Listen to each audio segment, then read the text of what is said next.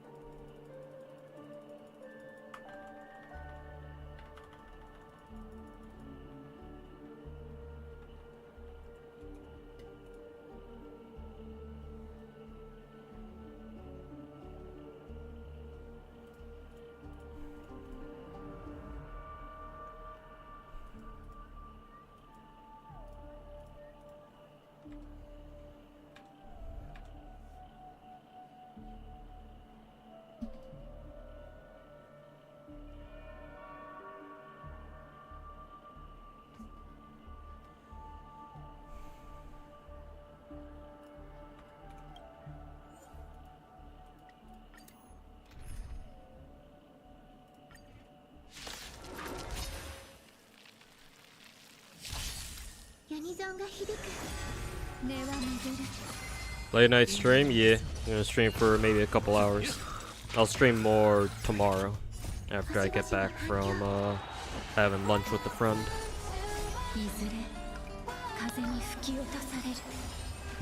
Congrats on getting Virtuosa. Thanks for watching the Arc Knights Wales vlog. But yeah, ended up getting P5 Viviana and the Virtuosa AVC videos. Welcome back. That was 2.2 story. Overall rating was a C+. Would have been, I would have given it a B- had the story not felt so goddamn messy.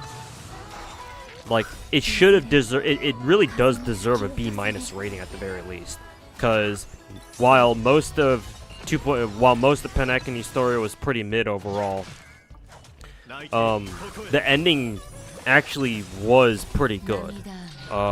Like my favorite part was the Misha chapter where they explain everything and everything connects together.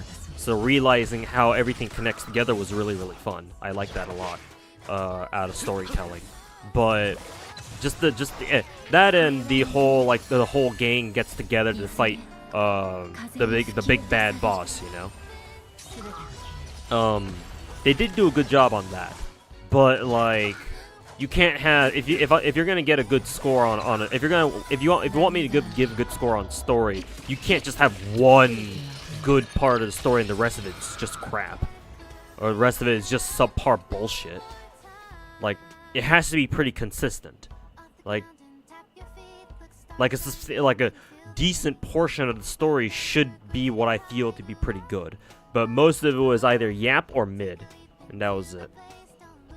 Like, there wasn't really any in between, I suppose. Not to mention, like I said earlier, the storytelling style just felt very messy. Again, Penacony feels like the writers knew how they wanted to end it, but they didn't know how to get there. Or they didn't have a clear idea on how to get there. Which would explain why the end was good, but everything leading up to it was kind of. Hey, Lazy Devil, welcome back. Yeah, right as the stream starts. There's such a big brain team. This would be better if my Genuine actually had speed boots, but he doesn't. Because I usually run him. I always run him with Sparkle now if I ever use him. So, yeah. So it's better than nothing, I suppose.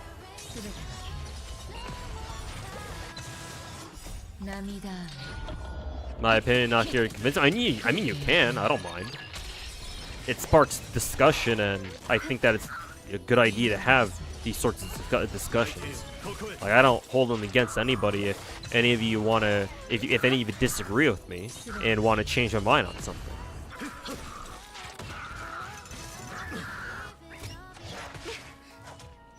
So, like, if you want to go ahead and disagree, that's fine. Just, you know, don't act surprised when I read your comment and I decide to pick on it a little bit. More like pick it apart a little bit more accurately. But yeah, I don't think you need to worry about like trying to convince me or not. You know, opinions are opinions.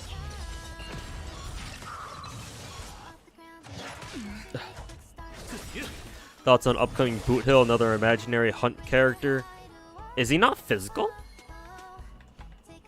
Or did they change the element last minute? Which I wouldn't doubt, but like that's kind of surprising considering I thought he was physical and not imaginary?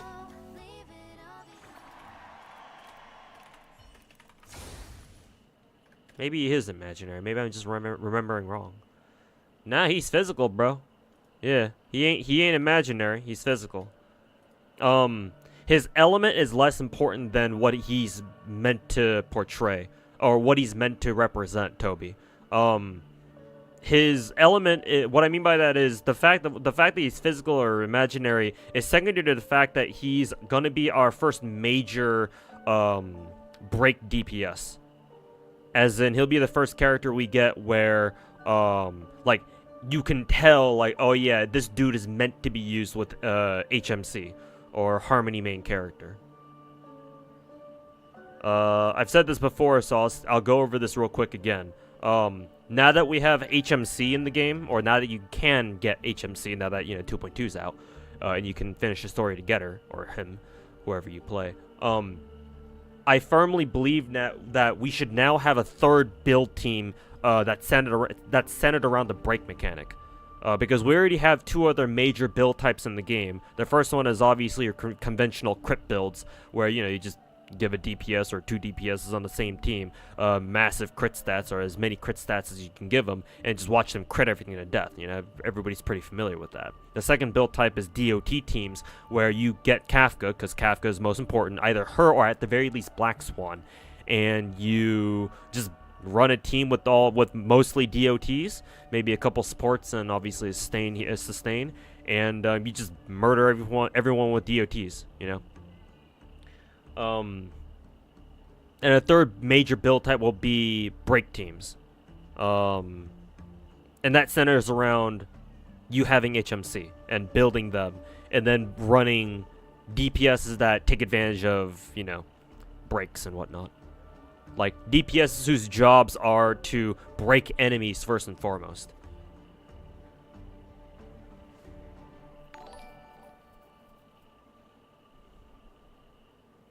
First side outside of Sushang, yeah, which is why I call him. I'm aware that Sushang has like break mechanics, but yeah, like Sushang will definitely be in there too. I mean, hell, she's also physical hunt for a reason, right? Basically the poor man's version of Boot Hill. But like Boot Hill is like the first intended character for break teams. So anyways, Omega, thanks for the 37-month resub. Welcome back.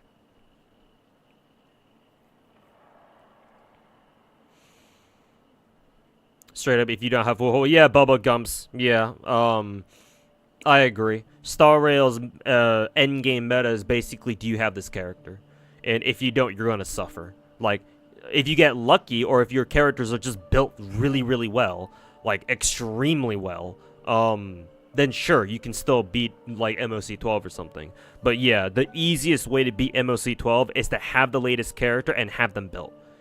And that's obviously very taxing for a lot of players. How does Trailblazer run as a Harmony character in your eyes? Well, here's the thing, VC. They've got a unique mechanic called Super Break, and it's only available on them. Nobody else has it in the game. What Super Break does is, as soon as an enemy is broken, every time they take a hit from any of your team, from anybody on your team, HMC will automatically deal another instance of damage called Super Break on them, and it scales with their own break effect. And the scaling sheet they have on their Super Break hits is hilarious. Hilariously high.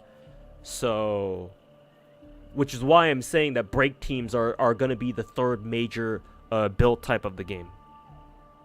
In case, people haven't already figured that out yet.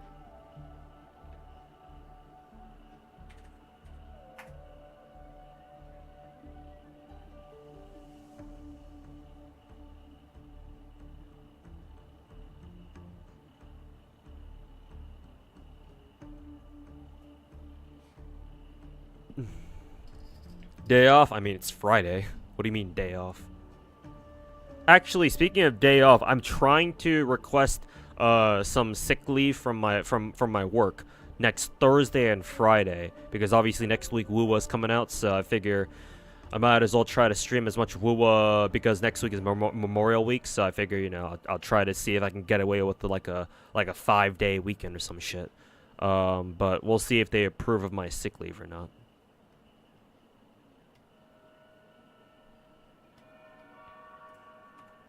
Oops, that's Genshin.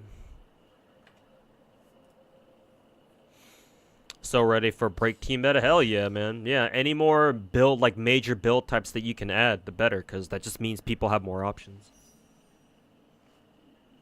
So. Anything we can do to make, what is it? Star Rail endgame less bullshit. Hey, Omari Heb. How's it going, man? Been a while. Hope you've been doing well. Picked up Star Rail again lately, and the game just gave you Bronya. Nice. Very good.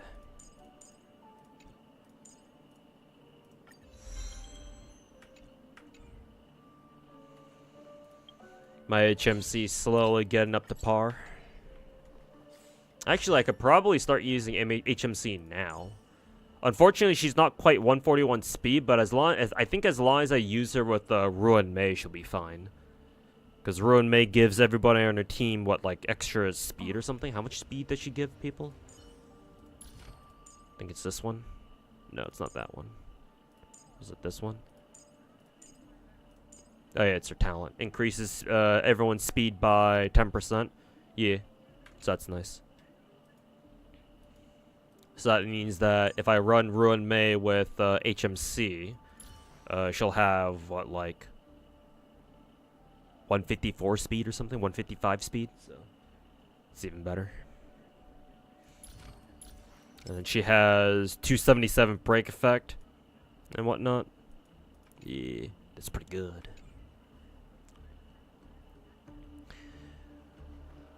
Sick leave because we're sick for gacha. I know, right? I should have written that as my excuse, or as my reason. WUWA's been doing a lot of marketing, so the first banner completely slays. We'll see. Yeah, we will see. Even then, though, I would be hesitant to go off of WUWA's very first banner, because, like, I think it's just kind of a given that WUWA's initial months will do really, really well. Unless, like, they just screw something up really, really badly. Which there's always the chance. So keep an eye out for any, like, mishaps. But barring anything, like, drastic happening, or anything unexpected happening in a bad way, yeah, you should expect WUWA's first couple of months to, like, pop off. The concern that I have is whether or not they can keep up that performance after the first couple of months. Because every gacha game has their honeymoon phase. Genshin had it, Star Rail had it, will have it too. Where during the first couple of weeks at the very least, maybe upwards to a month or maybe even 2 months, depending on how well how much content they put out there and how well they handle the game. You know. Whatever. But like there will be a honeymoon period for sure. But after that honeymoon period is done is where I'm concerned. Like once the honeymoon period is done, will they still be able to keep up the numbers that they'll see in like the first couple of weeks or like the first month or so? So I think that's more indicative of WUWA's like how should I say it? That's more indicative of their future success. But I mean, hey, to be fair, the bigger the splash you can make in the beginning, the better, right? The more, the bigger the ripple, so to say. So. But yeah, hopefully Kuro game will be able to compete. I just don't think that they're going to be as successful as people are hoping that they'll be. But I mean, hey, the onus is on them to prove me wrong. So.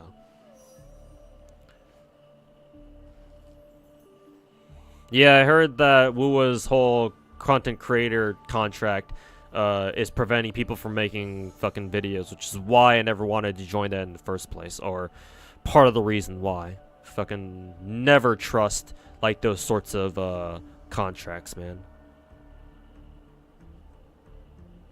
Pretty sure, yeah, Reddit I fucking talked about that myself multiple times, like all the way couple dating back to a couple months ago even.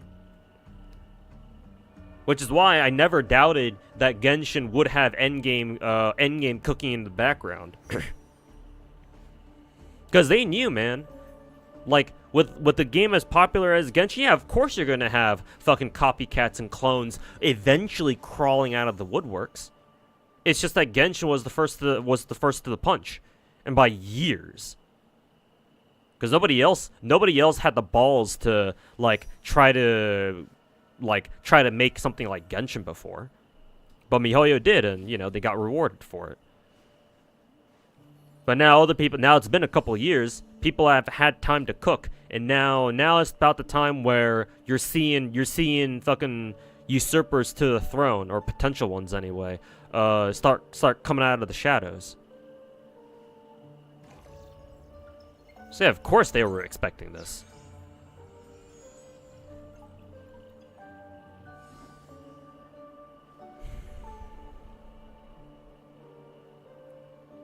Any of your coworkers watch? I already explained this before, but no, none of them are the type to watch streams. No, but none of my coworkers are like nerds. They're all pretty fucking normie.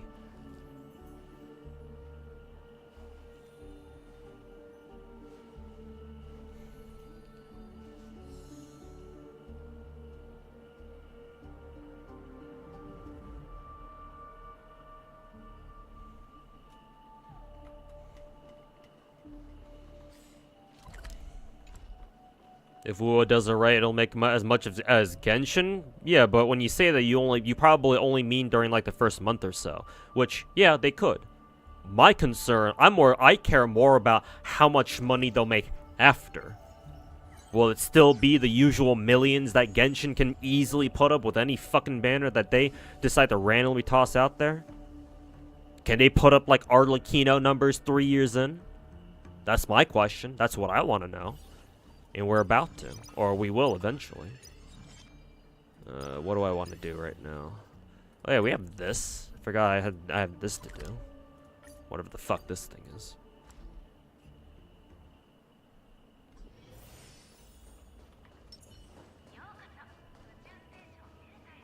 Genshin feels like the WoW gacha right now. I've literally called Genshin, or I've literally compared Genshin to World of Warcraft many times before.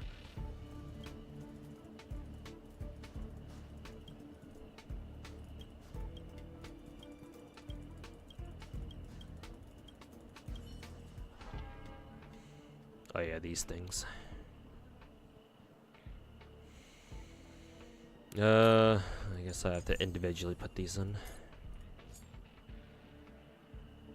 Is single S rank the highest rank you can go?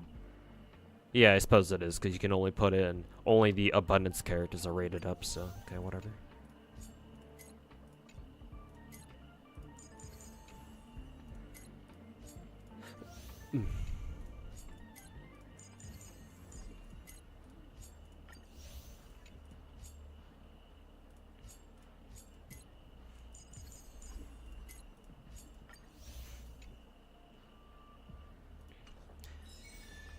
How many days do we have on this? 16 days. Okay, you only need to do like 6 days worth of special commissions, and I think you'll be good. Hey KDMC, welcome back. They'd have to have peak characters like Zhongli, Farina, Nahida, Child, and like Ito. I don't know if I'd call Ito a peak character, at least not in terms of popularity.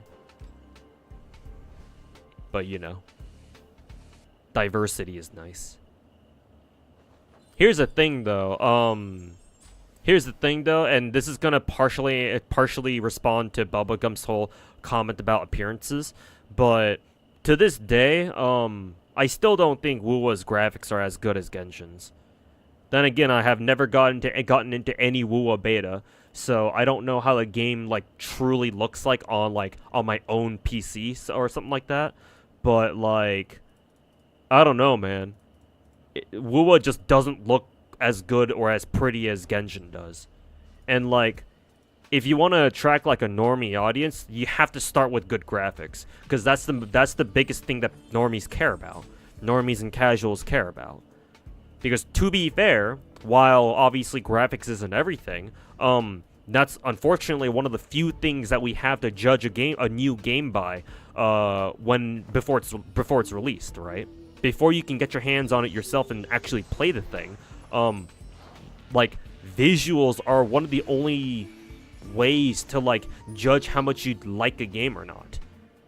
Again, it's not perfect, but like before you can actually play the game yourself, it's one of the only ways to like give yourself an idea of how much you'd enjoy it, right? So, and especially for gacha games, which are designed to be casual, at least, you know, if you want to be popular, that is. Yeah, you should be designed to be casual. Yeah, it has to look good.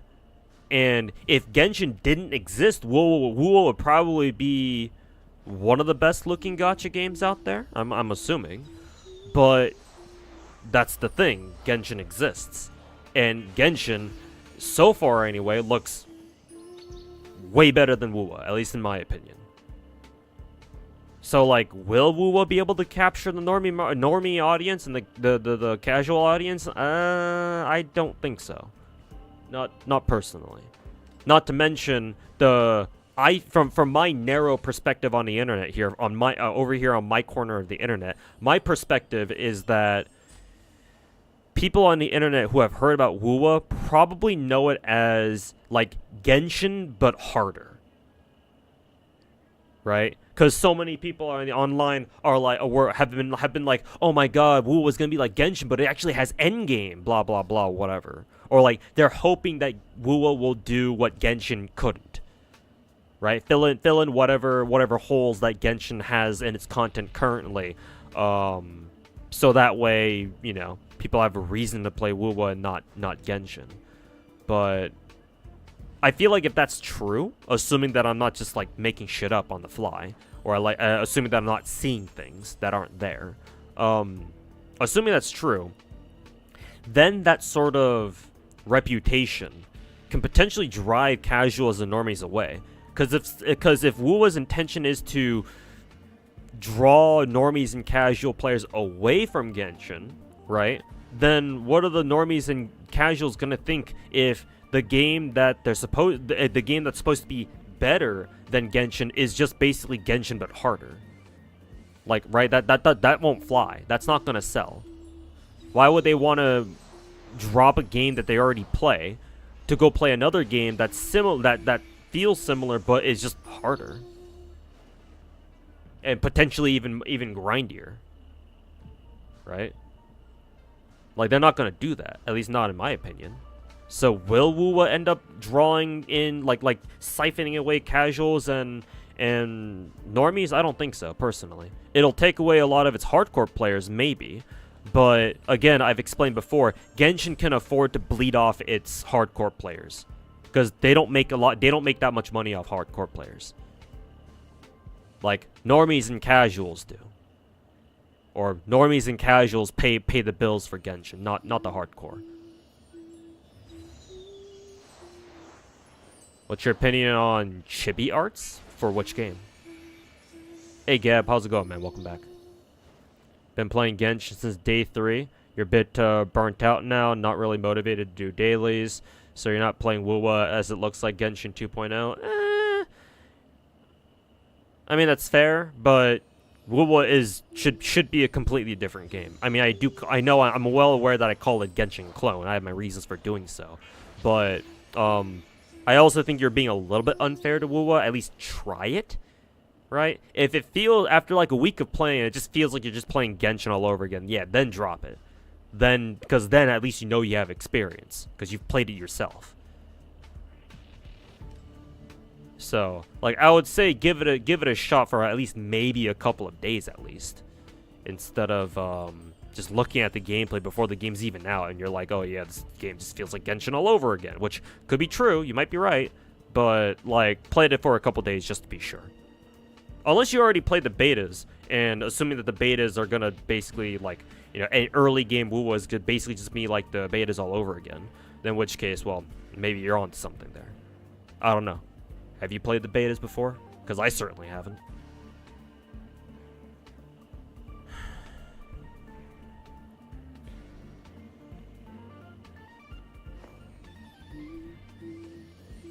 WoW doesn't want the normies, but wants the hardcore whales in the audience. I mean, it sure seems that way. Yeah. Sure feels that way.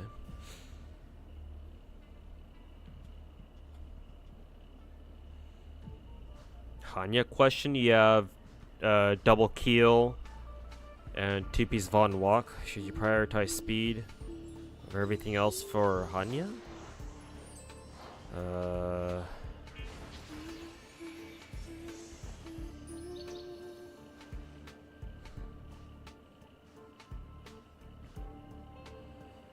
Personally, I would still stick with Keel, just because with Von Walk, like 2-piece, I don't like 2-piece Sprightly, simply because like half its effect is like, oh, your character moves first or some shit, or like their action is advanced forward by like this much.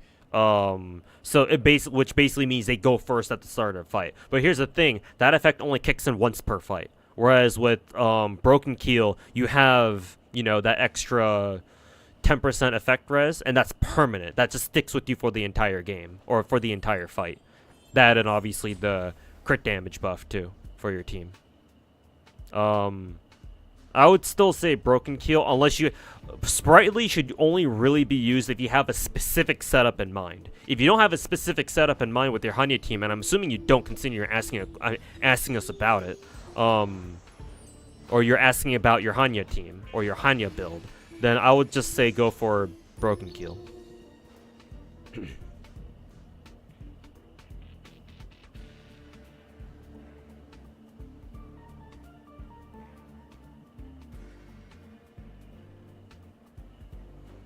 You think normies aren't gonna spend as like whales do? You don't think you've met a single normie that spends as much as people who 36-star Abyss in Genshin? Well, first of all, I don't think you've met enough normies who play Genshin.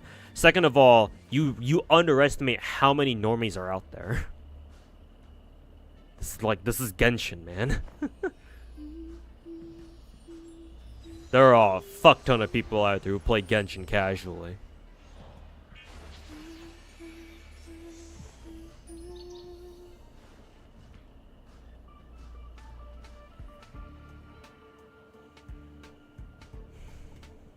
Wonder how Z3 and Genshin will respond. Well, MiHoYo, we know how MiHoYo will respond. They're responding by slapping down Z3's release with on July 4th.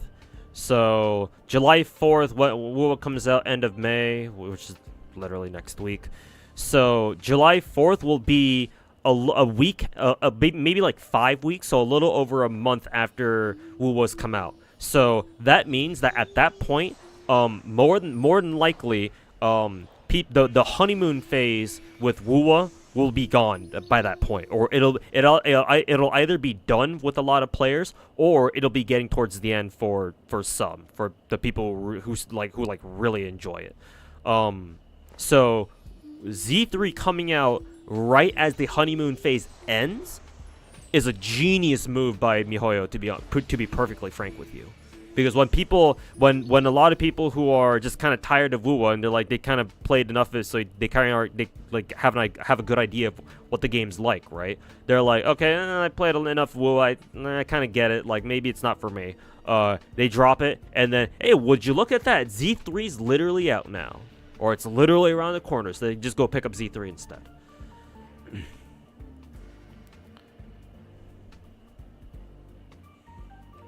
And then Genshin announced their recent new endgame feature, new endgame mode or some shit. So yeah, we'll see how that turns out. But yeah, they've been sitting on that one for a while, I'm pretty sure.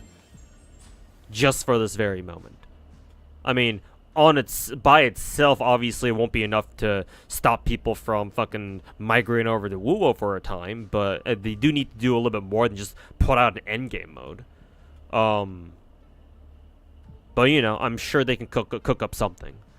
In my opinion, I think MiHoYo will, like, for now, all they're gonna do for Genshin is they're gonna put out that new endgame mode whenever that's coming out, maybe with 4.7 or something, and they're gonna see how well WoWo does, right? And depending on how WoWo does, how well they do, then they'll either like just kind of let Genshin content rock if WoWo ends up flopping or like not doing as well as they probably should be. Or if WoWo really does pop off really hard, then they'll start adding more stuff into Genshin. Right? They'll use like the first week or two of WoWo's release, maybe in the first couple of weeks, to be honest, as like a litmus test to gauge how well WoWo is doing. See how scope out the competition, right? See how well the competition is doing. If they're not doing too hot, right? If they're kind of floundering, then MiHoYo doesn't really need to do anything. All they need to do is they can just sit on their new end game mode for Genshin, and that's that. And just wait for another potential competitor to come out of the woodworks a year or two out from now, and they can just put out another end game mode then, and do the same thing all over again. Or if WoWo actually starts getting its shit together, if it has a bad start, and like manage to pick up momentum again, right, like later in its life cycle, then they can go back into it and be like, okay, time to do this shit again. Put out another endgame mode, whatever. See how it goes. You know, rinse and repeat.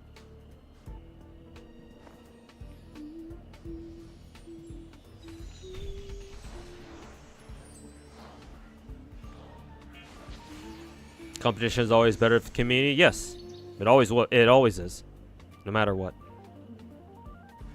Though, to be fair, it has to be good competition because, in Genshin's case, we've had Tower of Fantasy as our only real Genshin clone for a while now. But, you know, nobody ever talks about that game because, you know, it's Tower of Fantasy.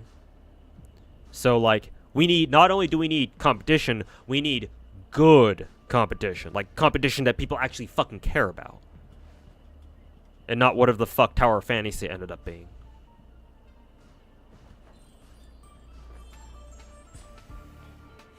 It's a good video on what Hoyoverse is doing to content creators in response to WoWo, by the way. Yeah, as in like fucking locking them in with their contracts. Yeah, of course. Because MiHoYo damn well knows that their popularity is in a huge part due to all the content creators they sponsored way back in the beginning and the ones that they continue to sponsor to this day. So yeah, but of course MiHoYo knows what the fuck they're doing with that. Right? Because if you prevent your competitors from having the same access to content creators, right, who will basically generate a shit ton of PR for you, free or paid, and they just don't have that option to begin with, or at least maybe their options are not as big as MiHoYo's is, or yeah, MiHoYo's are, then yeah, you stifle the competition in the fucking cradle, prevent it from really taking off in the first place. Also, hey Fear, how's it going, man? Thanks so much for the 4-year resub, man. Welcome back. You're getting too old for this, I know, right? We all are. Also, Hinamakura, sorry for missing your resub. Thanks so much for the 33. And yeah, welcome back.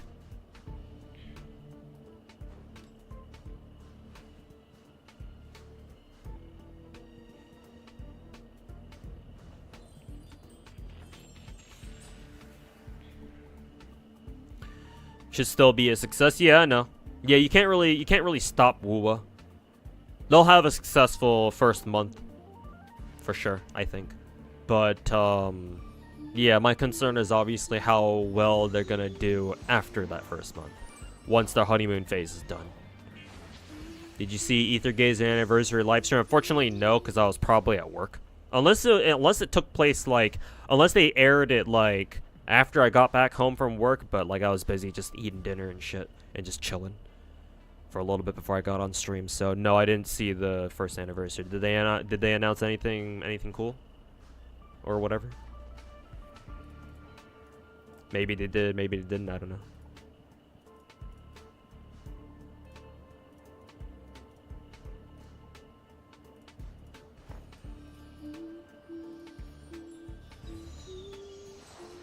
Hey, Canis, welcome back. Been watching since the FGO London release stream? God damn, you're an old-timer.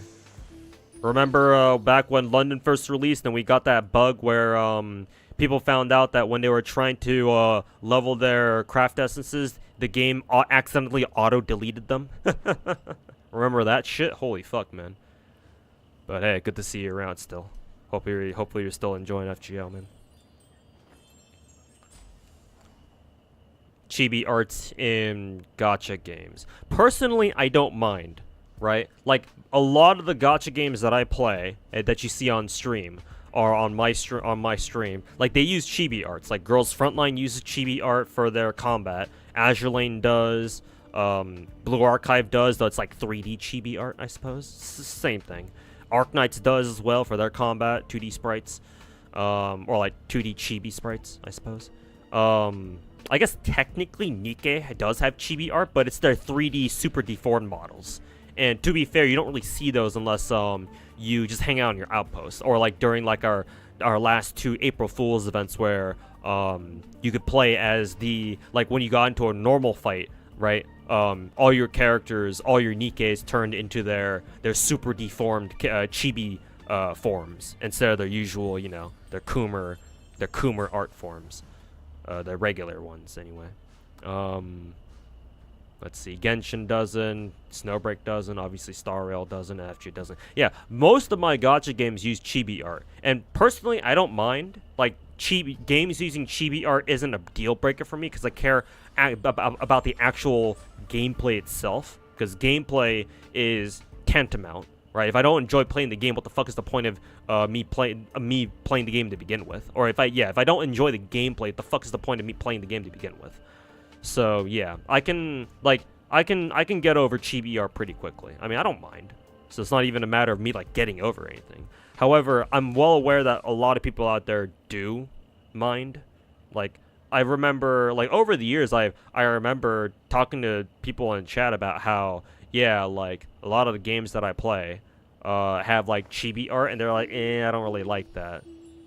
To be fair, a lot of them came from FGO, because these were old-ass questions from back in the day. And a lot of my viewers obviously came from FGO, so they were trying to branch out to other gacha games, but they didn't really like how a lot of new gacha games at the time, so think Girls Frontline, Azure Lane, Arknights, relied a lot on chibi art. Right, they were used to the more, how should I say, realistic? I don't know if that's even if that's even the right word to use here. Like, more realistic 2D sprite art that FGO featured, right? So when they didn't get that, they were pretty disappointed, and so they would just completely gloss over games like, you know, Azure Lane, Arknights, Blue Archive. But, you know, it's personal preference at the end of the day. So I don't mind, because again, the gameplay is what matters the most.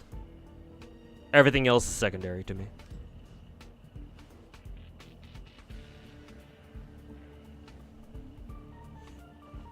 What do you think of Firefly's alt anims? I mean, they're cool, obviously. Fucking Kamen Rider bullshit.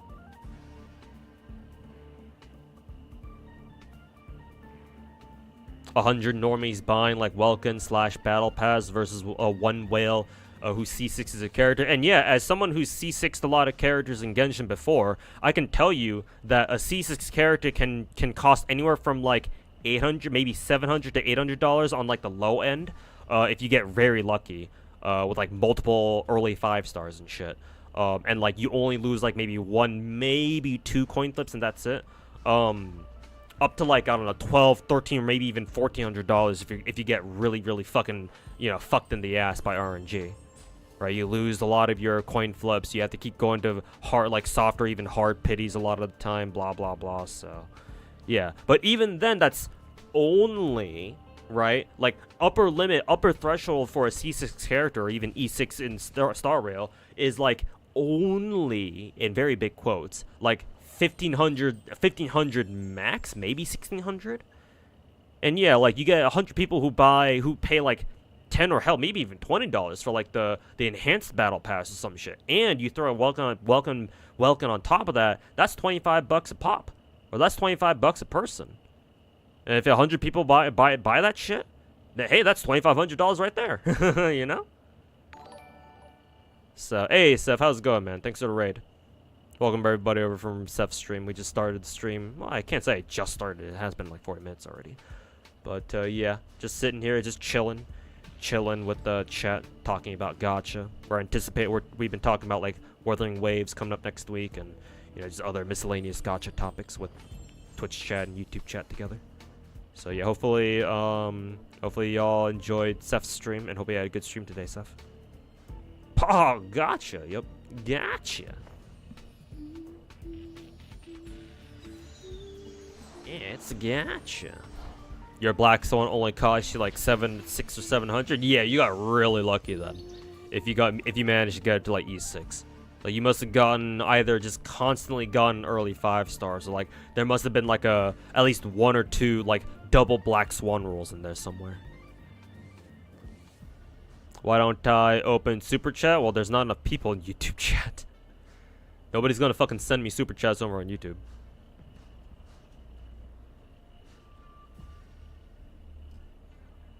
Funny you mentioned that, because I actually had the option to open Super Chats for like years now. I just never bothered. But I don't know. Maybe since I'm dead fucking broke, maybe I should. Because any money would be helpful, but I don't really feel like it.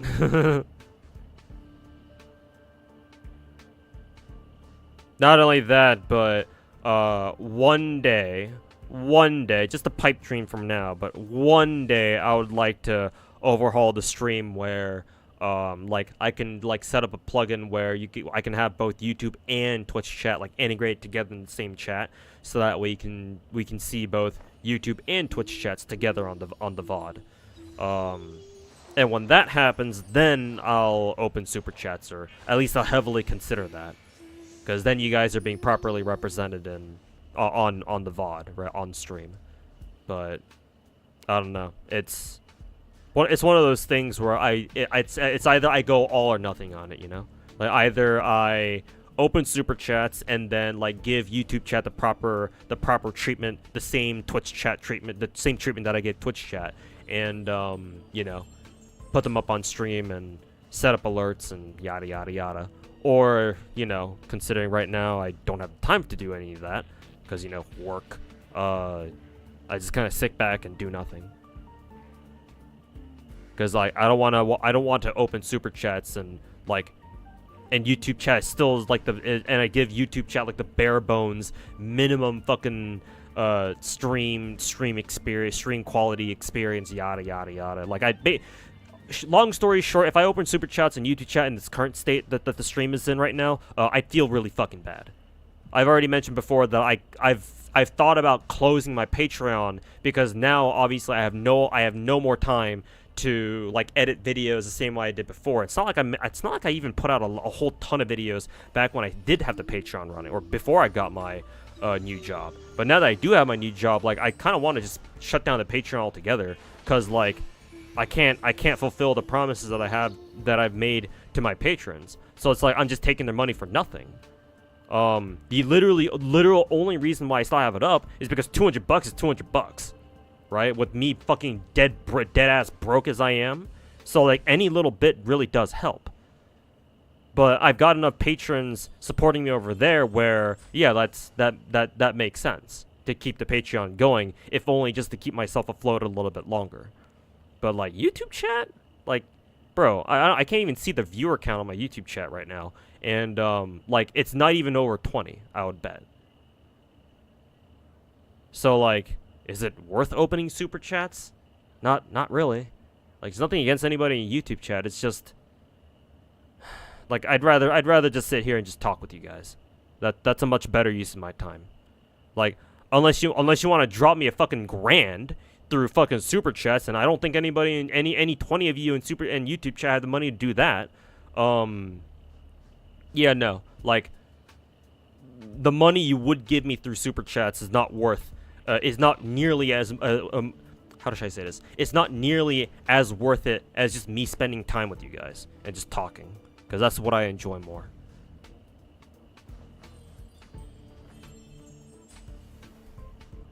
Got your first 3 in 1? Well, shit, that'll explain it.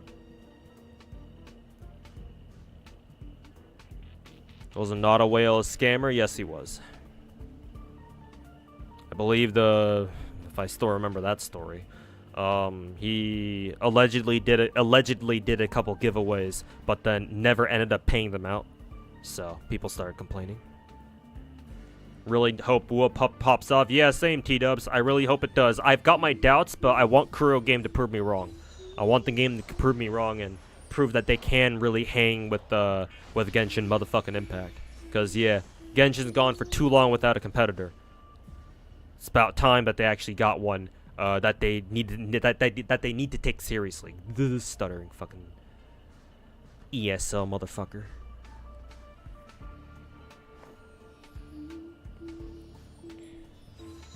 But yes, I agree, T-dubs.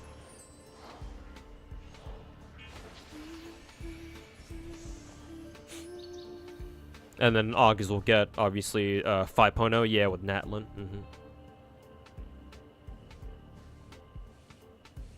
Genshin killer, yeah, no. If anybody tells you that this game or that game is gonna be a Genshin killer, no. Immediately discredit what they have to say, because they have no idea what the fuck they're talking about.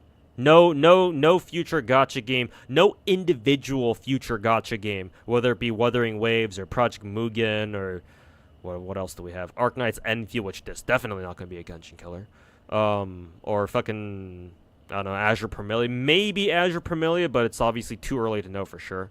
Like, for the time being, if you hear anybody call any game a, quote, Genshin killer, and they mean it unironically, and they're not memeing, they actually mean it, or they actually believe in that, yeah, no, they have no fucking clue what they're talking about.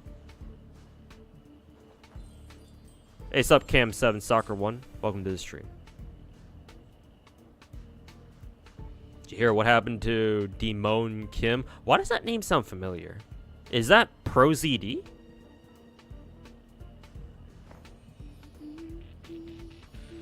In any case, no, I do not. Fill me in.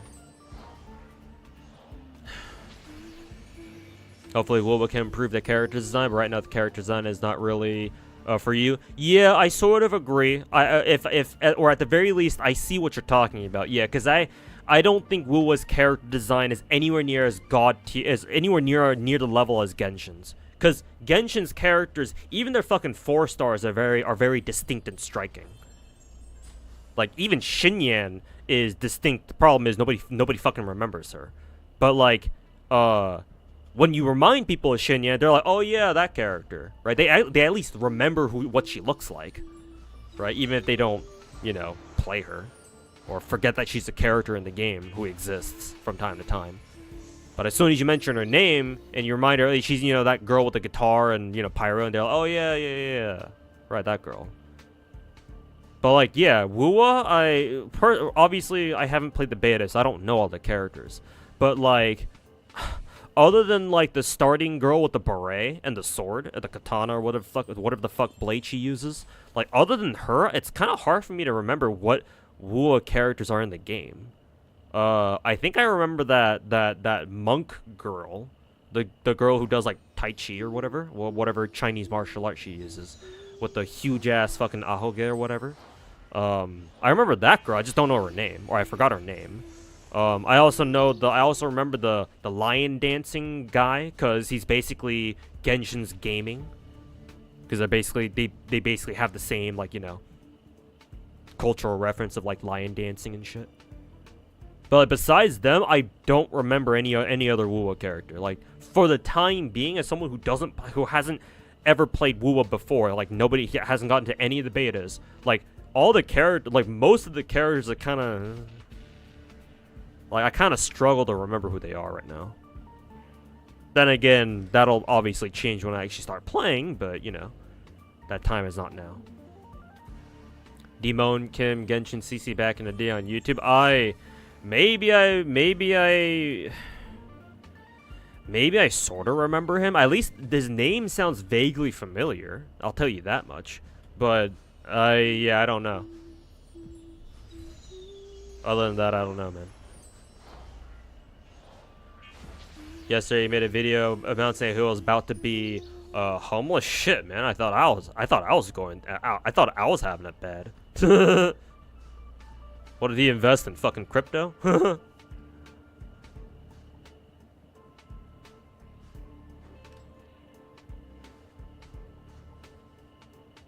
What's sad as a daughter? I mean, I feel bad for his daughter, but I don't feel bad for him.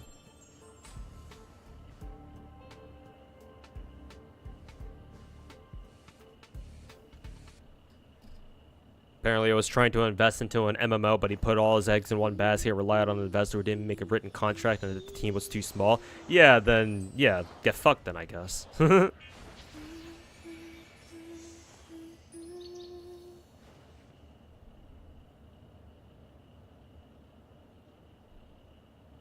Yeah, I don't really feel bad for him. Get fucked, idiot. Obviously, his daughter, on the other hand, I do feel bad for. Because, you know. Not her fault that she has a dumbass for a dad. But, you know. Who am I to talk about who a dumbass is when I'm sitting here playing 10 or soon to be 11 different fucking gacha games. But, still, hey. I told you guys how broke I was. I managed to get through it, and now I have a job. I don't know if I'm going to be keeping this job for a very long time, but at least, hey, right now, it's something. I don't have to worry about fucking getting tossed out of a house right now. So, hey, at least I managed to get through it. So if a dumbass like me could get through it, then shit, man, he could have too. But I guess not, huh?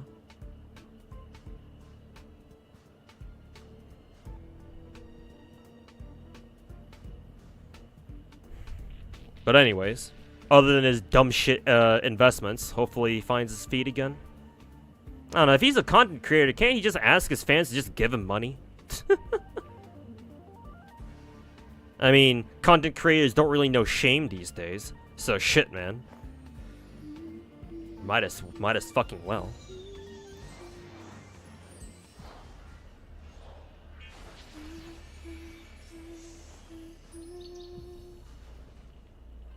You there with a bunch of gachas too? Yes, Can Dondor. After after the FGO community chased him out basically, or we exiled him. As I say we as if I was personally involved. Omega lol.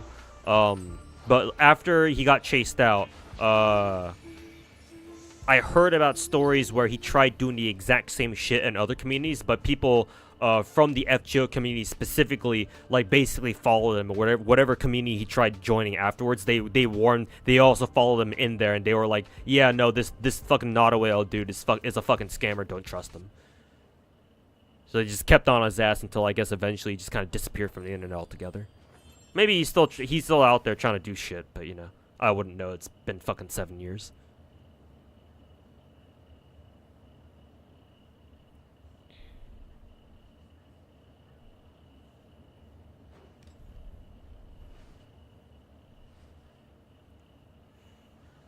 So you're a pro ZD who was like trying to play like race politics with voice acting. I think I remember something about that. I'm pretty sure I've seen like one or two of his tweets pop up on my timeline regarding that topic. Back in the back, like, how long has it been? Like a couple months ago or something. Did I see Girls Frontline 2 live stream yesterday? Hell no. Why the fuck would I care, KS Lord? Like, let me know when Girls Frontline 2 global server comes out, then I'll start to care. But until then, no, I don't give a fuck. Can I look at your novelette? Not now, I'm playing a different game. Maybe come back tomorrow. Am I gonna stream Wuwa's pre-stream or just play on release? Oh, did they have like a launch stream or some shit? I don't know if well, here's the thing.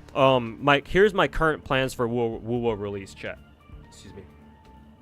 Here are my current plans for Wuwa release. I requested time off from my work for next Thursday and Friday, so that way I'll have Thursday, Friday, Saturday, Sunday, Monday. Yeah, a 5-day weekend, because the Monday, not next Monday, but that one after, is Memorial Day for us Americans, And so, yeah, that'll just be a day off for everybody, for most people at least. So, I'm going to request 2 days off next week, Thursday, Friday. I would have also requested Wednesday off too, because that's when Wuwa actually launches, right? But unfortunately, my workplace's policy is that you can't request more than 2 days off without at least having a doctor's note, and obviously I can't really bullshit that. So yeah, the most I can do is request Thursday and Friday off, and just go for like a 5-day weekend. So yeah, unfortunately, the option of me streaming day one, like right when the server's open, I don't even know when the server's open actually. Like ideally, ideally for me, servers should open like after I get back home for work. So if they open at like maybe 6 or maybe even 7 p.m. my time, Pacific Standard, then sure, that works out perfectly. But for some reason, I don't think they're gonna wait that long to open servers up, right? Servers will probably go up at like either, I don't know, fucking early morning, or hell, like maybe even a midnight release maybe. And obviously I'm not gonna be there because I'm probably gonna be sleeping for work. So yeah, that's the thing though. My sick leave is still under review. I submitted it earlier today. Honestly, I should have submitted it earlier, like last week, so I would know by now. But you know, it is what it is. So hopefully my supervisor will give me an answer by Monday. By the time I get back to the office, and we'll see. If not, then I guess I'll just go fuck myself. I'll just go play WoWa over the 3-day weekend. But if I do get my sick leave approved, then yeah, I'll be streaming WoWa starting either on Wednesday night or Thursday morning. And we'll just grind WoWa until, you know, all throughout the weekend. Also, let me ban this motherfucker.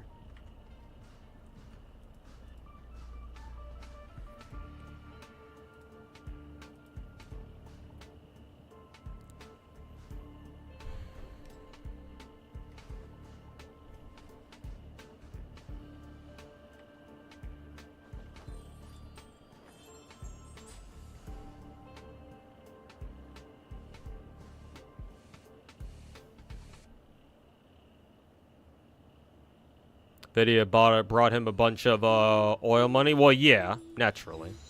Like if you I'm sure Demon Kim can like fucking. I don't think he'll actually go homeless. He probably says he's about to go homeless just for the fucking, you know, clicks and views. And if he is serious, then I mean, use that fucking money to start making content again. Right? You're a fucking content. Actually, let me look up his fucking channel. Fuck it. Let me fucking judge this dude to the end of hell and back.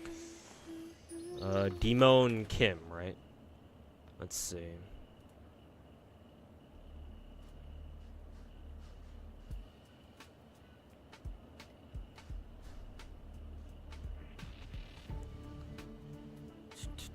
Actually, holy fucking shit. Yeah, he fell off hard. Like, he fell off harder than I did. Holy fucking shit, bro. Let me take a look. Let me take a look here. So, popular videos. Let's see. Yeah, man. His Genshin videos fucking popped the hell off. He has 2 milli plus view videos, man. The fuck happened?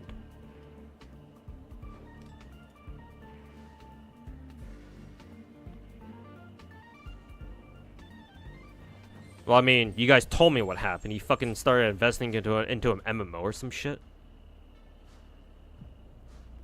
And he started playing, oh yeah, I've scrolled down far enough into his videos where he even started making his he even starts making what is it? Like developers updates for the game that he was investing into.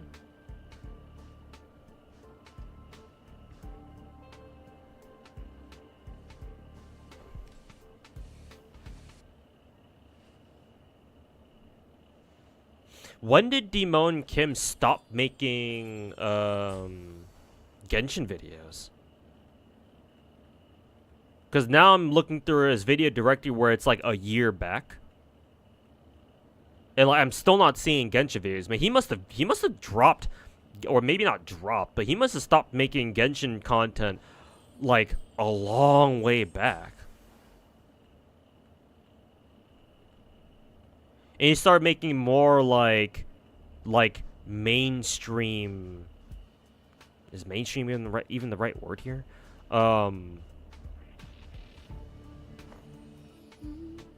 Like non-gacha content. Yeah, 2 years ago, and yeah, I still don't see any Genshin videos, man.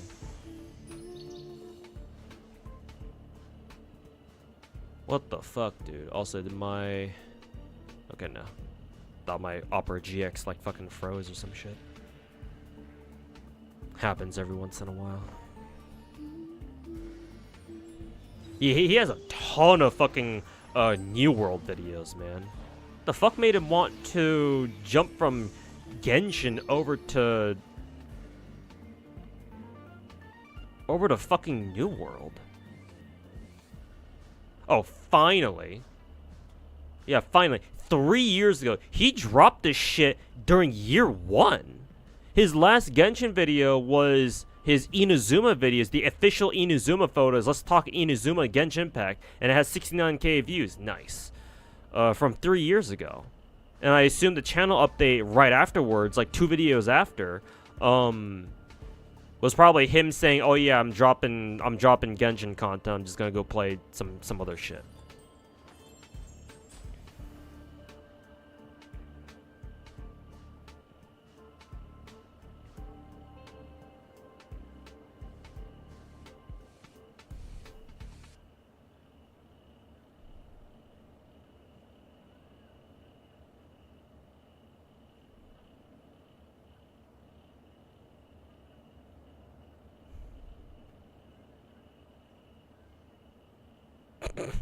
I like how he made a video called 5 changes Mihoyo should make to Genshin Impact, and the thumbnail is literally is Genshin dying?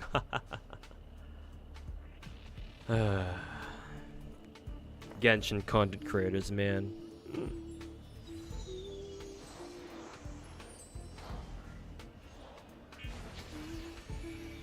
Anyways. But yeah, man, he could have had it all. But nah, decided to invest into an MMO.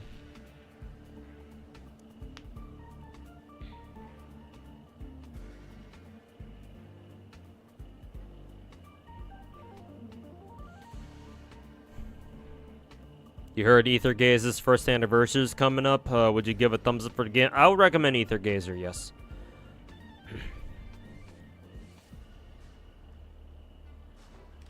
Overall, I would say it's a good game.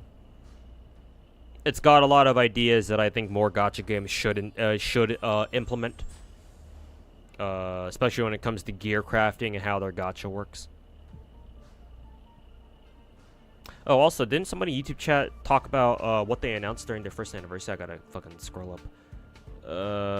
Let's see, who was it? I think it was Fami. We get S-Rank Selector to select between 25 mods, free 30 pulls. Okay, cool. 700 shifted stars, redeem codes from the live stream. Oh shit, that's quite a lot actually. I'm gonna have to go look for them then. They also officially announced PC Client, which is currently work in progress for global. Yeah, it makes sense because I knew that it's in progress over on the Chinese server, so it'll probably come out with that either at the same time or maybe like a month or two afterwards, or maybe something like that. Okay. Then Mr. Slice kind of fall off. He used to have 4K viewers. To me, he always floated about 50, anywhere from 1,000 to maybe 2,000. Maybe back when he first made the full-on transition to Genshin, he probably had like 3-4K numbers. But Mr. Slice has been through some shit lately. I think he's had a lot of tax troubles that have been fucking him over for the past like year or so. That and other IRL shit. I also heard that he took like an extended trip to like Asia or some shit for whatever reason. But yeah, like currently, wasn't Mr. Slice just streaming earlier today? He was doing a day stream, I think, when he usually does night streams. One of his more recent streams, his numbers looked a little more normal. But The last stream that I kind of slipped into and started lurking in, I think, he only had about like 700, maybe only 800 viewers. But yeah, Mr. Slice has definitely taken a hit to his viewership, but I don't think it's because of anything he. Well, obviously, you know, he could have done, you know, he could have streamed more, but like at least with him, he has an excuse of real life, just kind of slapping in the face over and over. He's also doing a subathon. I'm not surprised.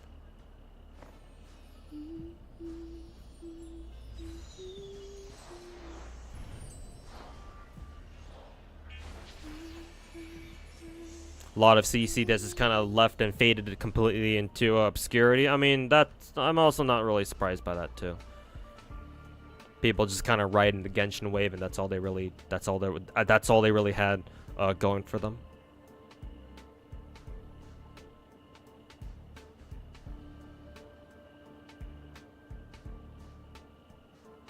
Mr. Slice is cringe, not gonna lie. I know him personally, because I've met him before. It's been a while since I last met him in person, but... I don't appreciate you talking about that, talking to him like that, or talking about him like that. But I mean, opinions are opinions, I suppose, and I said that, so I said as much myself before, so... But hey, if you're gonna slander a, content creator that I know personally, I advise you to do that somewhere else.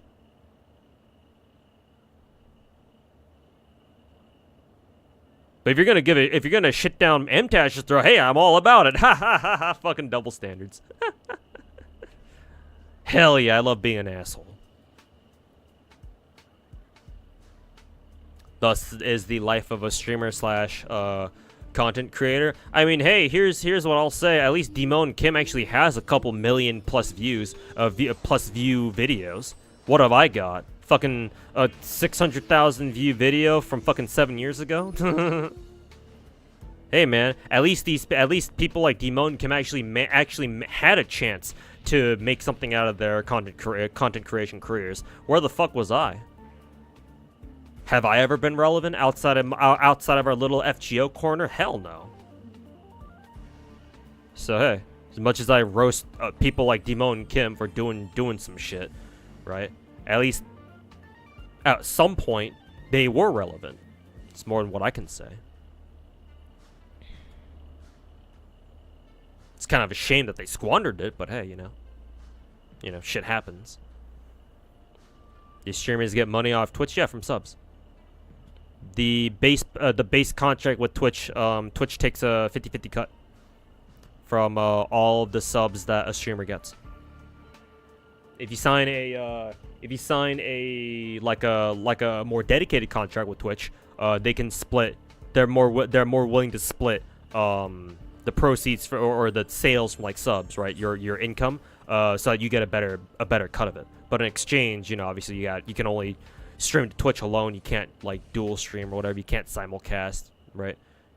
Twitch keeps a bigger eye on you so that you don't go off like flashing, you know, nudes on stream or something. Because if you do, they'll ban you.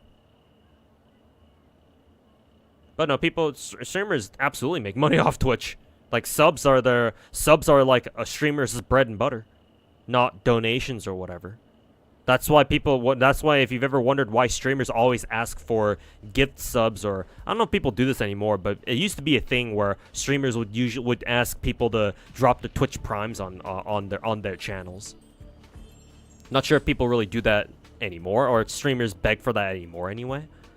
Obviously Twitch Prime, it's called Prime Gaming now. Like obviously it's still a thing, but I haven't really heard streamers like beg for fucking Twitch Primes anymore, or as nowhere near as much as I used to.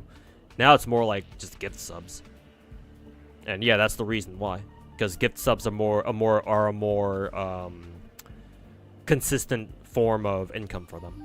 Not to mention the more subs you get, obviously the more channel perks you get, like more emote slots and shit like that. So yeah, you might, if you're gonna ask for, if you're as a streamer, if you're gonna ask for something, you might as well ask for gift subs. Like obviously like huge donations, like fucking grands or like 10 grand or however much people have fucking donated to streamers before. Like obviously those help, right? Those are really nice, but you know, they only happen every once in a while. Unless you're a VTuber, and that's and if people like you enough, you can probably get away with getting like tons of donations. I won't name names, but Mr. Slice is well liked. Yeah, in our channel, we like Mr. Slice. He used to be one of us. He used to be an FGO head like us.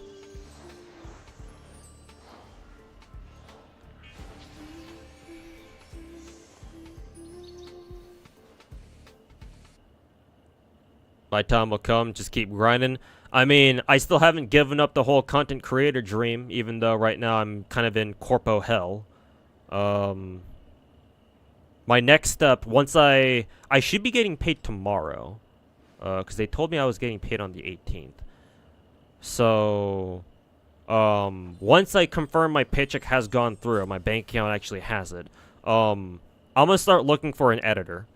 And I'm gonna try to see if I can get like a good editor who doesn't really charge too much. Then again, I've never really like sought out like good like editors to make videos for me, because I've never done that before.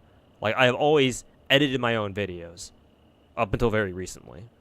So, but I think that's gonna be my next game plan. Find an editor, secure like some sort of like long-term like deal with them or something, and then work out like a consistent like content plan where I pop off with like a couple of big videos, and then I put up like daily videos of me like reacting to shit or something like that, or like various gacha videos or some shit. But I gotta find an editor who's willing to work with me long term first, and somebody who hopefully doesn't charge too much. But I don't know, I feel like editors are really fucking expensive these days.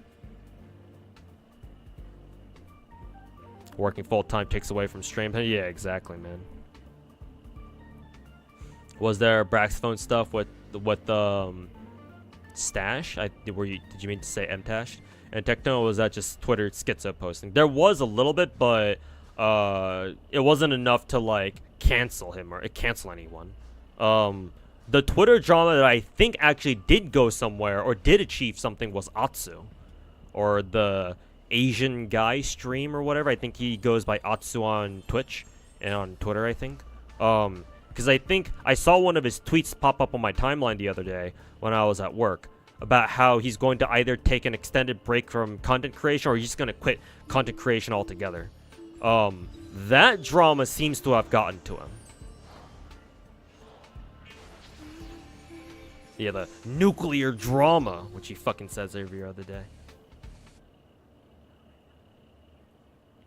Your message got modded. Oh, Redify, you must not be old enough. You typed the word Jap. In case you didn't know, Jap is a very derogatory term for the word Japanese.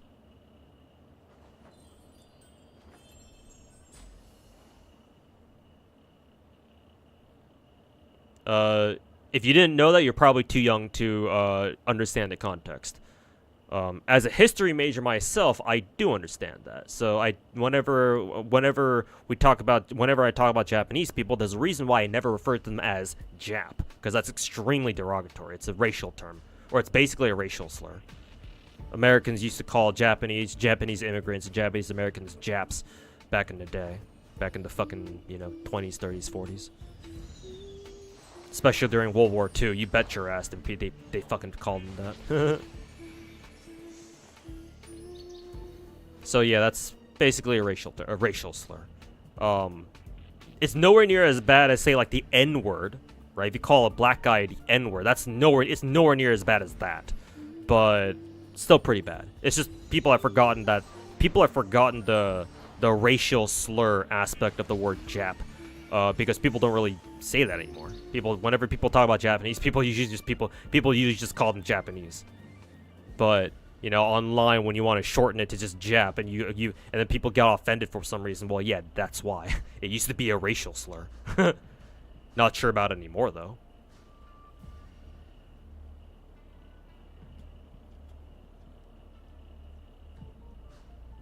Hey, just like that, very lazy devil.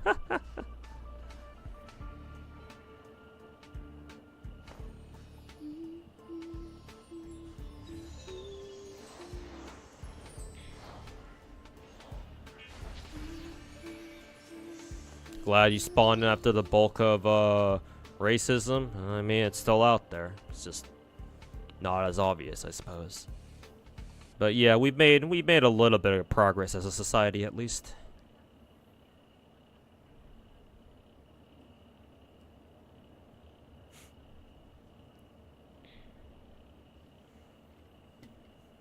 Daily videos plus corporate working hours. Well, it's not going to be anything truly impressive though, because my content, my end game, or like my dream content schedule, my content upload schedule is basically just like a serious video here and there, or like a long-term video here and there, or like a long form video here and there. And then like the rest of it is just gonna be React content, right?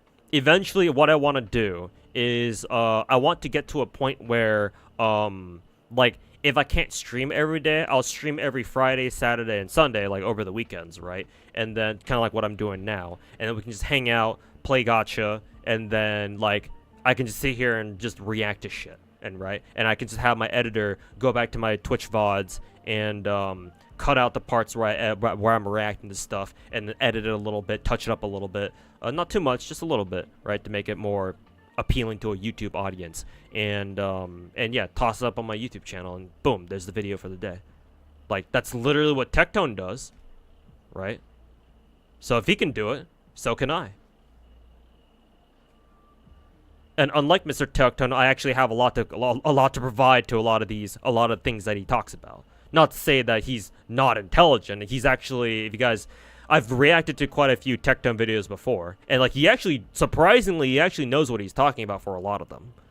It's just that his attitude and the way he conducts himself makes it very easy for people to forget that, or for people to like kind of overlook that. But like, he and I are actually shockingly similar in terms of shockingly similar in terms of our views on gacha games. Like, I mean, one of the videos I reacted to from him about how they would handle like fucking Star Rail leaks or whatever. Like, he and I were basically 1-for-1 for everything that he talked about. Like, honestly, his views and mine were basically the same, except I just went like 1 or 2 steps further.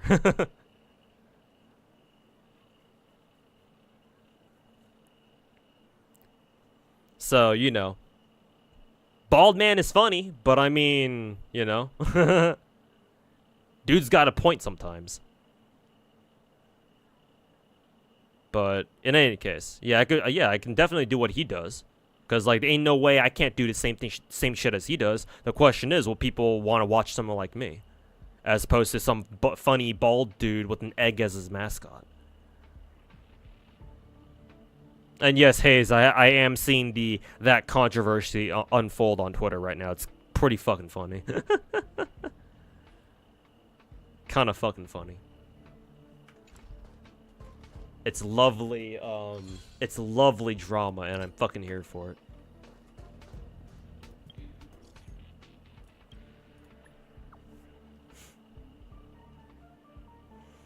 Decided to break your saving streak, and you grab Topaz. Nice. But she's hot and adorable. Yeah, man. Like, I'm surprised more people haven't been pulling for Topaz. Actually, I'm not even sure. I do feel like people have come around to appreciating Topaz a lot more in Star Rail now that is her banner still going on right now? Actually, eventually, shut the fuck up for a minute. Yeah, it still is. Yeah, it's still got 11 more days left. So yeah, she's got plenty of time. Like, on Twitter, there was this viral fucking Topaz art of some Japanese artist who drew her kind of pouting, because she kind of pouts in her ultimate idol animation, or her idol stance. So yeah, I think their drawings kind of popped off. I think one of them had like a million clicks on or something. But yeah, other than that, I do feel like people have come around to appreciating Topaz a lot more. It's just I never really hear about it. It's like there's kind of been like a quiet appreciation of Topaz, where people are kind of like begrudgingly and silently admitting that, yeah, she kind of is hot shit, in the good way. Think you can link it? It should be one of my liked pictures on my Twitter account.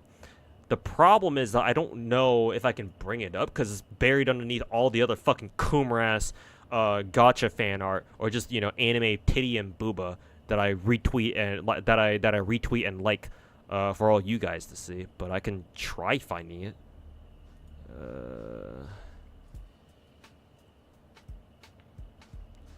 Yeah, it would be under my likes. Yeah. God, do I even? How far down do I have to go to find that? Holy shit. Oh, also, in case you guys want to just see random fucking booba, extremely booba and assa random anime art, mainly from VTubers and gacha game characters, then yeah, follow my Twitter. Because that's really what I mainly use it for, just to retweet and like. Oh, I found it. Oh, it was actually not that bad. I just usually use my Twitter account to just retweet and like random ass fucking coomer ass fan art that I find of VTubers or gacha game characters. Anyway, I found the image. I also posted onto YouTube chat. Yeah, you know what I'm talking about, Minhwa. But yeah, that's the Topaz fan art that I was talking about.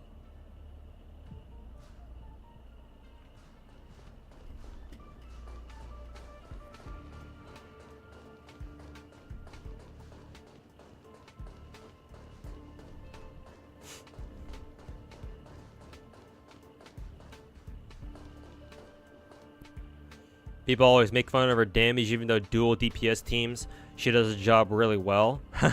People who make fun of Topaz for her, quote, damage, or, quote, lack of damage, are obviously people who have never used it before. Or they just watch streamers who don't have an interest in using Topaz. They just don't know. They lack critical information.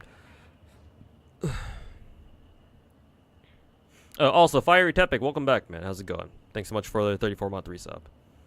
Have you met my friend Jack? Is this like a jack-off joke or something? Anyways, need to finish adventuring shit.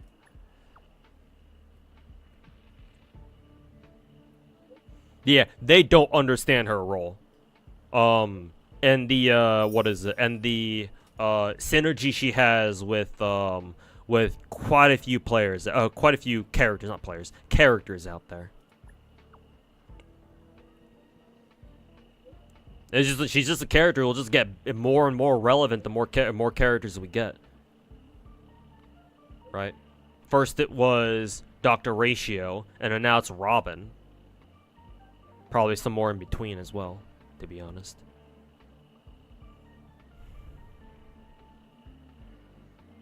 Oh no, Daniels? Shit, man. Realize that Topaz amplifies Ratio's damage by a lot. Hell yeah! Yeah. With their whole deader debuff or whatever, yeah, for sure. Yeah, you run Topaz and who is it? And Ratio on the same team. It's just follow-up attack after follow-up attack after follow-up attack. Because Numby himself can trigger Ratio's follow-up.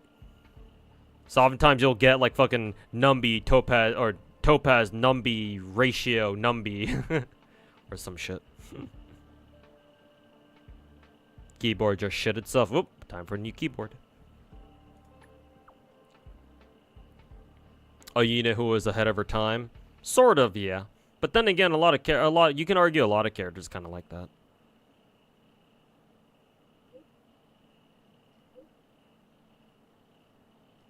Nice cock.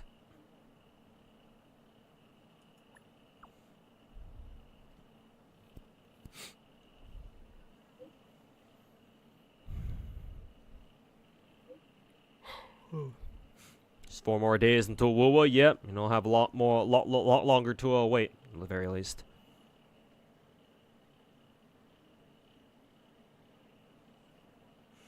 Some people thought Kafka was mid at launch. To be fair, I do understand why they thought so, because a lot of people didn't have DOT characters set up, right? Because Kafka's the one who truly enables DOT teams. So by herself, like even Kafka's like Topaz, where she's a very versatile DPS. Like she can be a standalone, she can be a main, she can be a sub. Like, she can be whatever you want, whatever you need her to be. The issue is that people didn't understand that, and so they were trying to compare her damage output to like straight up crit damage, crit DPSs, and they're like, well, she doesn't do much damage as crit DPSs, durr. So yeah, they just got the sense that she was mid, not realizing that her true power comes from just abusing the shit out of DOT explosions. And that's kind of what makes her tick.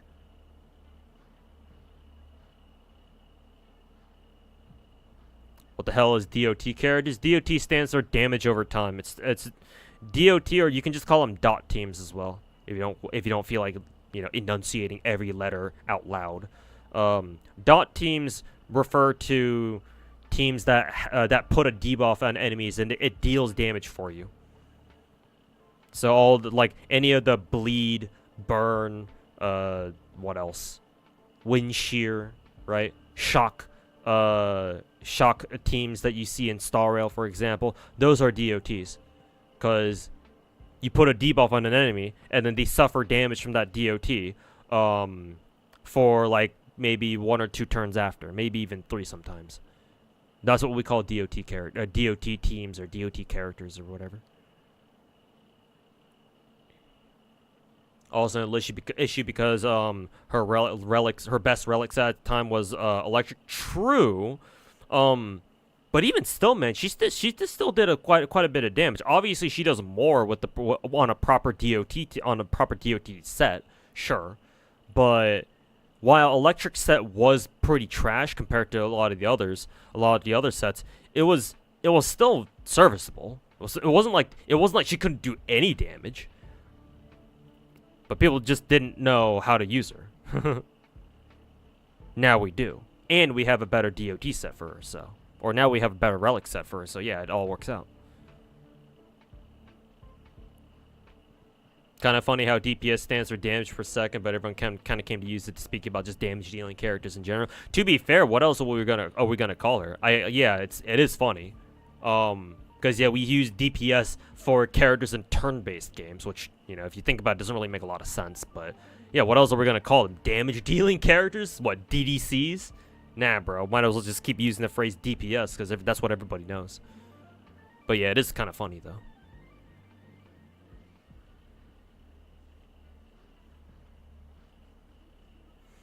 You think Aventurine and Akron are a decent start for an account? Yeah, for sure, man. You got the best DPS in the game and the best shielder in the game.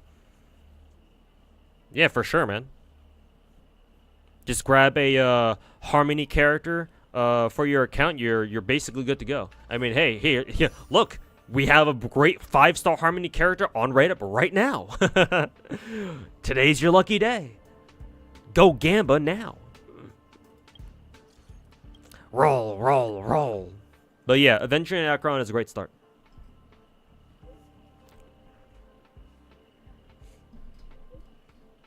Oh, you know, the best preservation character in the game, along with the best DPS in the game. Yeah, sure. Yeah, that's kind of good.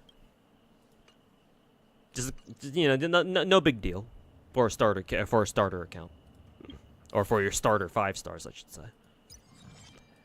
No big deal. Is this MOC? Yeah, I suppose it is.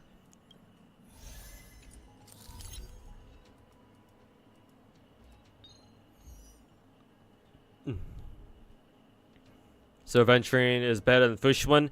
They occupy different roles, which is kind of weird considering they're part of the same path. But in my opinion, they do different things. Like, I don't think Aventurine is inherently better than Fushwan. Maybe he's easier to use, perhaps.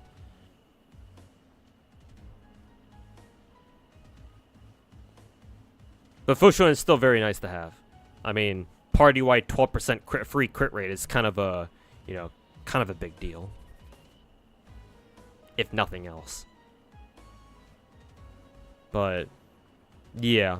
They have slightly different roles, and it's different enough where it's like, well, I don't know if you can really compare them directly. Like, it's a much easier comparison to make between, like, for example, Aventurine and, like, Gepard. Like, that's pretty simple.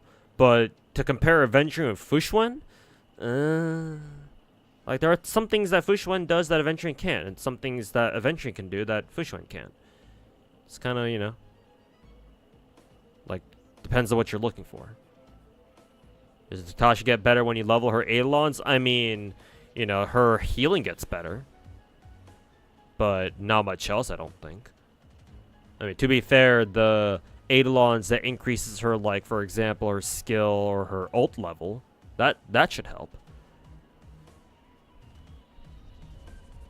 But like, if you're talking about in terms of like if she does anything cooler or anything, not really, no. I mean, she is a starter healer for a reason, so not really. Like, you're only gonna use Natasha. Most people will only use Natasha as like a whole like a placeholder until they can get themselves a better healer. Like, if you're only stuck on if you have no other healers, then you're using Natasha, no matter whether you want to or not. It's only when you have either two healers that you can use, Lynx and somebody else, or if you have, like, say for example, a really strong shielder like Aventurine, or at the very least Gepard, that's when you can stop using Natasha. And once you get to that point, you don't really need to use Natasha ever again now, do you?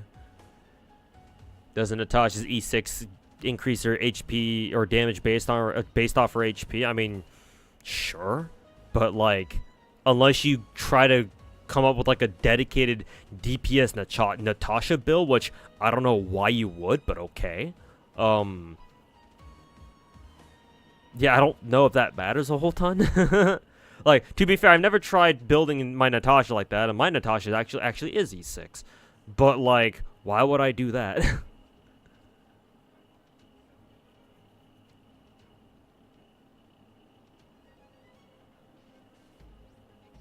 You've always used Bio. Yeah. Natasha, unfortunately, is definitely early game coded. And once you get into, like, later game, ideally you want to switch. You want to have a better healer than her. By then, I mean, at least we'll all have Lynx at some point. But yeah, it's just kind of how it is. Maybe they'll buff Natasha down the line, maybe make her a little bit better in the future or something. I don't know. Who knows how Star Rail will treat, like, who knows how they'll treat fucking.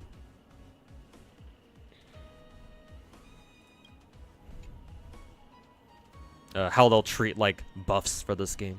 Because they certainly haven't done anything like that in Genshin, that's for sure. Anyways, fire and lightning. Fire and lightning, oh my.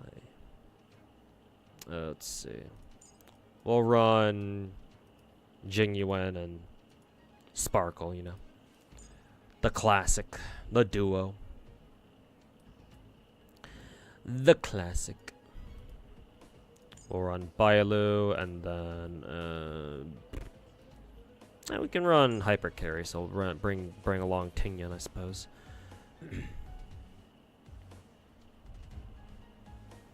Actually, should we run Tingyan? We'll run Kafka, fuck it. Kafka is secondary DPS. And then here, this team is obviously fucking Topaz, Aventurine, Robin, and Ratio. But of course, have you started the Boot Hill assignments? Yes, I have. I think I missed like the first day or so, but I'm pretty sure you only do that event like 6 days for 6 days, and the event lasts like 16. So we should have more than enough time. Oops. Accidentally used her technique a little too early. Let's see. It really shouldn't matter, but whatever. Do this, do this, and then blast. Star Rail Barbara, yeah, but you know, it is what it is.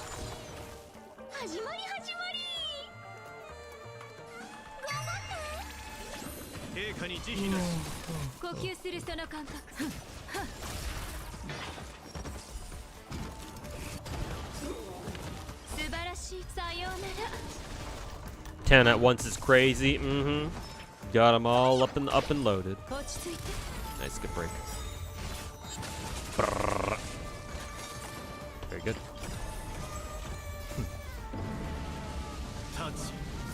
Have you already done the Wu weapon? I have done it once. I'm not sure if I really want to keep doing it though, because I don't really understand like how good the echoes are. So I've already locked in a one of the echoes, or maybe not locked in. I already selected a what is it? I've already selected a like an echo to take in with me into the game. But we'll see if I want to go back and like keep doing it so I can try to get like a better one. I don't even know which ones are like quote good or not, so who knows. You can buff pre-battle? Yes, you always could. Oh yeah, if you're new to the game, then yeah, maybe you wouldn't know. But yeah, that's the technique mechanic in this game. Before you start a fight, you're supposed to use technique points, at least for MOC and Pure Fiction, to give you as best of a chance as you can get.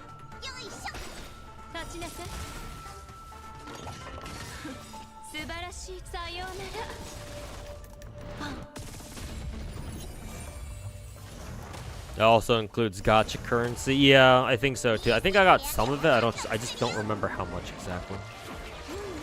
I'll have to go back and see if there's any that I'm missing.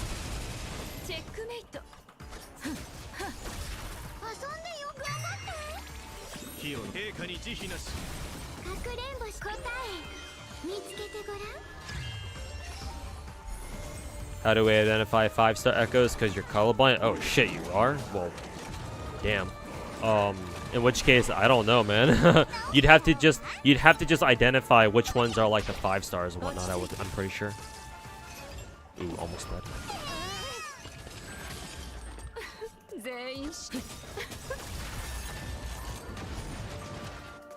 Like, I guess what you would have to do then is you'd have to ask somebody who the 5 stars are, or like who the golds are.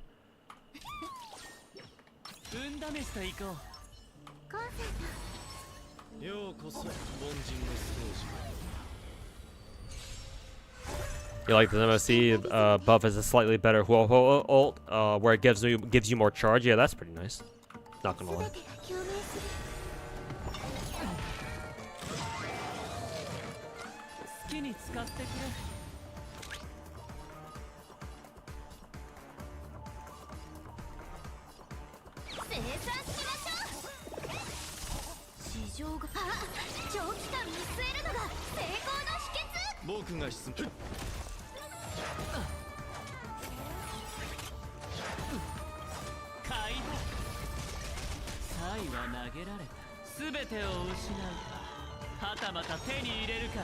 You want to create new accounts in Woowa for rerolls? No, I'm not usually the type of dude to reroll for shit. I usually just stick with what I get. Very nice.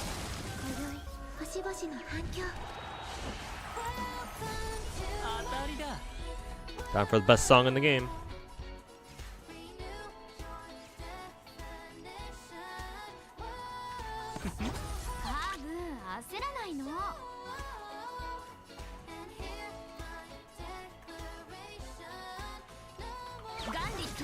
I'd like to kill this guy first. That guy's gonna be pretty annoying later.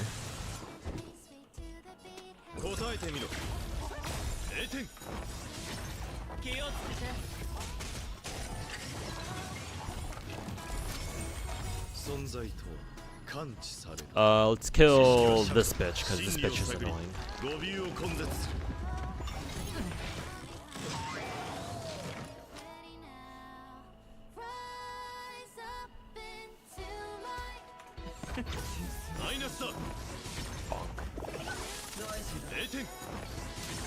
So yeah, see what we mean by that?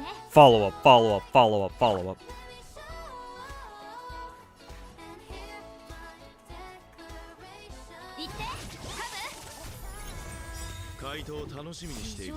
Follow up, follow up, follow up, follow up. What do you think about all these other gacha games that are doing the 3D dorm idea, like the one Girls Frontline 2 uses? Good or a waste of storage space? I mean, personally, I don't care. But like that's kind of what draws in like casuals and normies, because they care about that kind of thing. To me, in my opinion, whenever you see gacha games like take an idea that one game starts doing and they all start doing it, it usually means that it's a pretty big hit. Like it's a good idea among like casuals and normies. So you might as well do it to kind of like keep up. Not only that, but it's all like I started with gacha games that like technically they have bases, but like you never really know what they look like. So, to be fair, it is kind of cool that games are like taking the time and they're spending the money and the effort to like show you what your base is like, to give you a better idea of like, oh yeah, this is what your world is like in this game, right? So I think that's pretty cool. And yeah, the more that sort of concept gets developed, the better it'll be. Because yeah, like even though I don't really care much for like base building and stuff, I still acknowledge that it's very cool, and somebody out there will definitely appreciate it, even if I don't. So, do I think that all gacha games should have it? Like, as in, like, it should be a staple? Not really. But, you know, if the gacha market, if that's, like, kind of the trend, one of the trends that the gacha market is on right now, it's not necessarily a bad one. At least not to me. As long as the game doesn't, like, force you to pay attention to it or whatever, then that's fine. Like, if it's mainly just a side thing that you can just go in there and have fun with, and just kind of mess around with shit, then yeah, that should be okay. You read the stories of all the games I played? God, no. Kind of wish I did. If I even had that much time. Holy shit, Ratio did 150,000 damage there. I wish I did, man. But unfortunately, no. That's one of the downsides of playing so many gacha games, is that I can't possibly read the stories for all of them. I have to pick and choose which ones. And now that I have a full-time job now, I can't even do that anymore. I don't really have the time to really read stories as much as I used to. Like, I read Star Rail story, the most recent Panakini story, but that's because I kind of had to. Because, you know, the game won't let you fucking skip. So it's like, yeah, of course you had to. Fuck you expect?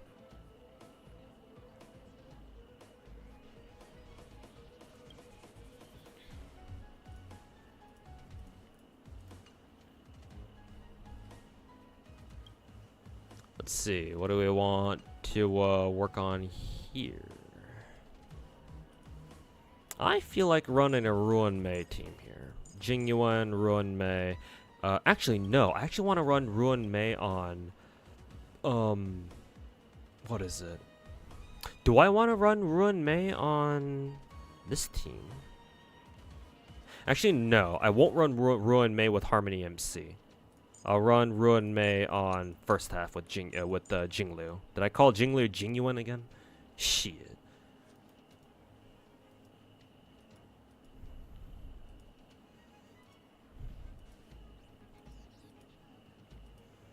And here, I think what I'll do is I'll run Hyper Carry Jinglu here. And for this side, I think I'll run let's see.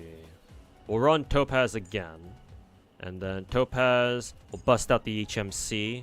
You take her for a spin, even though she's not fully skilled out yet. And then who do I want to bring here? Actually, we'll bring Luocha. Actually, bring Luocha, and then lastly, I wonder who I want to bring here. Last.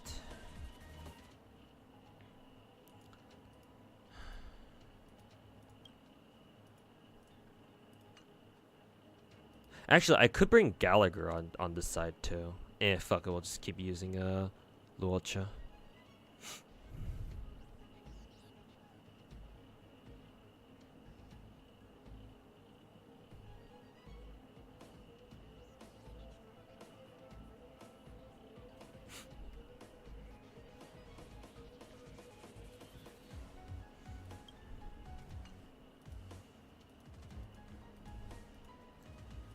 see.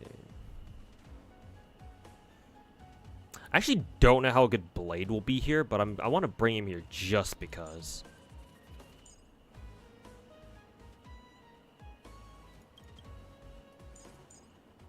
Sure, we'll try that.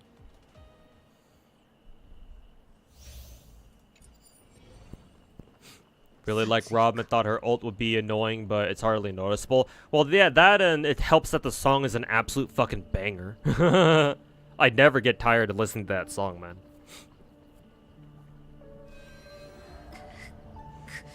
Other than Star Rail and Genshin, which stories do you read? Then I don't even pay attention to Genshin story much. I mean, I did read the what is it? The Fontaine story, which I thought was okay, but it wasn't anything truly special. Same thing with Panakane. I thought the end was pretty good, but the entire story overall, it was okay. FGO story, but I mean, the last story I read for FGO was Lost Belt 6, and honestly, I'm kind of skipping the Trom right now because I just don't have the time to sit down and read it. And maybe that's for the better because Lost Belt 6 is by far FGO's best story chapter. So hey, man, if that's the last story I ever read for FGO, hey, at least I ended at the best point of its story. Actually, actual peak fiction for FGO. So hey, if I don't read any other FGO story afterwards for the rest of the time, then shit, man, I don't mind.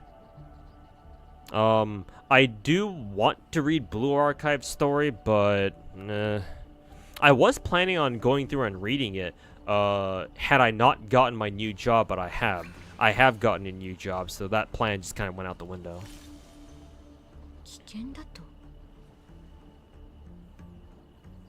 You're so glad to hear not praising Panakane and Fontaine. Yeah, Butter Charm. Most of the people you hear fucking dick writing Genshin and Panakane story, they don't know what an actual good gacha story reads like. Cause all they know is MiHoYo games, and that's literally it. And they get easily distracted by, ooh, cool animations or cool cutscenes, and that's enough to make them think it's a good story. But no, Fontaine's story. To be fair, Fontaine's story is probably the best Genshin story has ever been, minus maybe a couple of scenes out of like Sumeru, maybe. Because the overall premise of Fontaine is actually really, really good. It's kind of like actually Panakane's story. Now that I think about it, Panakane's story and Fontaine's story are actually very similar in that sense, where the premise is actually really good.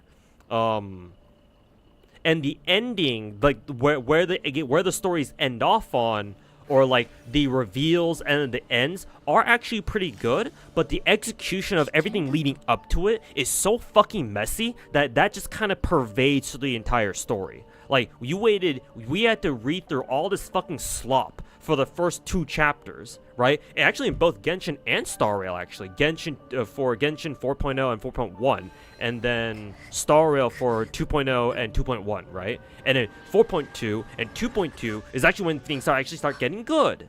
And so it's like, we wasted 2 story chapters for this? Like, couldn't we have just gotten here in the very beginning? And just kind of skipped all that yapping for the first 2 chapters? Like, what the fuck, dude? So yeah, no, Butter Charm. Most people who praise Panakane's story and Fontaine's story praise it because they're either under contract because MiHoYo is holding a gun to their head and telling them to say it's a good story for the sake of, you know, content.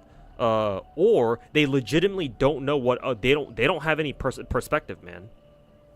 They don't know any better. All they know is MiHoYo games, so anything they just call it good because, ooh, fancy animations. And big words that I don't know what the fuck they mean, but they sound cool, so it must be important. Also, Voshie, thanks so much for the 49-month resub, man. Welcome back. Is Tingyan good? She is. If you want to run a hyper carry team, she's your girl.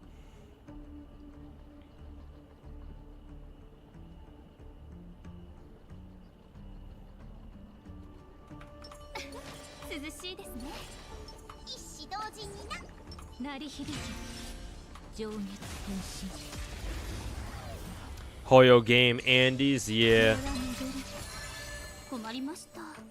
But you know, it is what it is though.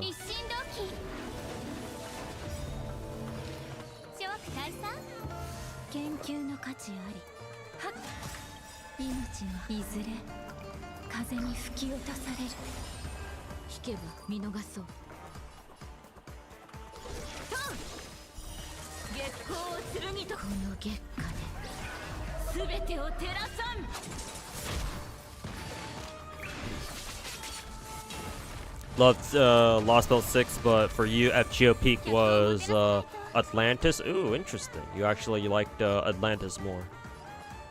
Or Atlantis and Olympus. Actually, I wonder if you're just combining those two together. But either way, yeah, Atlantis and Olympus were pretty good. I just think that Lost Belt 6 was overall considerably better. But I mean, hey, all the Lost Belts were all pretty solid. Like, there's not really a Lost Belt that was like badly written, in my opinion. They were all pretty good. Honestly, you pick any Lost Belt story out of FGO, it's better than any of MiHoYo's New Age gacha game stories put together. So, you know, there's that. Who do I want to attack first? I'll go for the robotics first. Charm isn't bad. You gonna stream it? Nah, man. I'm not gonna have the time. Unfortunately.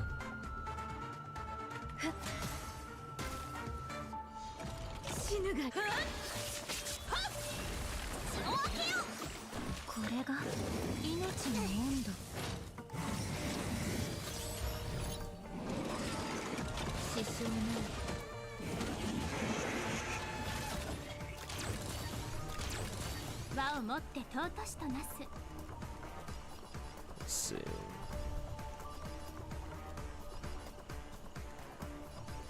Atlantis was a lot better than Olympus, though. Atlantis was a lot better than Olympus. Overall, I think I would say I would agree.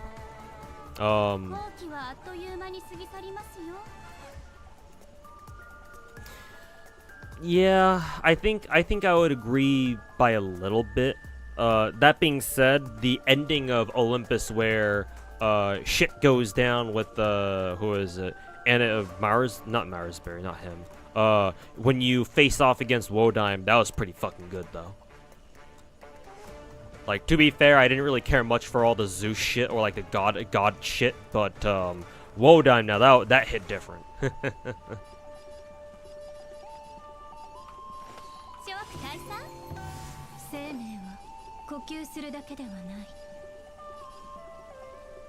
Oh yeah, I gotta use this.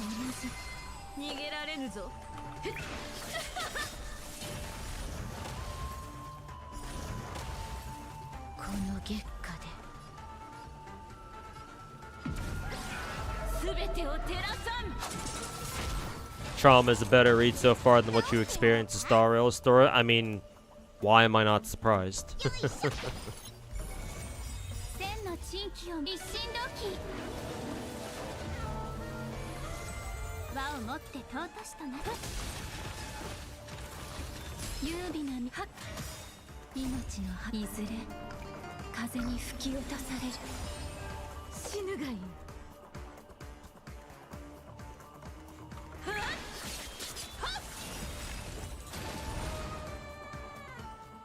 Preservation is better than abundance. Abundance seals are capped by LIHP.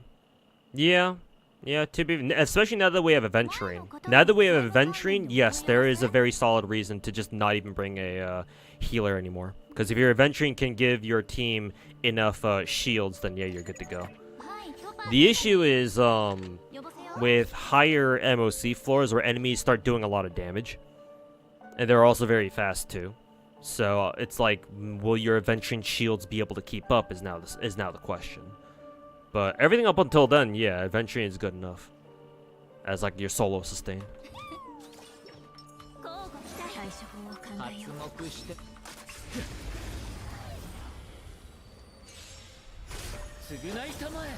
Grimhill is a 5-star, not the 4-star. True. Unfortunately, I can't roll for her right now, but hopefully I'll be able to roll for her when she gets a solo raid up later this year with the Morganfest.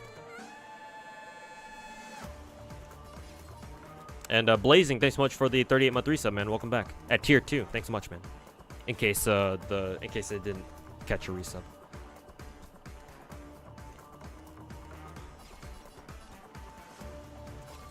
Let's see, what are we doing here?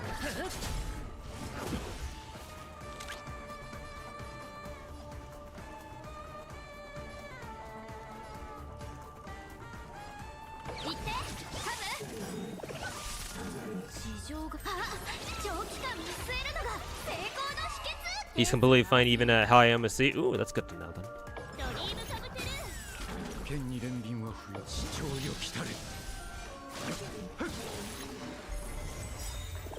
That's pretty good then.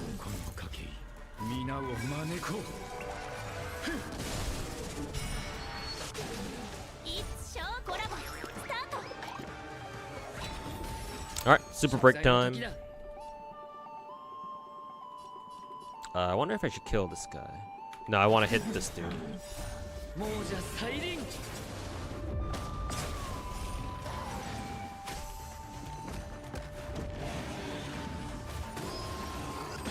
Bonk.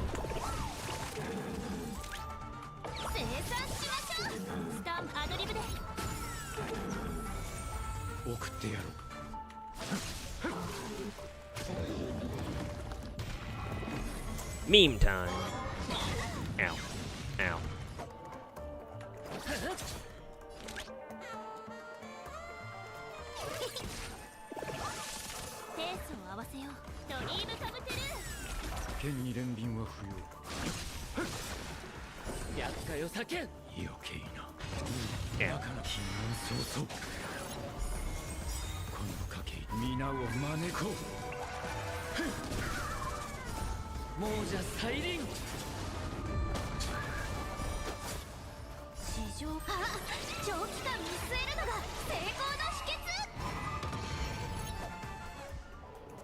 Let's see, entering sunset. That means that since Luocha's up next, he'll be fucking yoink.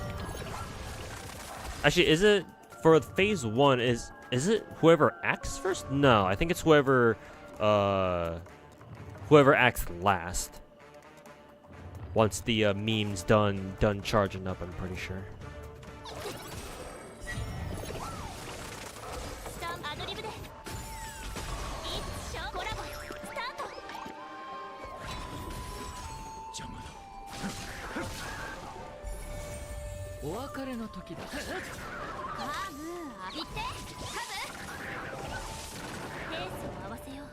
Super break, super break, super break.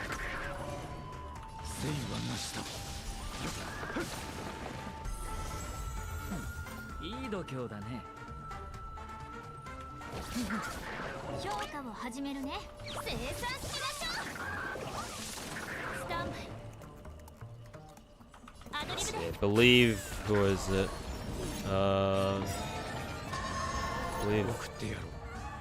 Yeah, he's still on his basic attack. Let's see, who do I want to sacrifice here?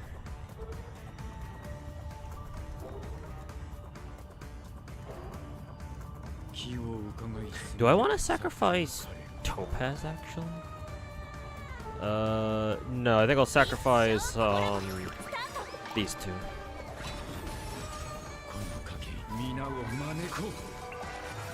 Slap.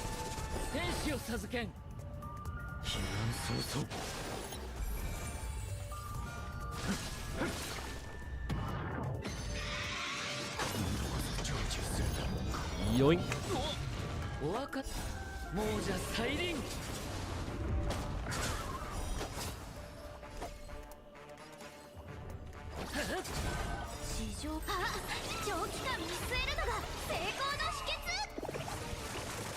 When should we use HMC ult? When the enemy's broken or prior to it? That's a good question, actually. Like, do you want to just use it whenever you want? Or do you want to use it like right before an enemy gets broken? I suppose you want to use it right before an enemy gets broken. Because I believe the three marks on the HMC represent the amount of turns that you have to do as much super break damage as you can. Because I'm pretty sure her super break damage isn't limited by like a set finite number of hits, right? It should just be depending on it should just work off of her own turns. So ideally you should pop it right before an enemy gets broken, I would imagine. The thing is though, is that most enemies don't stay broken for long enough for all 3 turns to matter. Unless you have Ruin Mei, in which case, yeah, this is where you want to bring Ruin Mei. So that when enemies try to recover, when they're broken the first time, they get rebroken. So.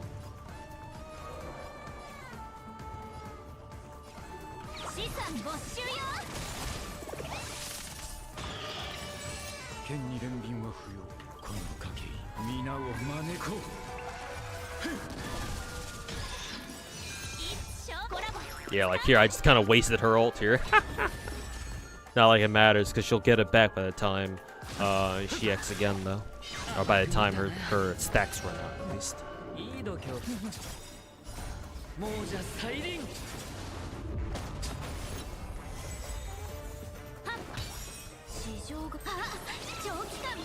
How much B does my HMC have?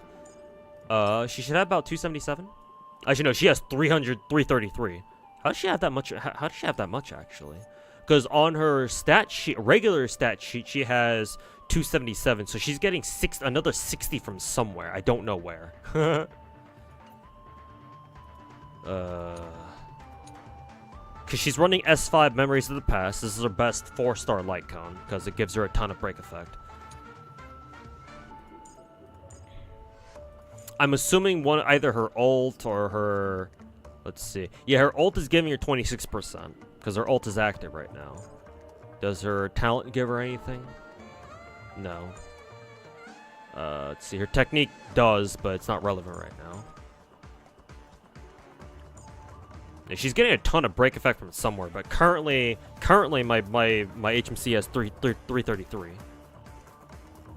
Yeah, Watchmaker set. Yeah, you're right. It's she's getting some from Watchmaker, and Watchmaker gives her another 30. So that's like what, 50 something right there. And then Planar gives you extra too. Unfortunately, I'm not running Ruin Mei on this team, and my HMC is only on 141 speed. She's like barely doesn't have enough. So unfortunately she's not getting that extra 20 BE from 2-piece Talia. So not here. But she is running 4-piece Watchmaker with 2-piece Talia. Just no, only 141 speed, so she's not getting the phase 2 break effect. Ideally, you'll have 100% uptime. Yeah, I can definitely see that happening.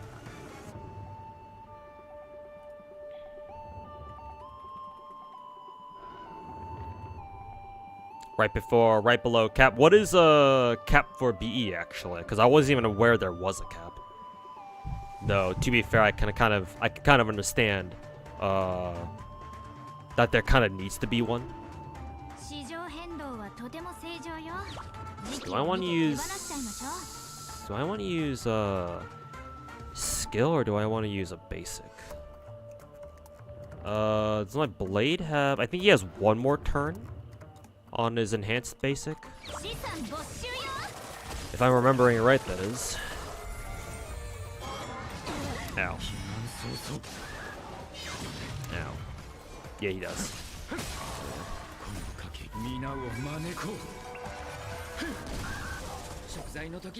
I didn't see how much super break damage HMC did there, but whatever. There we go. Like 9k.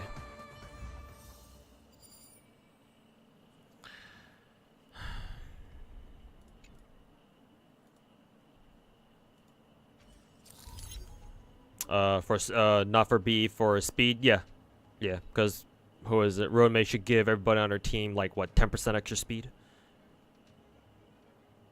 Right below breakpoint. Oh yeah, to activate the second Talia BE buff. Yeah. HMC really is HMC really good. HMC is going to be the new free to play meta. She's going to be the crux of a new build type that I like. That's gonna be break effect teams, or break teams for short.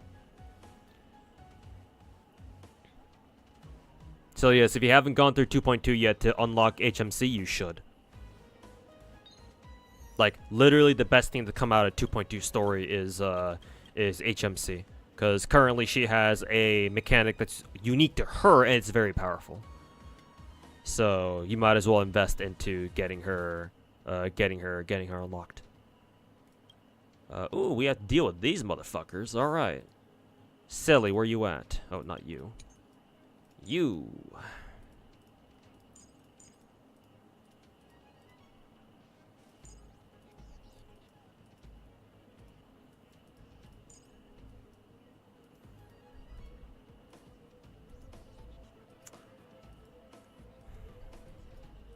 And then Silverwolf.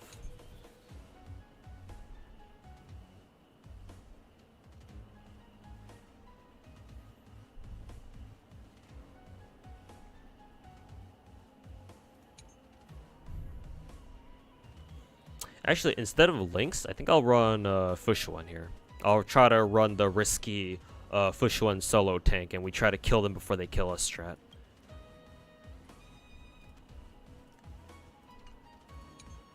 And then for Dino guy, I kind of want to run Robin for this team.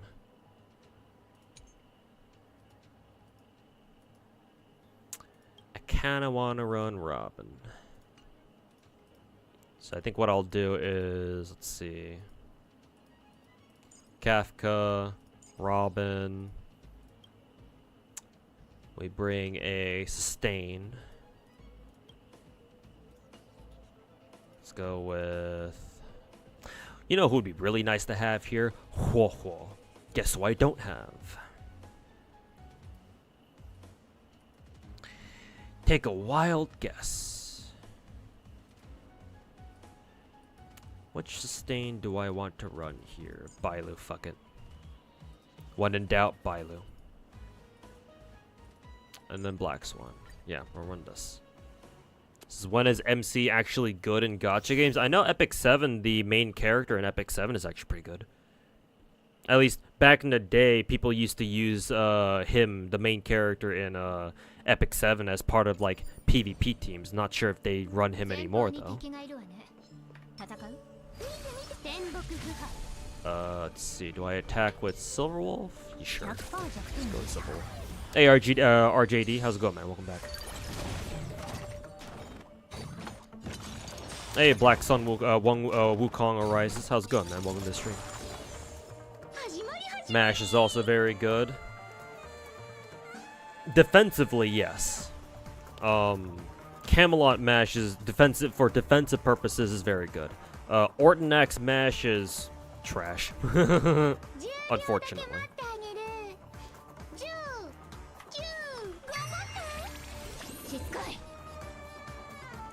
Oh boy, we have to deal with this bitch too. Lovely. Alright. How do I want to do this? Do we kill these side mobs first and then go for the dino? Yeah, sure. Let's kill the side mobs first. Fuck these assholes.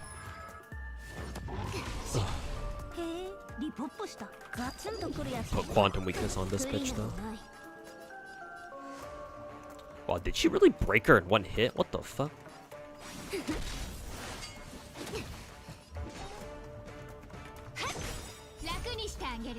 Let's see. There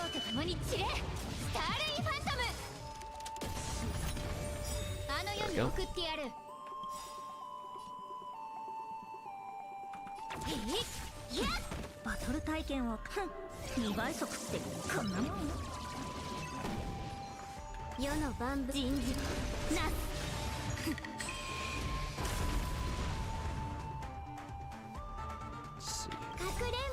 Pop this. She does get better in Lost Belt 7. So I heard, actually. But we'll see. Ow, ow, ow, ow, ow.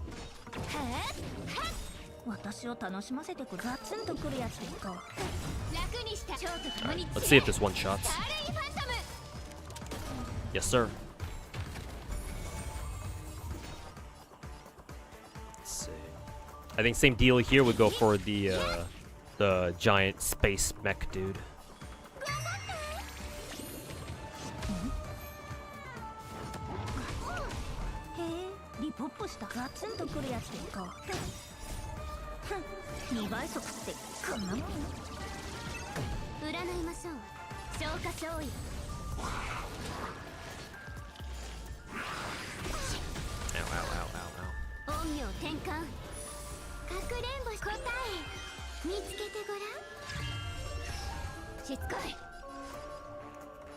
Let's see. Nice, good kill. Again, good kill.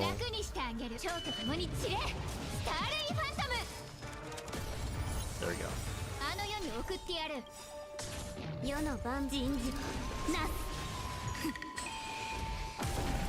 What do you consider a budget for gacha games per month?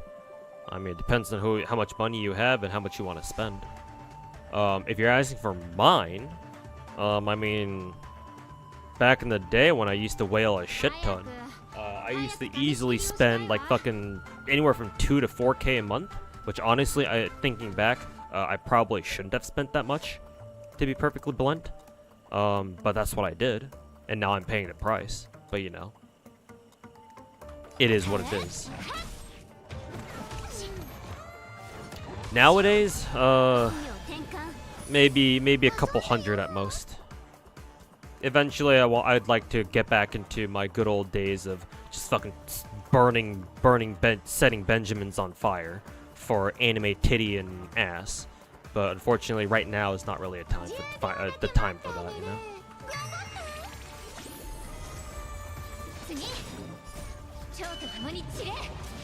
But yeah, right now it's only really about a couple hundred.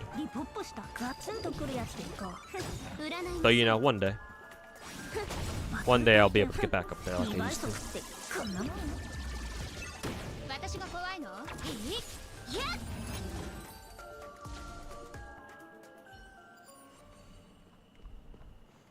Also, anybody who talks about power creep in this game is fucking out of their minds. Selly sweep. Power creep, power creep this, power creep that.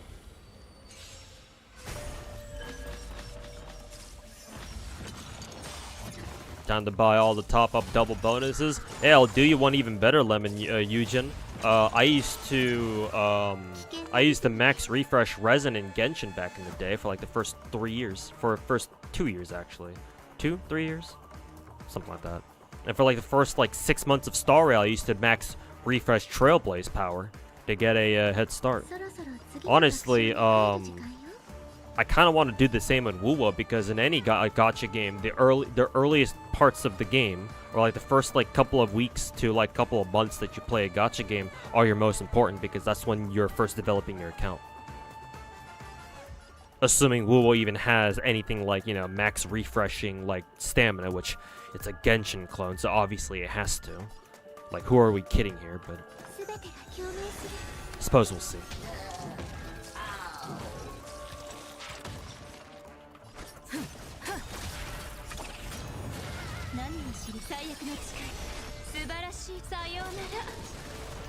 Have I E6 any character in Star Rail yet? Nope, not yet. Unfortunately. One day. Perhaps one day.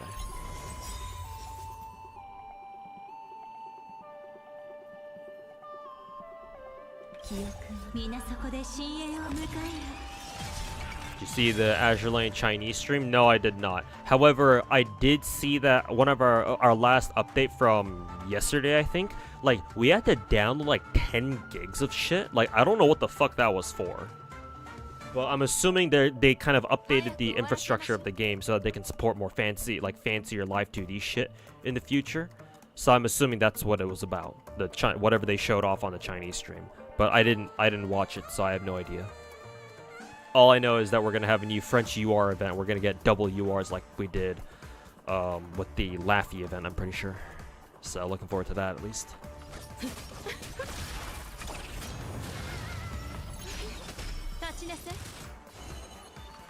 Let's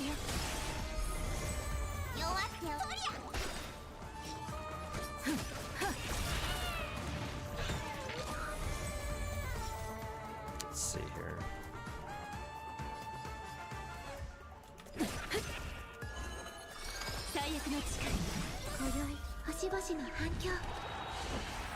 Gonna get your first C6 in Genshin, free interview, and hey, congrats, man. Or early congrats. But, yeah, that sounds pretty pog.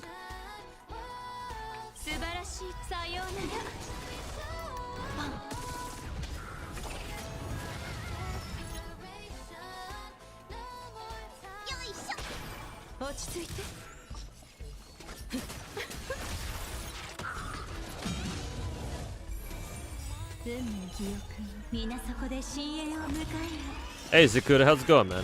Haven't seen you in a while. Hopefully you're doing well. Started this game, started Star Rail 2 weeks ago. It's been pretty fun. Yeah, man. It's a common joke that I like to make that Star Rail is basically FGO 2.0. So it's good to see you enjoying this game.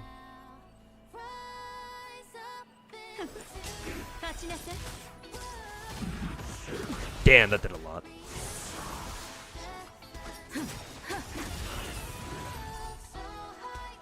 Disposable income is a hell of a drug. Hell yeah, man.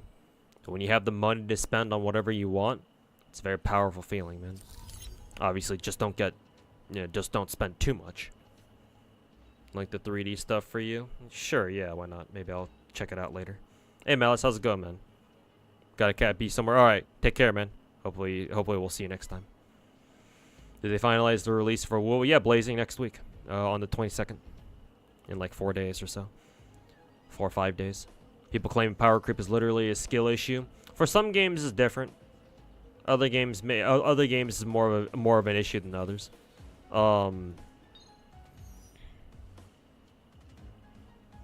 Star Rail, I think, doesn't have as much of a power creep problem as it does have a catch-up problem. Because it's very obvious that higher MOC floors definitely hinge on you having the latest characters or not. But as far as like power creep goes, I mean, hey, I was able to finish off these guys with the Selly team just fine. To be fair, it's only MOC 9, but still.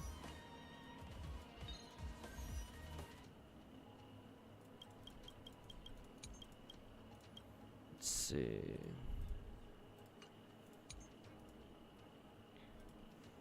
This team obviously calls for the best team against the monkey boss here is Topaz, Robin, Aventurine, and Ratio. And for these guys, let's see, they're weak to Ice and Imagine. Hey, I wonder who we can use here. Let's reset the teams because I accidentally logged out, but hey, look, chat, I wonder who we could use here.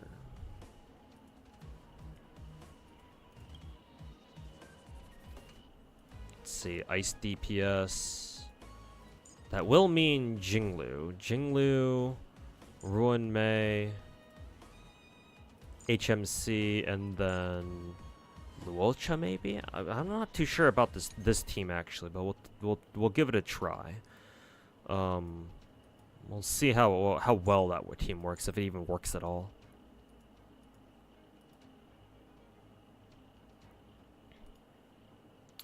Who did I want for first team again? Topaz, Topaz, Robin. Alright, Aventurine and Ratio, the IPC boys and girl.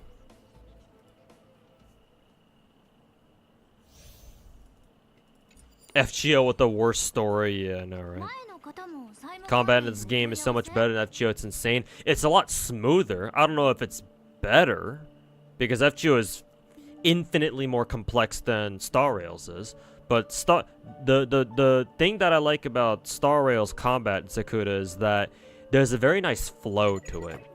If you know exactly what to do, like you take a look at your turn order or you see what character is up, you know exactly what to do. Like popping off your character's actions one after the other as soon as they pop up, and you're not playing on auto, you're controlling that shit yourself. Like that's an amazing feeling. MiHoYo has really gotten the sense of like a combat flow down really, really well between this game and Genshin, which I'm surprised they were able to pull off considering these two games are very different genres. But that's what I like about Star Rail's gameplay. Like, there's a very good flow to it, where if you can hit all the beats, you know exactly what to do. And you're not playing. You don't have to play like you don't have to play on auto, but it feels like you are. It's an amazing feeling. Just everything dies. But is it better than FGO's? Not mechanically, that's for sure. This game's very simple. That's for sure. FGO with the worst story, yeah, pretty much. Send Nasa over to Star Rail or Wuwa, nah. He's fine writing up some more Far Side. Better story writers in due time. I mean, I don't know about that, Akaru. Like they brought over that Chaoji dude from Honkai Impact, and like apparently he was the dude who killed off Himeko in Honkai's story. And so like he was supposed to be like their heavy hitter who they were gonna bring out for Panakani. And so I was kind of excited for that. I was like, oh my god, this man might actually know what he's doing. But not entirely, unfortunately.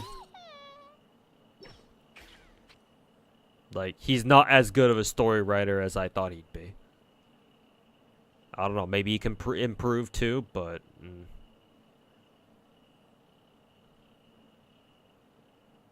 Any interest in Brown Dust 2? I've heard that it's a super Coomer game. However, I don't have any plans on picking it up. You were impressed with what they cooked up in 2.2 story? The ending was nice, but the lead up and the build up to it was god fucking awful.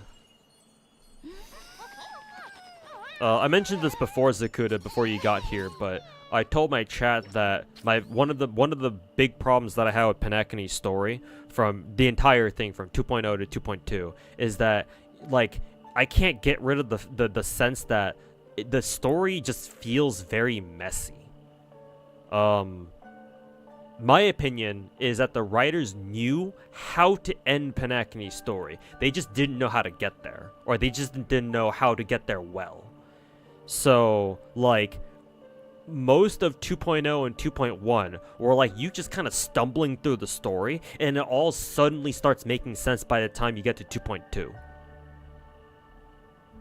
Not to mention there's a lot of like I don't want to call them loose ends per se, but there's a lot of story devices that just kind of went nowhere. So I'm just like, so when I think back to Panakani's story overall, I'm just like, so what was the point of like bringing them up in the first place? Like, for example, Sparkles is like fucking detonator shit, and just Sparkles' overall role in the story, like what the fuck was she doing? Right? She basically disappeared from 2.1 altogether. Maybe she showed up in like 1 or 2 scenes, but that's about it.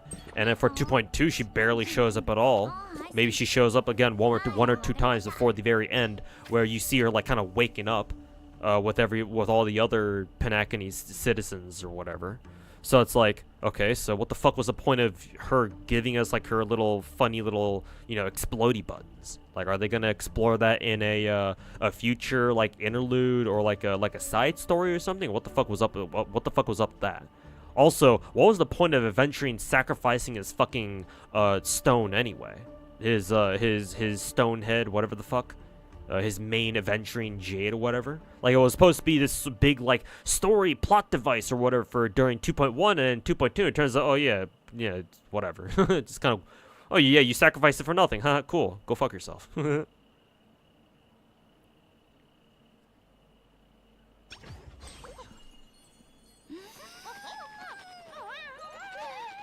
give the IPC a reason to invade? Nah, you're tripping, Zakuta.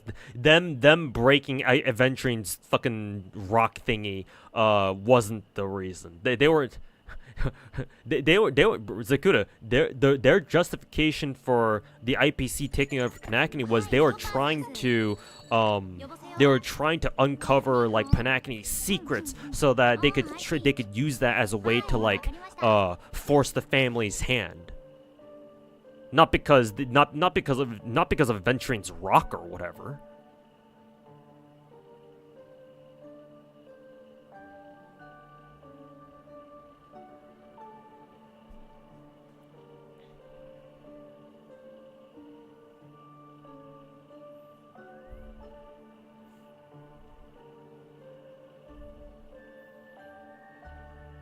Adventuring sacrificing themselves legit gonna be the next part of the update. Did you pay attention near the end when Jade spoke? Honestly, not really, because I was off fixing dinner. So no, I wasn't really paying that much attention.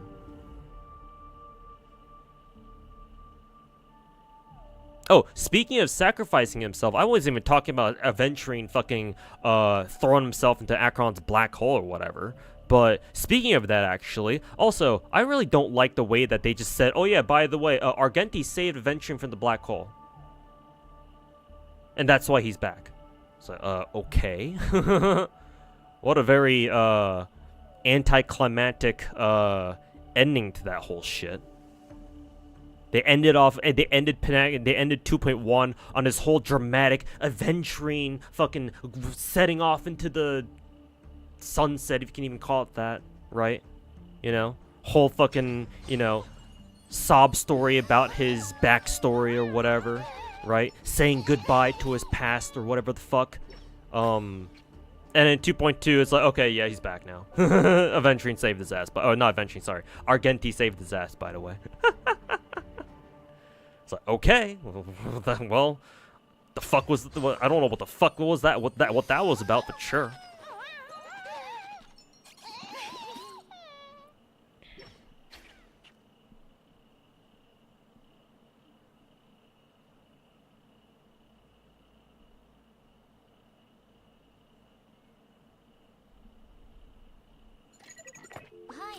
Yeah. You hate when you're pissed when Argenti off-screen saved his ass. Yeah. Because literally without Argenti, without him saving Adventuring, which we don't even get to see. Who is it? The only reason why Argenti is there is because apparently it was mentioned somewhere before that, oh yeah, by the way, Argenti's also going to be in Penacony for this competition or whatever, and he actually shows up. So if you didn't happen to remember that detail, you'd be like, okay, why the fuck is Argenti here? Like, how'd he get here? Because he just kind of pops up and he's literally there for one fight and that's it. So, okay. Alright, good knowing you, I guess.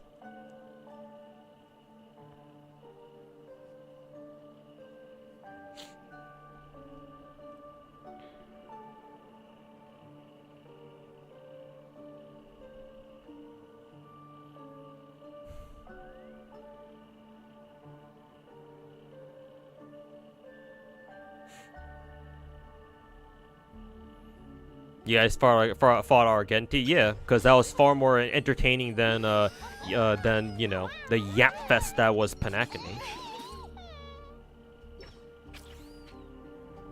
Same could be said about Jinyu and Penacony. Yeah, but that turned out to be a fucking, you know, dream, so whatever.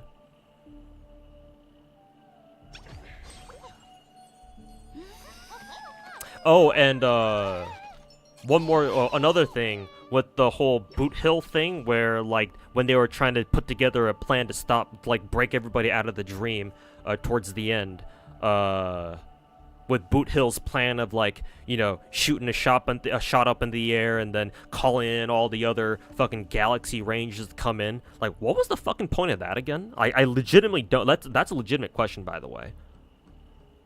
Like, why did he need to call in the other galaxy ranges again to like help him? I know it's to help them break the fucking dream or whatever. I just forget the exact reasoning for that or the justification of why that works. Not only that, but considering he's calling in other galaxy ranges, it would have been kind of nice to see what they were like see them in person. But they didn't show us any of them. They just kind of showed them as like streaks of light, which I suppose is nice. But, you know, wasn't that whole thing about how they were supposed to call? He's supposed to literally call down other galaxy ranges. Yet they don't even show any of them, unless they explicitly said they're not meant to be seen. But like that doesn't quite make a lot of sense.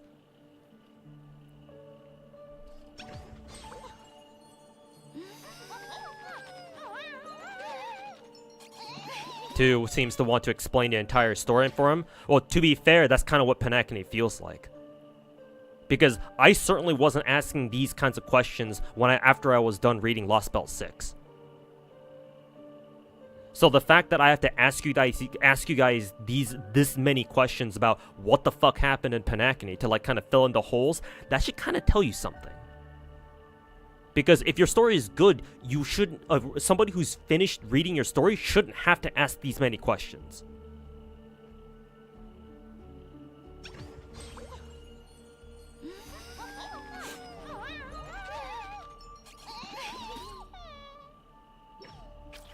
You just chalk it up to they couldn't render and design so many different character models. Ah, yes, MiHoYo, the literal multi-billion-dollar company, is incapable of coming up with unique character models for their story. Wow, there's some sort of irony there I just can't quite get behind.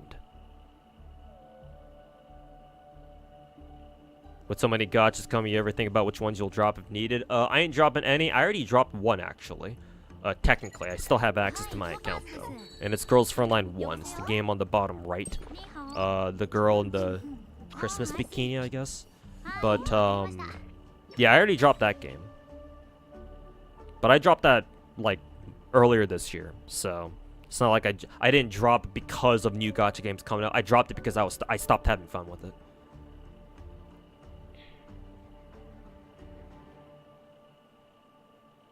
Like, did they defeat him? They ended up defeating Sunday. It's just that the first time you beat him, it was like a fucking bait and switch. The classic bait and switch being like, oh yeah, everything's going so good, a little bit too good, and it turns out Black Swan's like, oh yeah, by the way, you didn't actually win. You have to get your ass back in there, and so you do. And then the second time you actually beat him for good. Which, oh, on that tangent actually, I thought that was horrible. Honestly, I think that 2.2 should have ended with the bait and switch, right? Everything seeming so good. You beat Sunday. The IPCs relinquished their threats to take over the planet. Blah blah blah. Everything's going great. The Luofu's here. Jingyuan's here to help sort shit out. Blah blah blah. Yada yada yada. You know, you save the day, right? And then comes the bait and switch, right? Which I was kind of expecting anyway, because you know it was obvious. That's where 2.2 should have ended. So that way, 2.3, the story could continue into 2.3, where they detail how they're going to counterattack. Right? Like, that would have been an epic finale. But they fucking rushed that shit, too. So that was a massive fucking wasted opportunity.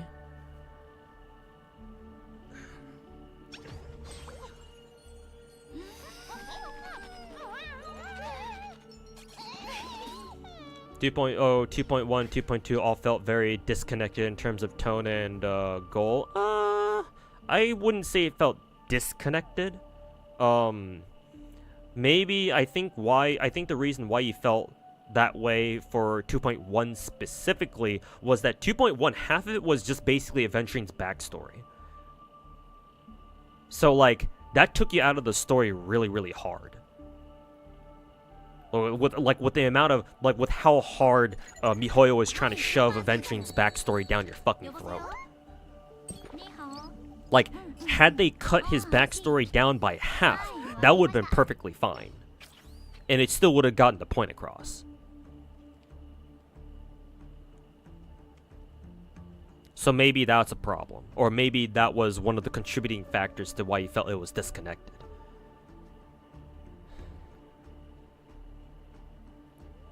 It was extremely out of nowhere.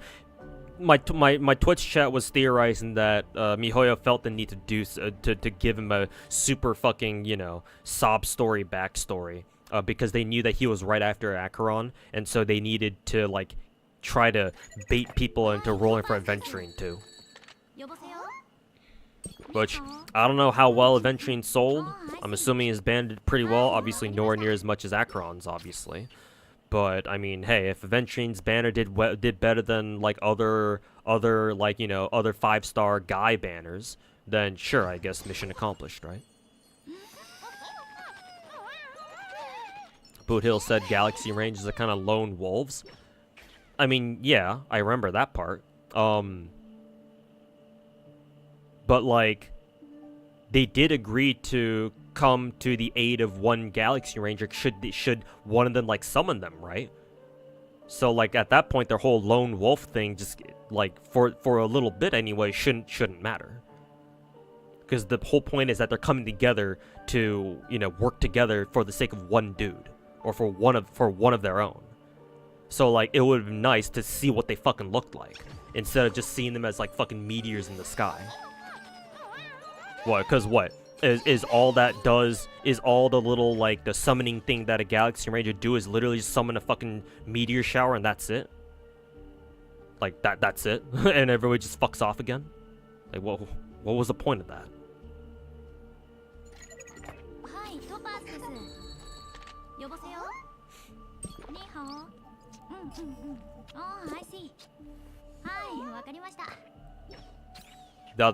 You thought it was great the way it was?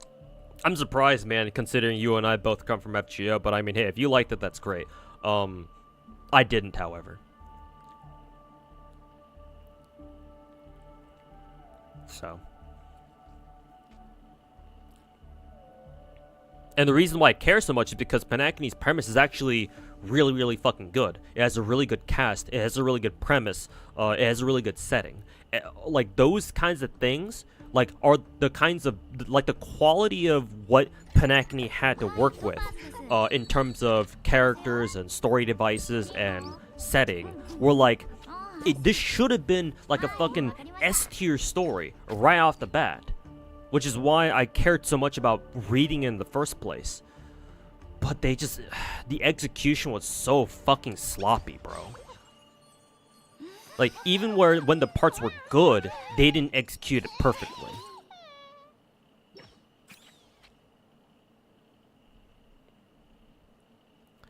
So, give me 1 second, chat. I'll be right back. I think it's my neighbor calling security on me again.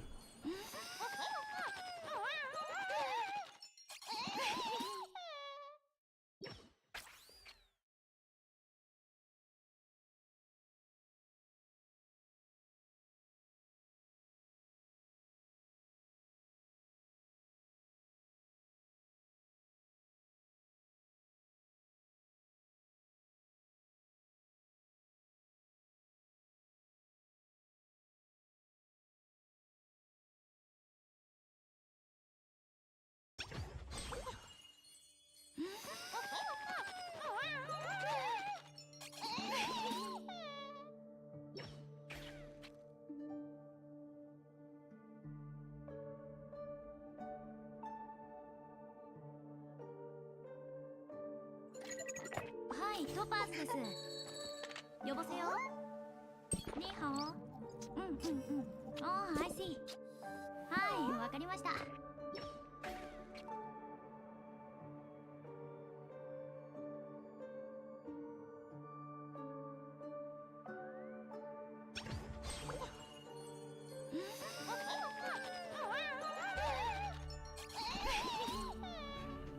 Give me 1 second.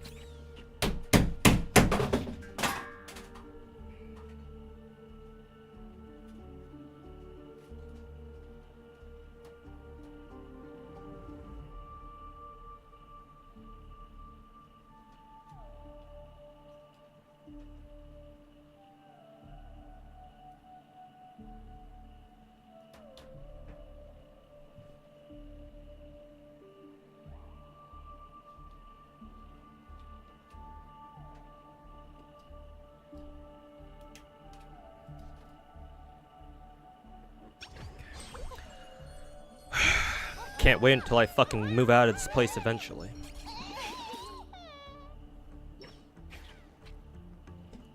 Security? Yeah, my upstairs neighbor likes to bitch that I'm too loud.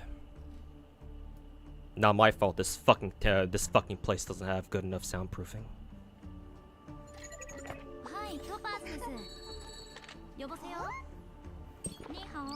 Fucking security guard threatening me. Oh yeah, you're the homeowner. You should know these rules. Too bad he hasn't been able to do shit the last times that I completely fucking ignored his ass.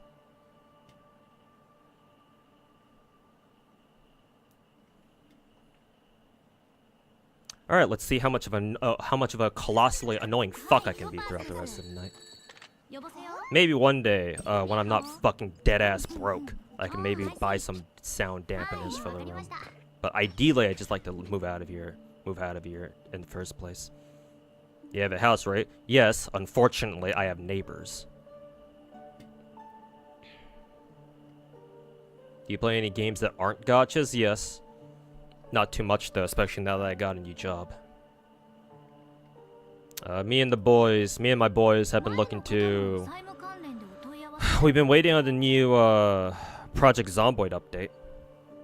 So we want to play that, but god, we've been waiting for that shit for literal months. So hopefully that update comes through soon, because I do want to play. I missed the days when me and the boys hopped on Project Zomboid and just chilled and just killed zombies and shit. You aren't even that loud? Yeah, a bunch of fucking boomers. Bunch of fucking useless fucking old people who live around me, man.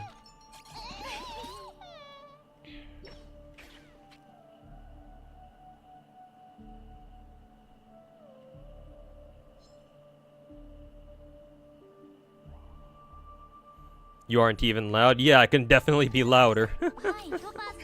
Either way, my eventual, I think I've explained this before, but my eventual end game is that I move out of this place, I just rent this place out to a tenant, and so that way I can move to a place that's close to my workplace, cause I fucking hate the freeway drive.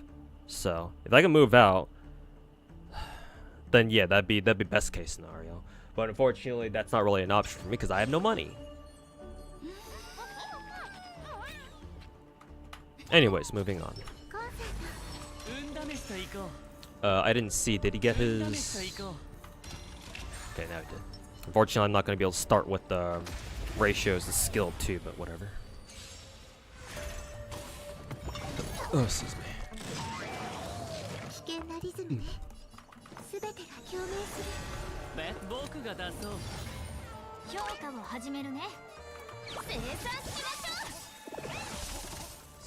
You were surprised at the combat in Star Rail? They actually struggled through main story on your 3-day-old account? I mean, one, your account is only 3 days old, so yes, some things can be tricky if you're not completely familiar with it, to be fair.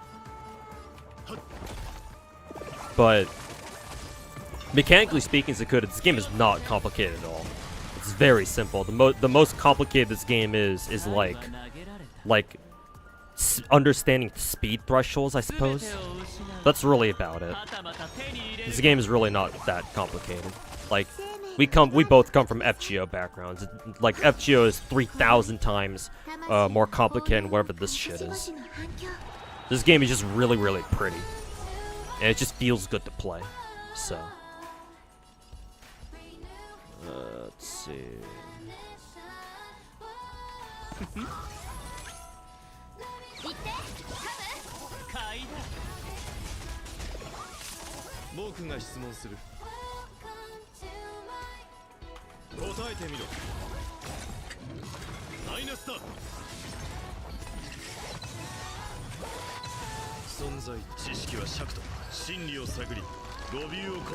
Hey Sabella, 467, welcome to the stream, man.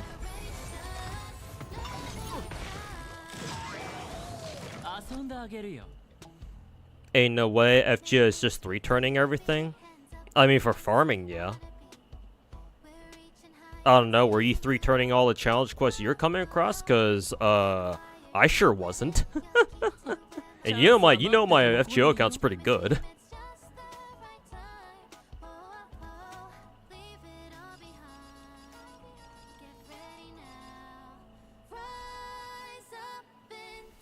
But, yeah, Zakuta, you'll get the hang of this game. Again, this game is not that complicated. Not mechanically speaking.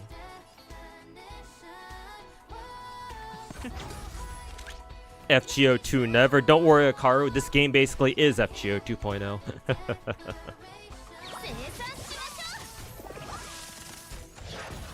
Don't you worry.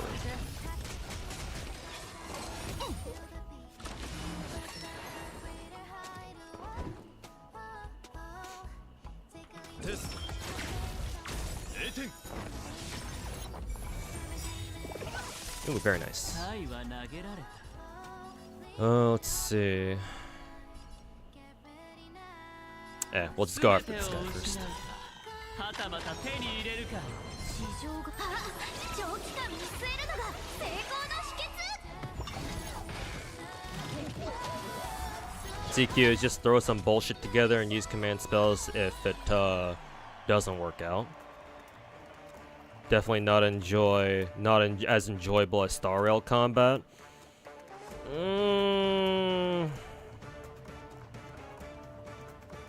そろそろ次の学章に入る時間よ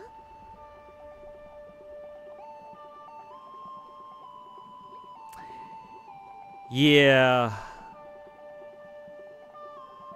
I think I'll say that I enjoy both games for different reasons.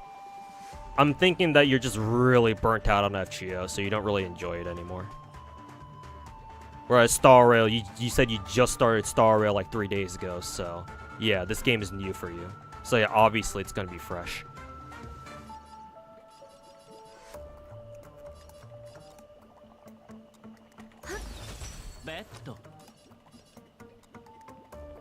I should probably use a shield here. 評価を始める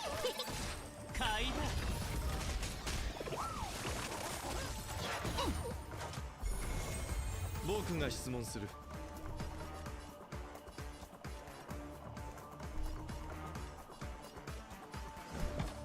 答えてみろマイナスだ今宵星々の反響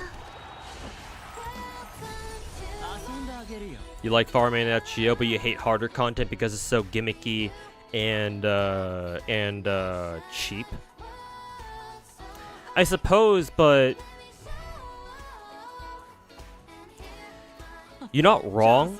But if that's what you have a problem with in FGO, Zakuda, I don't know if you. I'm actually kind of curious to know how you feel about Star Rail's endgame then. Because by this point, you probably are aware that Star Rail's endgame is like MOC, right? Memories of Chaos, and then Pure Fiction. Let me ask you this. How do you feel about this game's endgame basically devolving into you have to roll the newest character if you want to do well? Because I don't know, like maybe you're actually okay with that.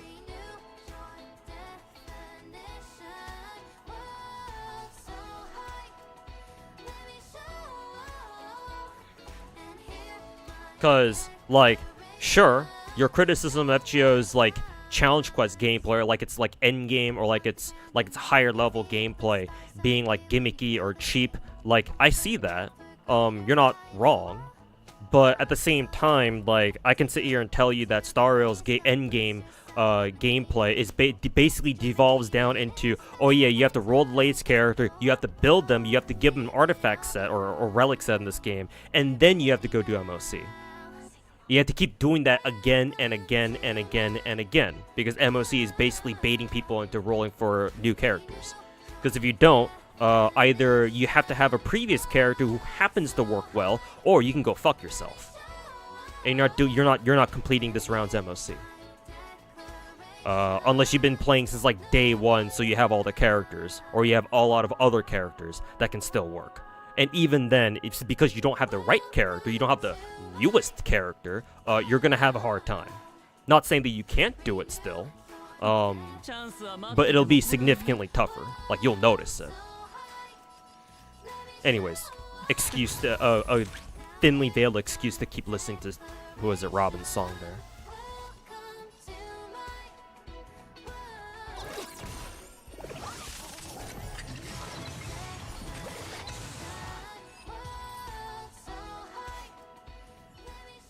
Snowbreak is planning on removing the dogshit 50-50 gacha, really? For characters or weapons?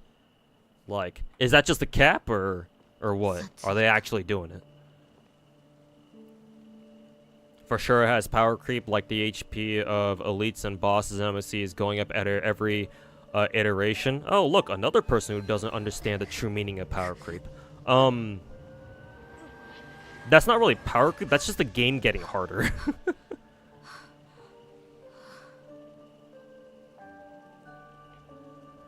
Because if the game isn't getting harder, then we're gonna be stuck in another Genshin situation where people are just gonna bitch about how, oh, Abyss is just the same thing over and over again.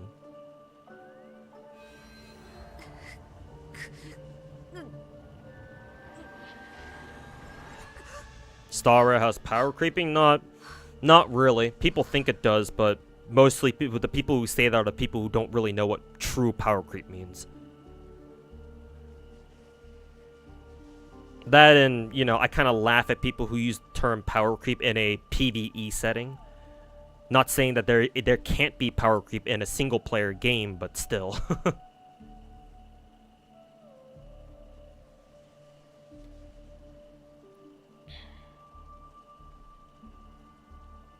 All he got were 4 stars? True, actually. 対処法を鳴り響け発目して情熱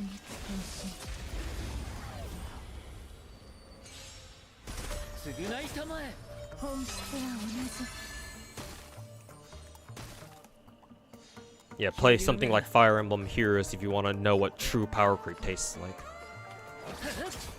Or at least so I hear, because I don't actually play that game. アドリブで研究の価値あり Let's see here. I'll actually hit this dude, and then we'll go after the robot with Jinwen. 風に吹き落とされる聞けば見逃そう What you don't like in Star is how much better the 5 stars are than 4s. Oh yeah, Zakura, yeah, that's kind of an issue too. Yeah, it's the same way in both Genshin and Star Rail. 4-star characters, you can argue they're not complete characters unless you E6 them.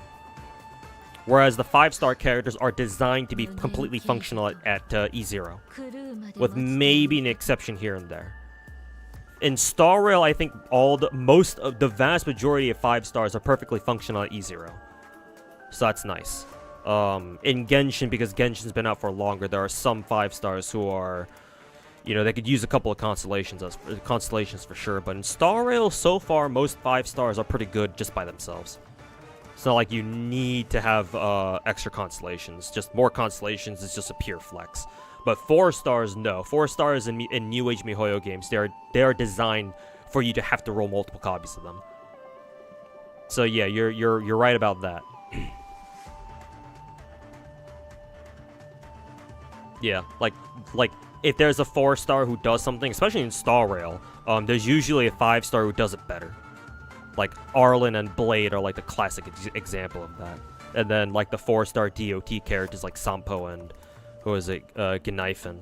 And then, you know, you have Black Swan and Kafka who come along. Like Pella is like the one exception. Pella, maybe Tingyun. Though to be fair, if you have any of the other 5-star Harmony characters, like at that point you don't even need to use Tingyun anymore. So it's like, you know. 月光を剣とすこの月下で全てを照らさん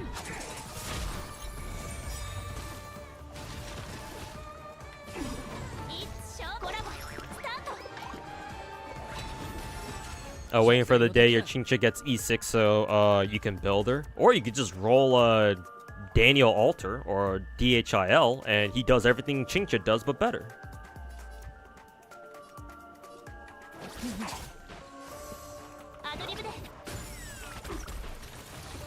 Damn, that's 89k break damage. Holy shit. 逃げられぬぞ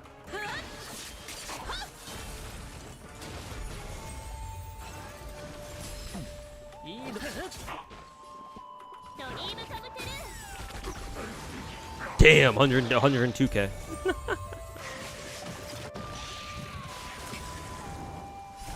もうじゃ再臨 Hell yeah.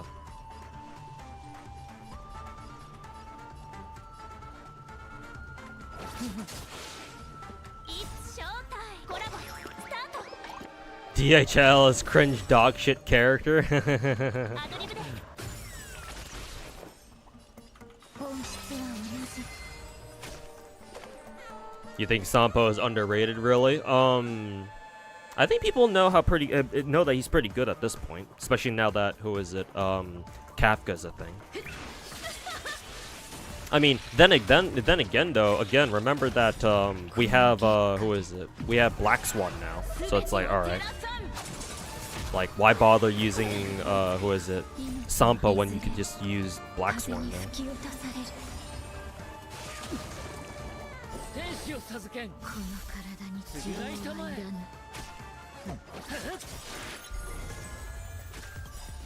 亡者再臨テンポが乱れた。ドリームカムテルー。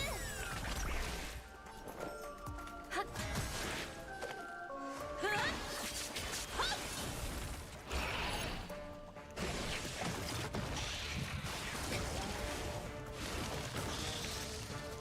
支障ない。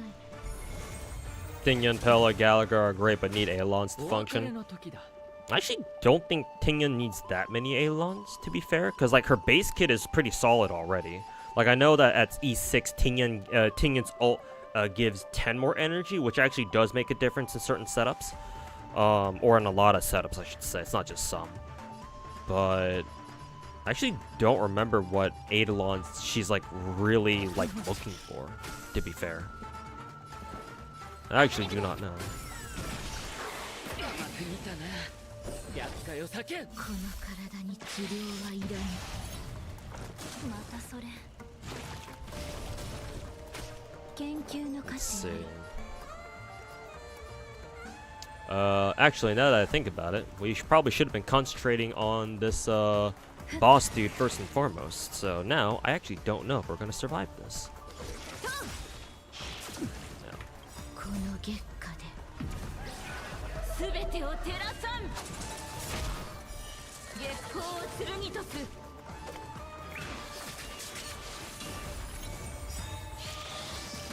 命のいずれ風に吹き落とされる。亡者再臨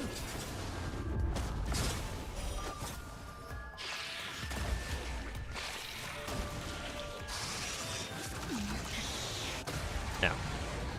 Looks like we did, but barely.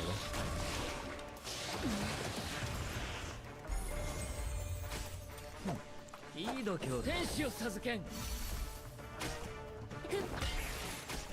生命は根は巡る。食材の時だ厄介を避けんこれが命の亡者再臨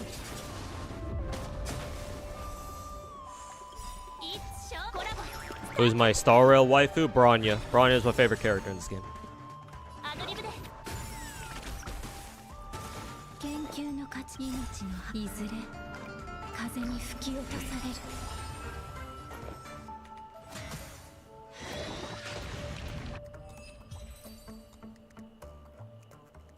Lucas' ult damage actually fucks. He is single target after all. It's the fucking beetle battle. Yeah, beetle's very annoying. Like basically the point with the beetle battle is that you have to rush toughness damage on the main beetle and break it as fast as you can, because if you don't, then it'll do it's like big ass like dive bomb attack. And if this were MOC like 12, that would have one shot my whole team. So yeah, it's very important you break that their asses as fast as possible. Oh, it's would you look at that? It's fucking Savarog. You know what that means, chat. It's time to fucking abuse the shit out of DOTs. Hell yeah, baby. Fuck yeah, bros. Who do I want to use here? It's fucking time. We'll bring Bailu. Fuck it. Bailu. We'll bring Asta because why not? And then Black Swan. And then for these ones, good question. What should we bring here? Let's see. We want to bring Quantum and Fire. What in the fire? Why? What in the fire? Why? Honestly, it feels kind of feels like a kind of feels like a Fushuen team. Kind of feels like a Fushuen team, if I might be so honest. Kind of also want to bring Gallagher for this too. Not sure how well Gallagher will work out here, but I feel like maybe it's worth a shot. Maybe.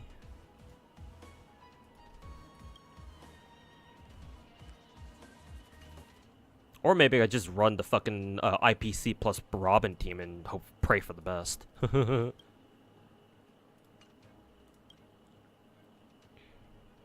Maybe not IPC. Maybe Topaz will work fine here, but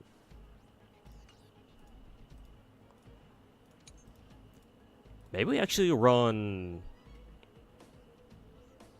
mostly fire. How would that work? Topaz, Gallagher. We're bringing Himeka. I'm just thinking of somebody to bring. Maybe Sparkle? That's gonna be really weird though. Sparkle and Topaz? How the fuck would that work? I don't know. We're gonna try it anyway because I don't give a fuck.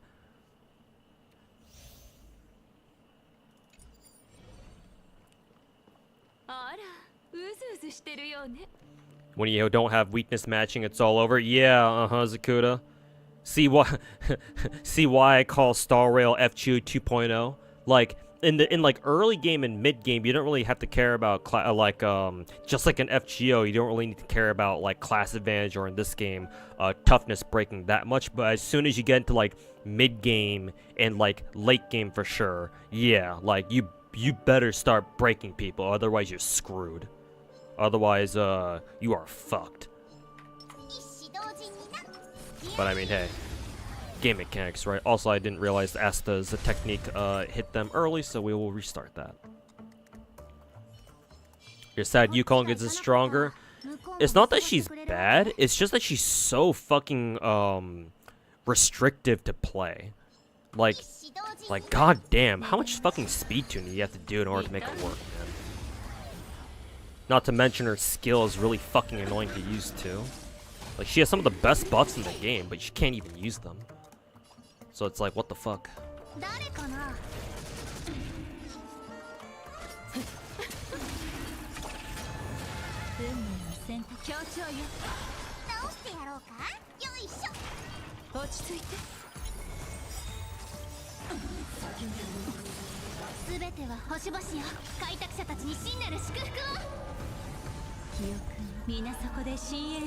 Stamina is also a big issue. 6 minutes per 1 point. I mean, it's only slightly worse than FGOs, but oops, they need to do that.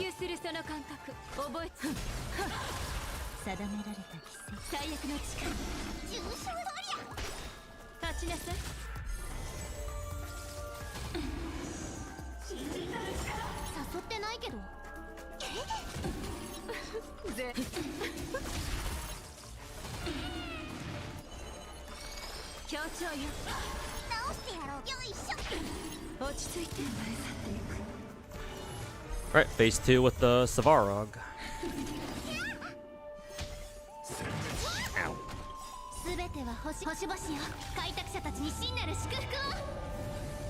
Once you get a proper team going, it should be okay. Yeah, just decide on who you wanna build up, which I'm pretty sure you already have. So let's see here. We'll just, who would I want to kill actually? I feel like this bitch is more annoying, so we'll go after her first.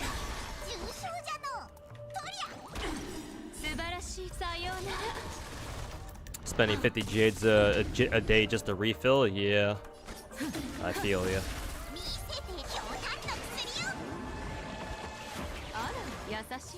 You surprised we don't have a 5-star limited character who uses the lolly model like Bilo and Hook? I'm sure we'll get one eventually.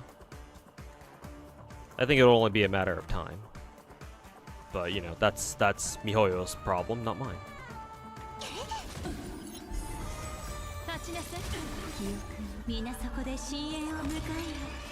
But yeah, I think we'll get one eventually.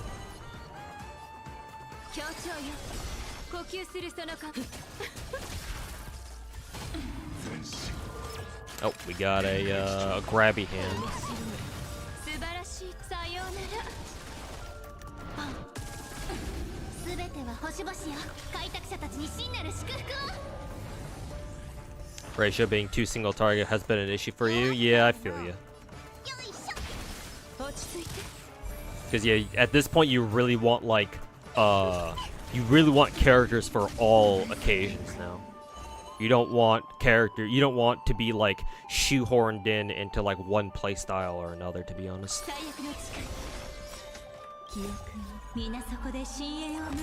えよ立ちなさい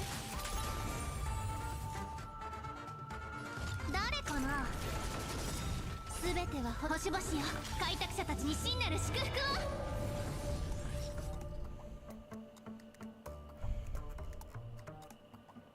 Let's see if I can do this. さようなら You're just really lacking at DPS units. It's rough, yeah. Yeah, I feel you, man. Like, Harmony characters are kind of like our support casters or our support characters back in FGO.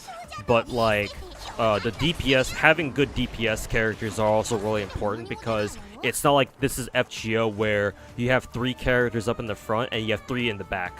So, like, in case you lose your DPS, like, you have another one in the back waiting for you. Right? Like, the 4 characters you have on a team, like, that's all you have. So, everybody's got to start pulling their weight. Which means that, naturally, that means that your DPS characters become a lot more important. Like, everybody's important. Your sustain, your supports, your DPSs. So...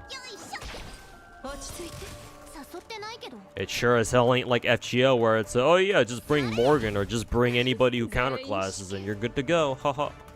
It's like, no, you actually have to think about which DPS you want to bring. Ooh, not quite. Ah, they abducted my, Kafka. Fuck you. 最悪の誓い記憶も皆そこで深淵を迎えよ礼儀がなってないわ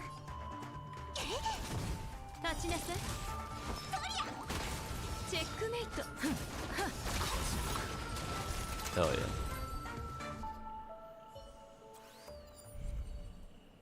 Yeah, ratio is really, really strong though. So, I mean, I'm glad you actually managed to get your free copy of Ratio though. Because didn't the free Ratio expire at the beginning of 2.2 or something? So, I mean, hey, at least you got him. And yeah, don't underestimate him. He can definitely come in handy later. Initially, you were shocked that you even needed a healer and a tank to do content. Realistically, it's just one or the other. But yeah, you at least need a sustain of some kind. Some people fail to realize actively breaking enemies is a part of survivability. Yeah. It's like, good luck trying not to do that. Also, what did we just get stunned by? I'm pretty sure, or like taunted by? I'm pretty sure it's this guy, but... who do I want to go for here? I think it's probably best we go for Himeka? Probably. Oh, we got hit by a lot of debuffs for some reason. I don't know why, but here we are. 評価を始めるね言ってカム市場長期間見据えるのが成功の秘訣 Near the end of 2.1, so you got a lot of free shit. Hey, that's good, man. That's what's good. 検証よ Ow, that's a lot of damage. 逃がさないわ生命さあ存分に味わえいい子にしてね Okay, good. This won't actually kill him. カーブ焦らないの資産没収よ逃がさないわまだ分かって人間は星空を掌握する欲望を隠さない私もよ Surprisingly, that did a lot more damage than I thought it would. 見つけてごらん Considering my Himeko is not really that well built. I want to kill this bitch first.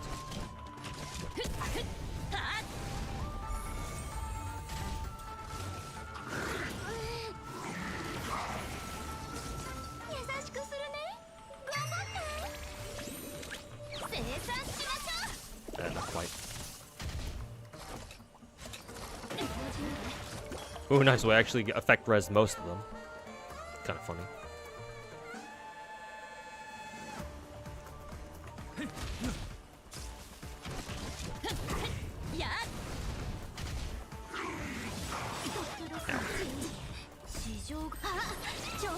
How many turns are we on right now? 25? Damn. Is this actually MOC 12? It would make sense why these enemies are taking such a long time to fucking die.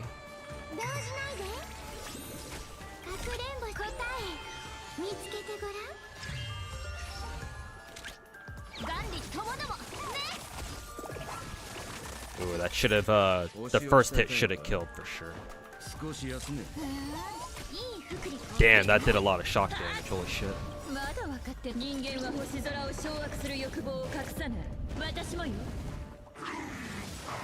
Oh yeah. And yeah, with that Himiko's dead. Let's see. I actually forgot which MOC I'm on. Am I still only on 11 or 12? Huh, this is MOC 11. Didn't expect MOC 11 to be this tough. Yeah, it was only the first phase too. So that's kind of surprising. Maybe we gotta bust out the big guns for this. Maybe I'm screwing around a little bit too much with the DOTs against Savarog.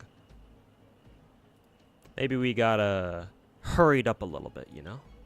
If you know what I mean. So you know exactly what's gonna happen. You already fucking know. I will bring Bailu, fuck it, I don't give a shit.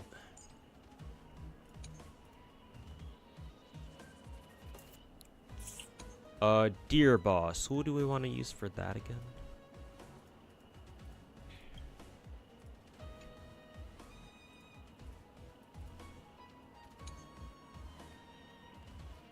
I think I'm definitely bringing Topaz. Topaz, I'll bring Robin for this.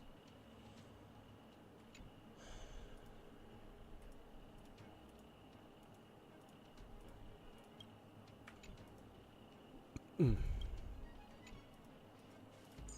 think I'll also bring Lynx instead of Gallagher. Actually, no, I'll give Gallagher a second try. I'll give our boy Gallagher a second chance.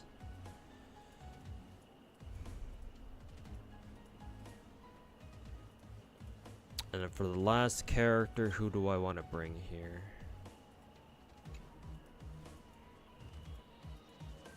Honestly, I kind of want to try Selly. I don't know if this is a great idea. Second team is definitely kind of weird. I'm not sure how well that team's gonna work. First team should absolutely just fucking murder this bitch. E2 Acro? No, my Acro is only E0.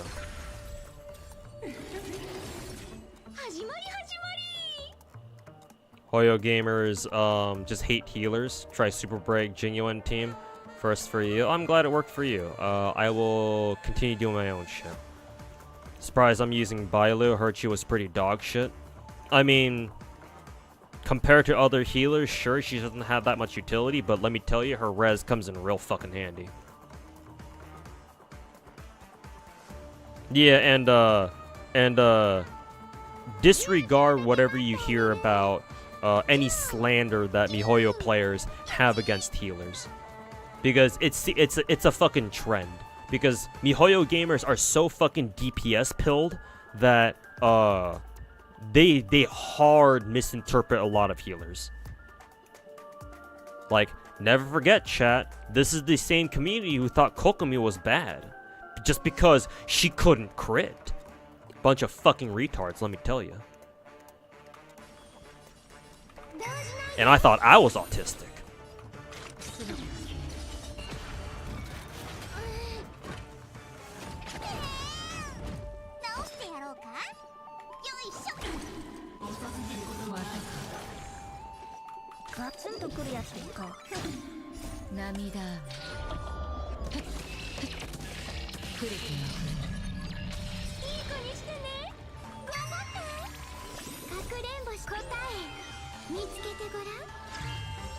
Yeah, and then Bennett was F tier for some reason. Holy fucking shit. バトル体験を改善しないと。 I actually don't know who I want to use Silverwolf's ult on. That's a good question. Well, you guys use it on this bitch. Fucking witch is annoying.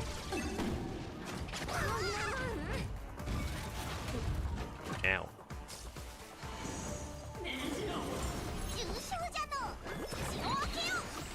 化粧だ。私を楽しませてガツンとくるやつでいこう。2倍速ってこんなもん。遊んでよ。動じないで。すべて。助けてくれ。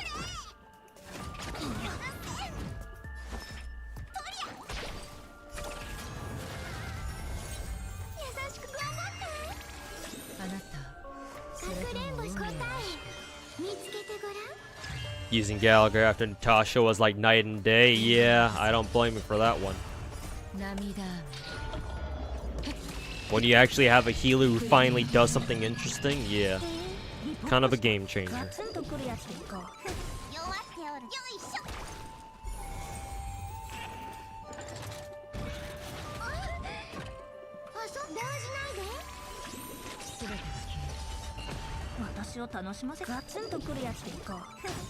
See, I kind of want to save Silverwolf's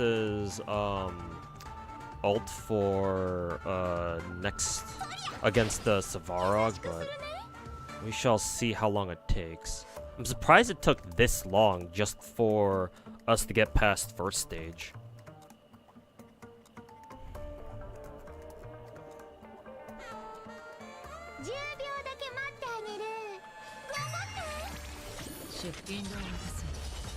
Cause like we're not even up against Savara and we're still here. Alright.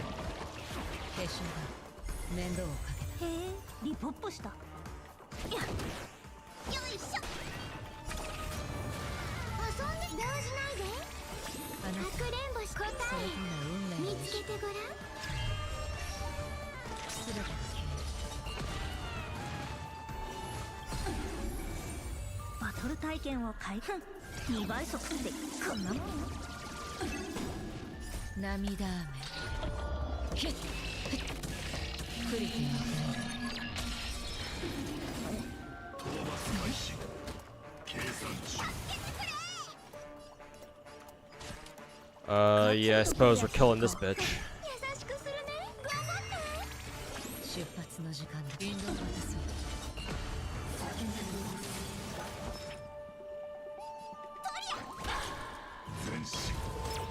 Up here come the grabby hands.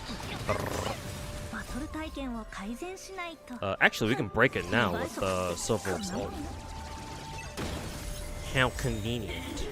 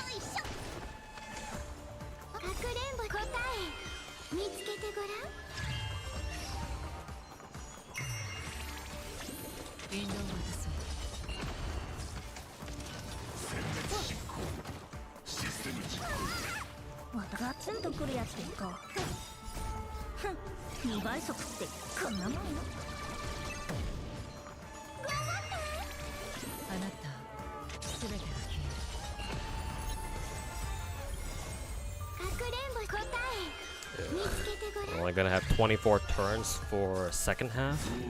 This is a fucking problem. If you had final gacha game on your PC, you play in your retirement home, what would it be? Probably Genshin.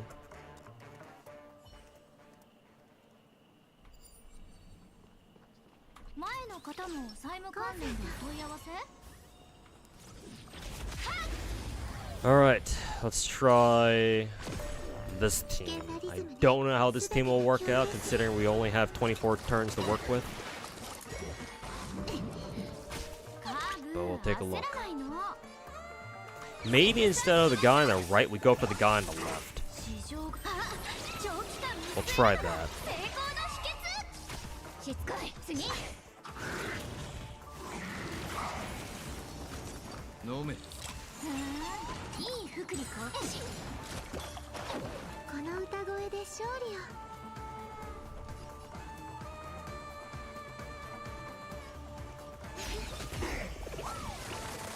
うっとうしいわね。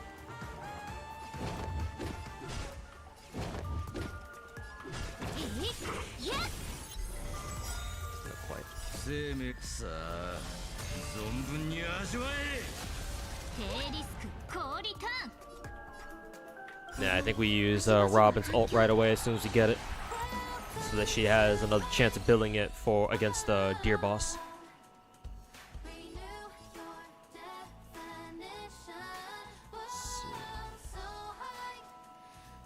資産没収よ。楽にしてあげ。蝶と共に散れ。スターレイファントム。 Nice. That did good damage. しつこい。 Nice. That also killed too. 送ってやる。 Perfect. 次。はっはっ。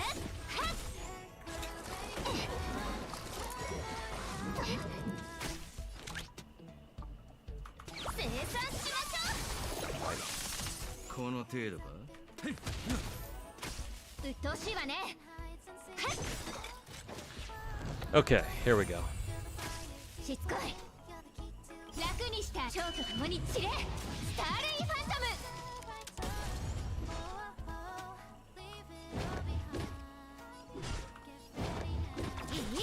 いや。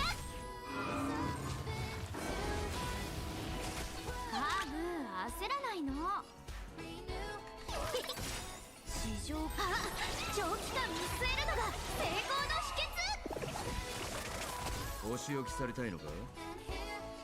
How much energy does he have? Not gonna be enough. I think I want to play this safe, and I will heal 飲め。 Selly first. 動じないで。 Too bad I don't have the debuff cleanse with the Gallagher. That'd be nice.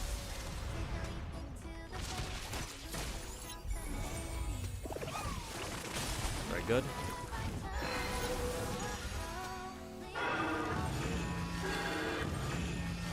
Two of them this time. This one is weak to quantum. Ooh, almost. この歌声で勝利を。 You know. Let's see. No, I think we're literally one energy off. That actually kind of sucks.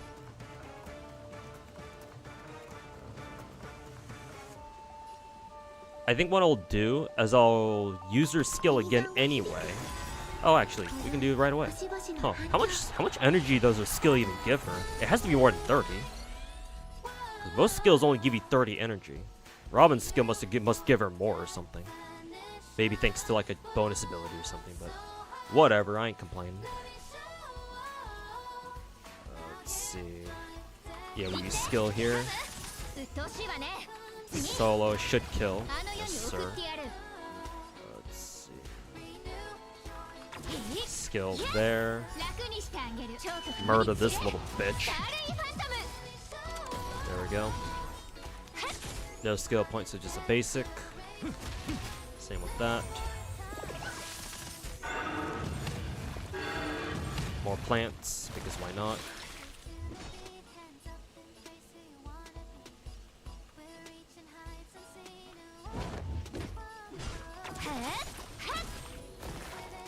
Hey, effect res, go fuck yourself. 生産しましょう。あ、長期間見据えるのが Hey. 成功の秘訣。 Effect res, my beloved. Hey, there we go. And we should have had enough time.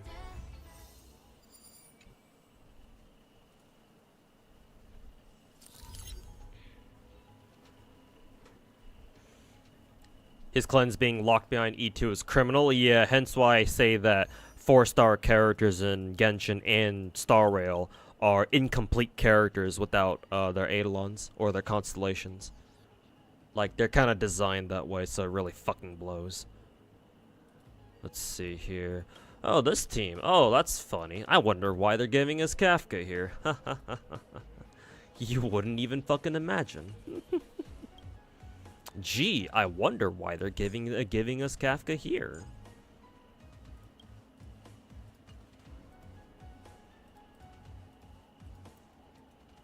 I fucking wonder why.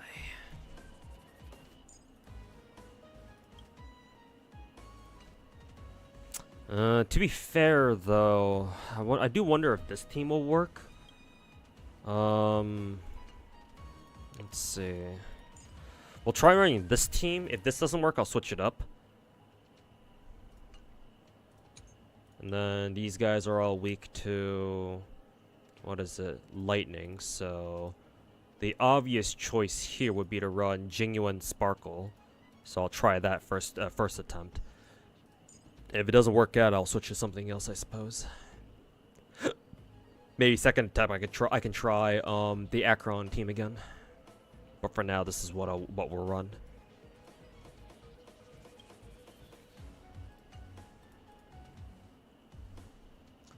Let's see, we need a sustain.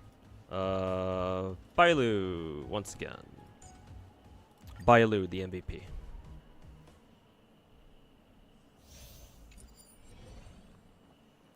You don't even bother building a 4-star unless they're E6. Well, there are exceptions like Pella, for example. And then Bennett is the obvious exception over in Genshin. Him, Xingqiu, and Xiangling, obviously.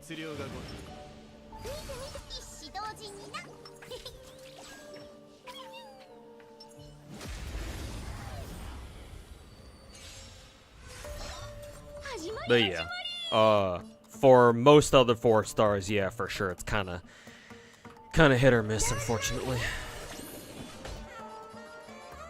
IPC team did enough damage for Kafka. Hey, I believe it, man. Let's see. I wonder who I kill first. Maybe this guy, because I think this dude is the one who puts on those the CCs. So I think I'll go after his ass first.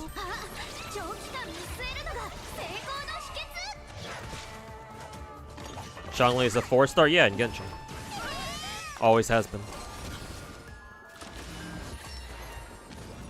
Yeah, like that.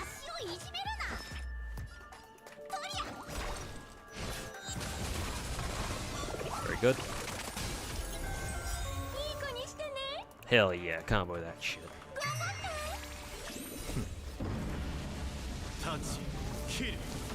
Slap.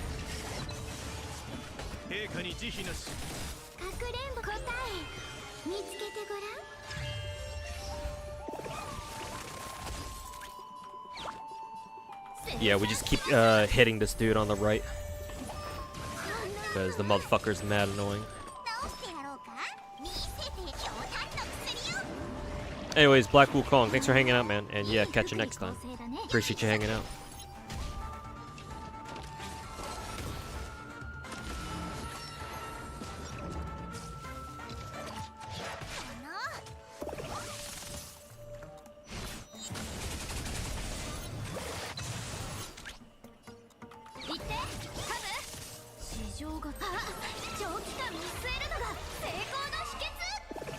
What gacha is known for being a porn game, just based off the visual looks. If someone saw a character from there without the context of a video game. Out of the ones that I play, achievement. Out of the ones I play, probably games like Nikke or Azure Lane for sure. Those two. Maybe Snowbreak, now that Snowbreak devs have gone full Coomer brain because they've realized they want to make money. However, I think there's a gacha game out there called Brown Dust 2, and that game is probably the closest I've seen to like literal softcore porn in a technically not hentai gacha game. So, you know, the more you know, I suppose. 下に慈悲なし。 生産しましょ So what you will about Genuine is Lightning Lord is one of the coolest animations. Yeah, I think I would agree broadly. う。かくれんぼ答 I mean, hey, now that Sparkle's in the game, Genuine is definitely back to being relevant again. So I don't think you have to worry about that being an issue anymore, or like people not liking him to be an issue anymore. 遊んでよ。動じないで。キヨの内定よ、ここへ。市場が長期間見据えるのが成功の秘訣。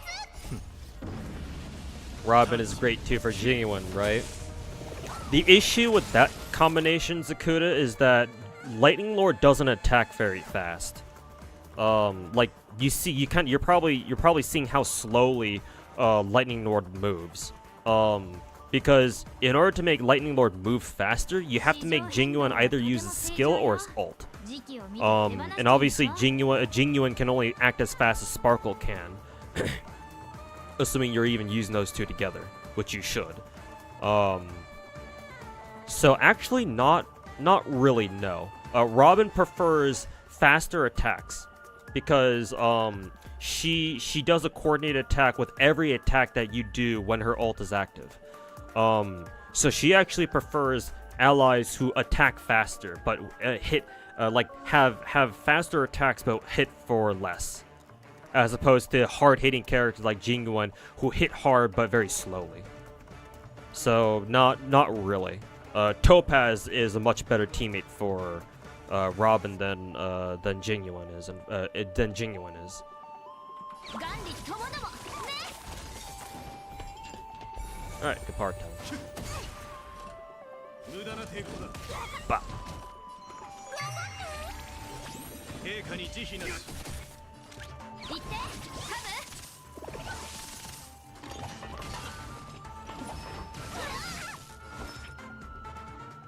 Let's see, who's next?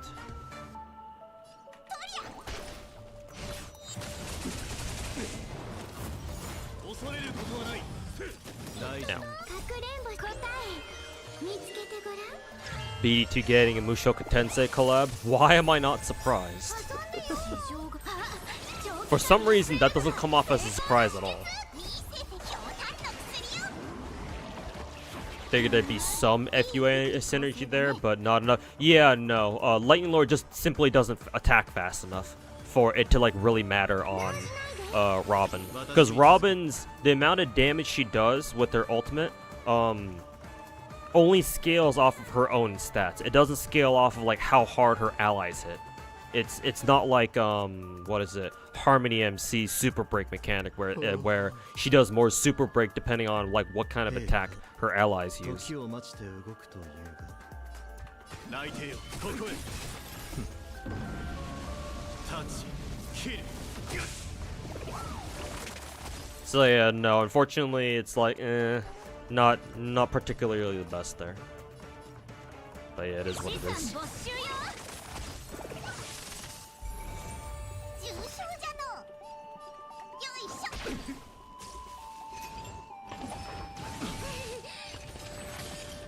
孫悟の名のもとに。 Ow.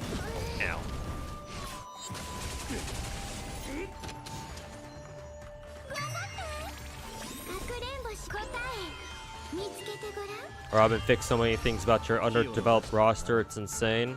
Yeah, Zakuta, all the 5-star Harmony characters in this game are the best characters in the game. They are all broken. And the funny thing is, Robin technically is the one who doesn't break the game on paper, but in theory she absolutely does. Because she offers something that no other 5-star Harmony character does, which is actual damage. 行ってカブ。市場が長期間見据えるのが。 You don't have to care about speed at all because that party action advance. Here's the thing though, with Robin, she actually does care about the rest of her team actually having speed though, because you'll quickly get to the point where you realize that Robin being fast, being the only one who's fast is not like the end all be all. 優しくする。 Like you kind of do need the rest of your team to be fast along with her too, 私に続く。 so that way she herself gets even more こ ults. こへ。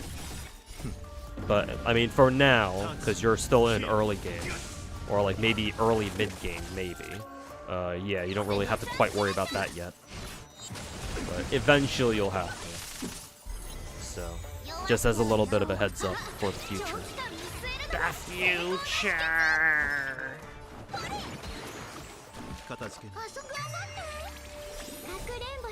This is a really great band-aid solution. Yeah, for sure. This is a very convenient... Oh, hey, look, everybody goes first.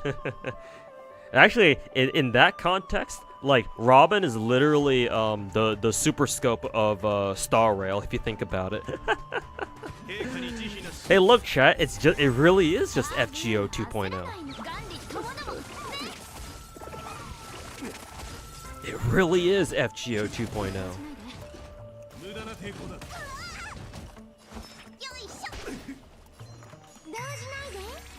気を逃し泣いてよここへ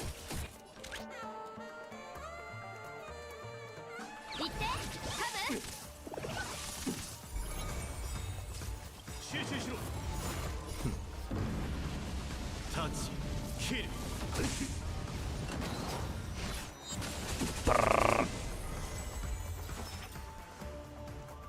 Neither of those guys are weak to lightning, actually. So. Just keep doing this. Ow. That got me all my ults, or like most of my ults. That's kind of funny. Did you see Ether Gazer Annie special? No, but somebody earlier in YouTube chat told me about it. Yeah, we're getting like a free S-rank selector ticket or whatever, like 700 shifted stars and like redeem codes or whatever. I still gotta go find those. Maybe I'll look for them after I'm done streaming tonight. And yeah, and then announcement that a PC client for the global server is being worked on right now. So yeah, seems pretty good.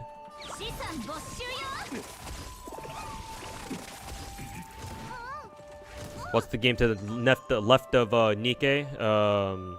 Looks cute. Oh, Girls Frontline? Oh, the character's cute. The artist for that character is the same artist who drew Sakamata Chloe from Hololive JP 6th Gen. Holo X. And I absolutely adore that artist. However, the game itself, Girls Frontline 1, do not play it. Yeah, no. Don't play that game.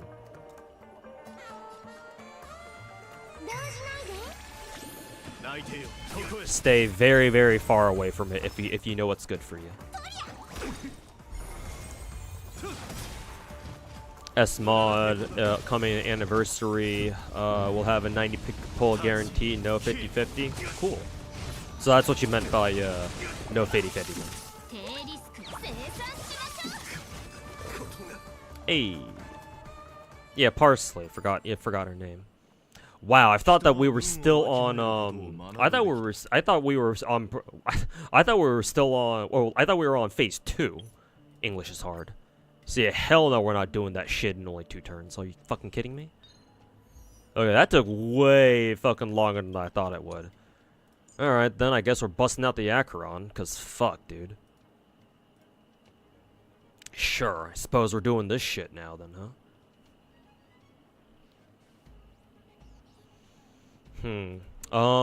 Let's see. In that case, instead of Sparkle, then I'll run Acheron, Kafka, Bailu, and... who the fuck? Silverwolf. And then Team 2, I think I can still run the same team here, I think? Who is it? Ratio, Ruan Mei, HMC, and Luocha. Yeah, I think we can keep the second team the same, but the first team has to be way fucking faster. GFL too soon? Yeah, hopefully. But I highly doubt it. At least not anytime soon. Been thinking about trying GFL 2, but you never played GFL 1. Is it worth it? Yes, don't play GFL 1. You should play GFL 2. Because it should be a much different game.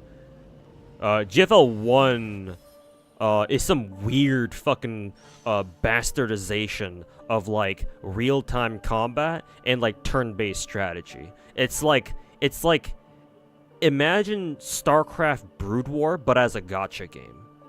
And that's a very weird analogy to make. But like honestly, with how complex that fucking game is, it's like the best analogy that I can think of. GFL 2 is much more familiar in terms of gameplay. It's literally an XCOM, like an XCOM style game. If we even have a isometric like roguelike or whatever that genre is called. So GFL 2 should be a lot more approachable than whatever fucking unrecognizable horseshit GFL 1 is. Yeah, no, GFL 1 is super fucking niche. Yeah, just like what MSD says. Don't play it now. It is not worth getting into these days. Just wait for Girls of Online 2 to come out. And like maybe go play Operation Codename Bakery Girl or whatever on Steam. Because that game also is made by the same devs and it does belong in the same GFL universe. So if you want to know more about the GFL world building or like the lore, you can go play Bakery Girl on Steam. Just don't touch GFL 1. It's not worth it. Let's see.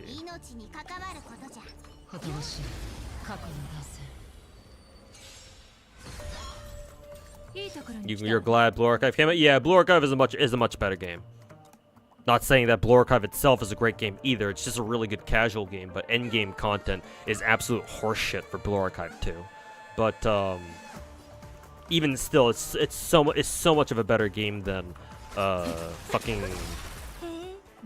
GFL 1 will ever be. So you know, there's that.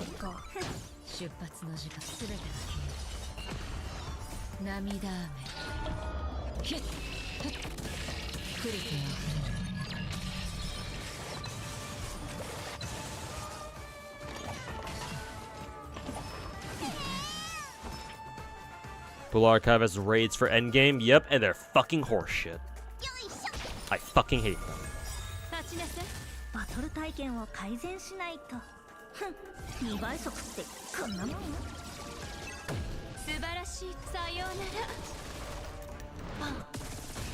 Fucking RNG the game.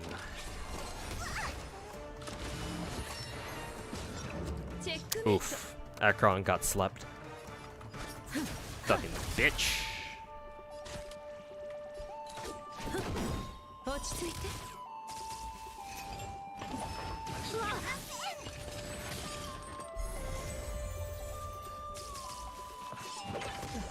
Thank you.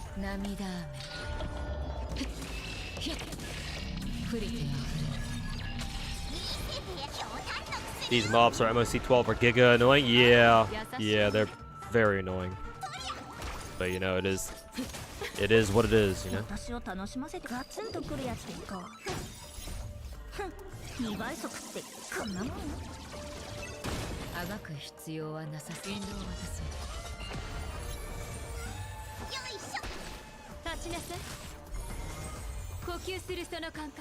And I really don't want to use Kafka's ult here. Kind of want to try getting away with not having to use it here.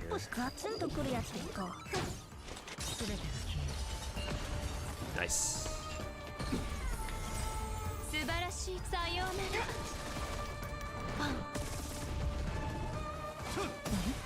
Very good.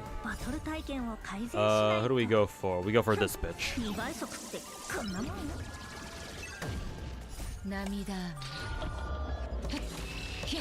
Sunset Sorrow. Oh, okay, how's it going, man?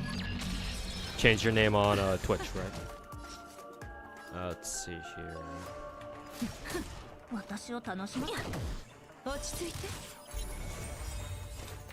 Please buy this ult now for the extra and big stacks. PvP also kind of dog water, yeah. I mean, thankfully, Blue Archive's PvP is not meant to be serious, so you don't have to treat it as such either. But yeah, PvP is, you know, a crapshoot like most gacha game PvPs are. It is what it is.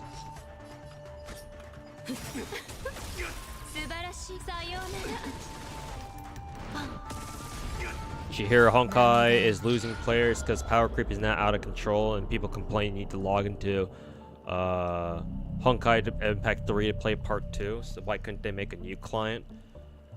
Yeah, I don't know what's going on over there in Honkai Impact land. But like, power creep has been pretty rampant in that game for a while now from what I've been told, so Why am I not surprised? こんなもんよ Change your name so that you wouldn't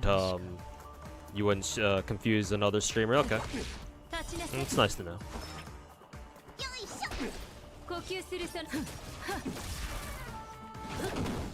落ち着いて全てが消える涙雨キュッ降りてよ優勝じゃのそりゃ There's actually a lot of shock damage. But suppose I shouldn't be surprised. Kafka we're talking about here. こんなもんよ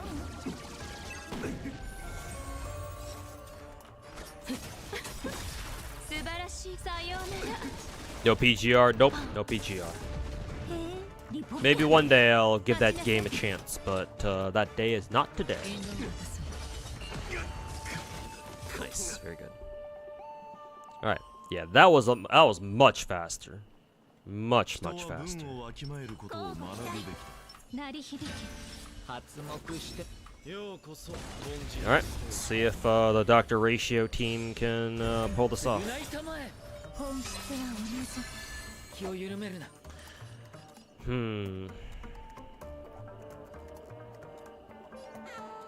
I want to go after the Adeptus or the Arumaton, however I say that, the Envoy enemy, because the Envoy enemy is fucking annoying as shit.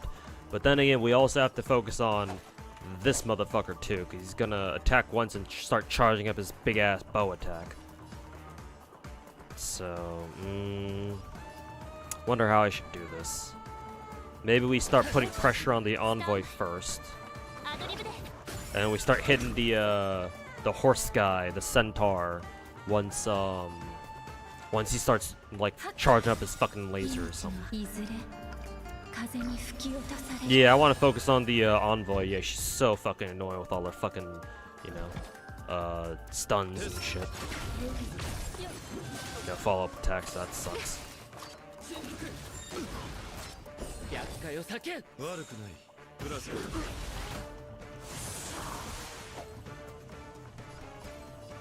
Let's see. Start going for this dude. Use the wall chest ult to gain another stack, and then break the envoy. 一生コラボスタート Very good. 存在とは感知 Oh yeah, here we go. 真理を探 Here we fucking ロ go. ビューを根絶するドリームカブテル 0点 Yeah, here we 優 go. 美な身構えですね You love to see it, boys. 答えてみろマイナスだ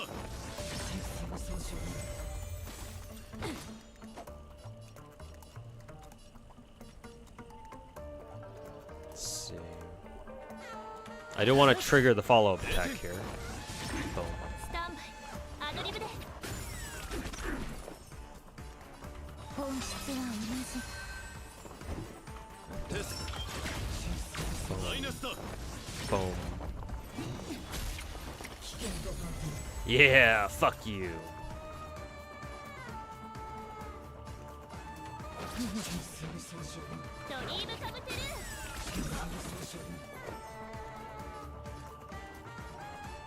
はっ命のいずれ風に吹き落と Really され tempted to get back into Azure Lane, but you can't remember the email. Maybe the help desk could maybe help you with that. I don't know. 回答を楽しみにしているぞ Let's see. We'll go for this guy for the guaranteed follow-up here. 存在とは感知される知識は I'll 尺 hit と the 真理 envoy を after 探り this. ロビューを根絶する Nice swing break. 大輪マイナスだ Go. 0点 Yeah, this team is working out, surprisingly. テスト Giving Wu a chance? Yep. I do plan on playing binging it next weekend. 一生コラボスタート I'm thinking maybe I used that ult a little bit too early. 本質は同じ命のいずれ落とされる。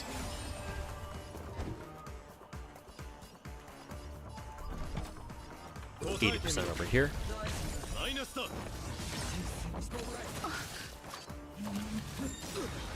存在とは Nice, he actually resisted that. Very good. 真理を探り語尾を根絶。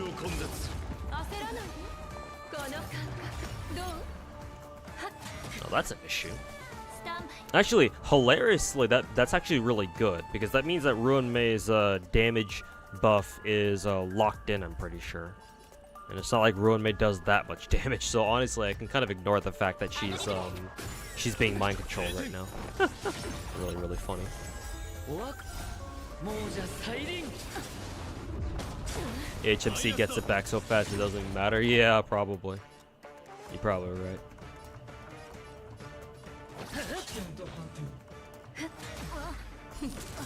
僕が質問する。テスト。0点。一緒にどう？厄介を避けんナイスコンビネーション。償いたまえ準備はいい？ペースを合わせよう。 Honestly, I'll just pop her ult again. She could break from Stariel until 2.3. Well, I mean, keep logging in, doing your dailies for the free 60 gems every day.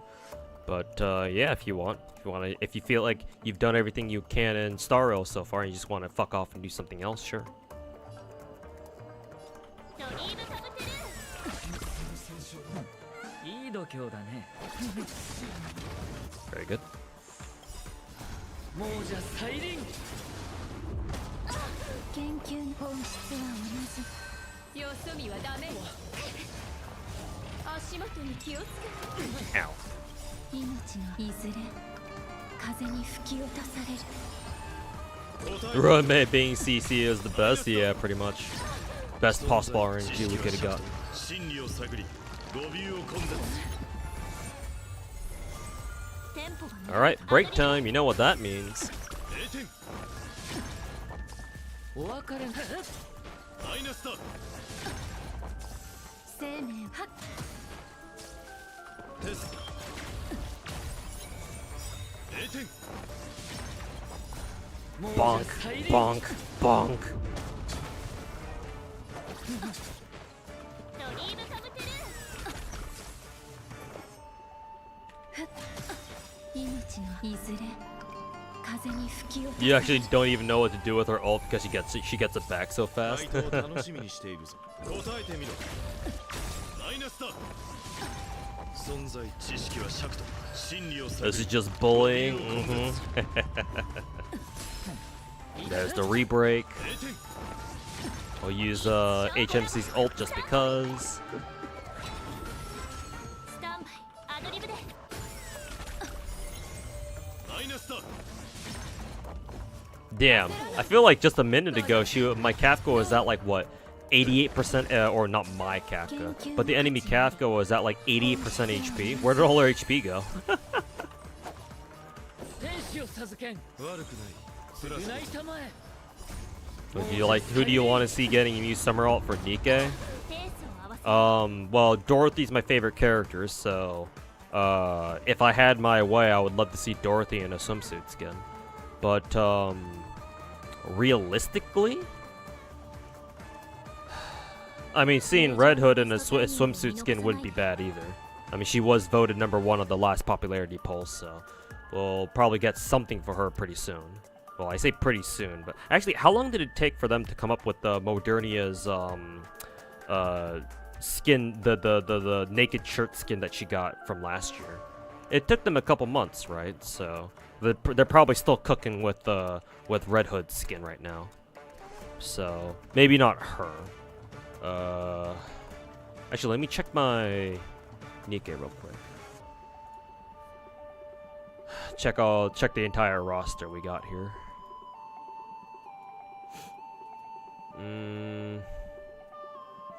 Volume still hasn't gotten skin. It's almost criminal at this point that she hasn't, considering she was kind of the original Coomer bait for this game. So maybe something for Volume, I guess. That would be nice. Let's see. I would say Noir, but Noir's already gotten a kimono skin, so a New Year's kimono skin, so she can't be that. Anis already has a summer alt, so, and that's already hot enough, so that's great. Bro, imagine Tia in a swimsuit. Fucking imagine. Marciana actually wouldn't be bad in a swimsuit either. I mean, she already shows her fucking midriff, so she's already halfway there. I kind of wonder if they'll ever do alts for the rehab characters, for Sin, Quincy, and Guilty. I mean, those three in swimsuits will be nice. I just don't know if they'll ever do that though.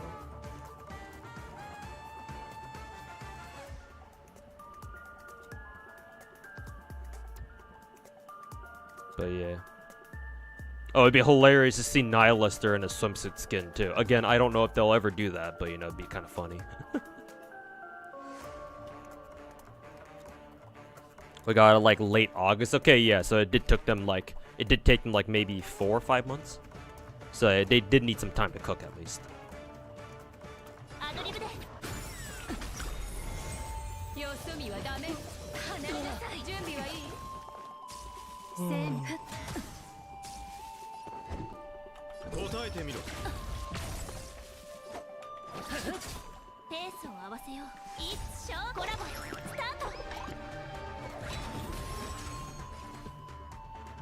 You wonder who the next Liberation Unit's gonna be? Yeah, true. Who will it be? Hell yeah.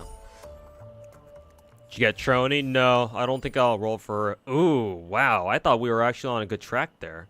We actually missed out by 1 turn. Shit, man. I should have been paying attention. Then again, I was playing pretty optimally there, so I'm not sure what I could have done to really improve that per se. Damn, that team was like one turn slower? Interesting. Maybe instead of Ruin Mei, we go for somebody else? Yeah, instead of Ruin Mei, we would have to go for another DPS, I think, and just run HMC as our solo buffer, so to say.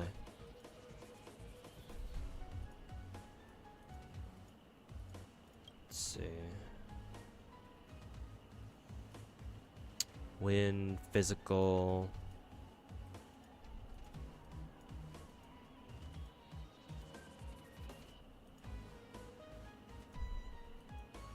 Bum, bum.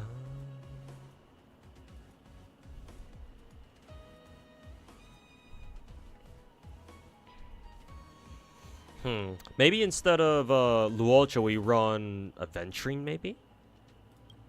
So Aventurine instead. Aventurine here, and then we bring like another single target here somewhere.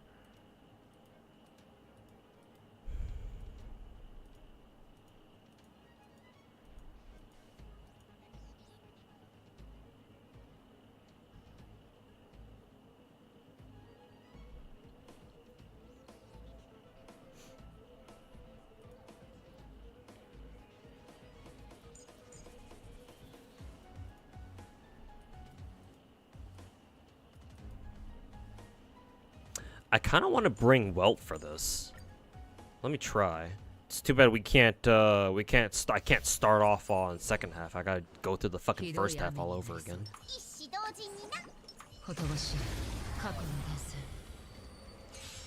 Does Aventurine cleanse? No, he doesn't. But you know, I'm sure it'll work out. Trust.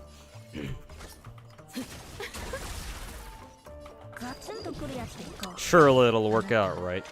Clueless. How do you feel about stamina in video games? I don't think stamina should exist for video games at all. I think it's a bullshit mechanic that needs to fucking die.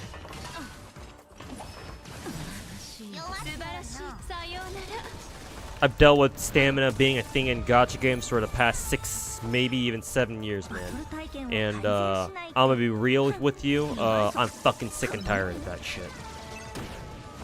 Like, I'm used to... I grew up viewing video games as something that you could just play however long you wanted, man. So any game that doesn't let me do that is kind of shitty. I'm not gonna lie.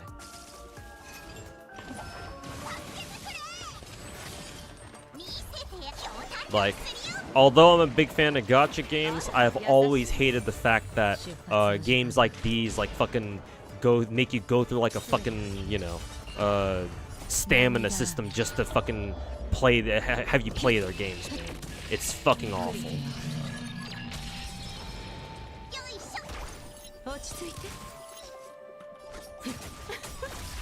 私を楽しませてくれる。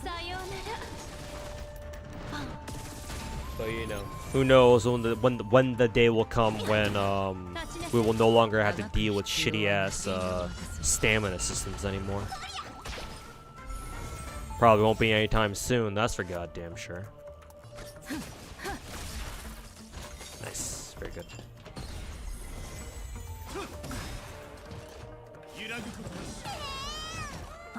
Let's see. Yeah, we'll go after this motherfucker first.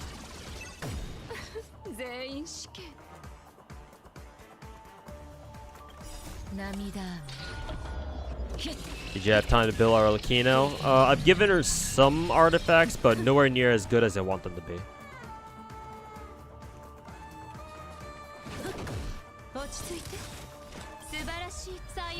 So they can definitely be better. Maybe I'll take tomorrow to like farm a lot of maybe I'll stream Genshin tomorrow and like just binge farm artifacts for Arlecchino. Maybe along the way I'll also pick up some artifacts for Chlorinde as well, but we'll see.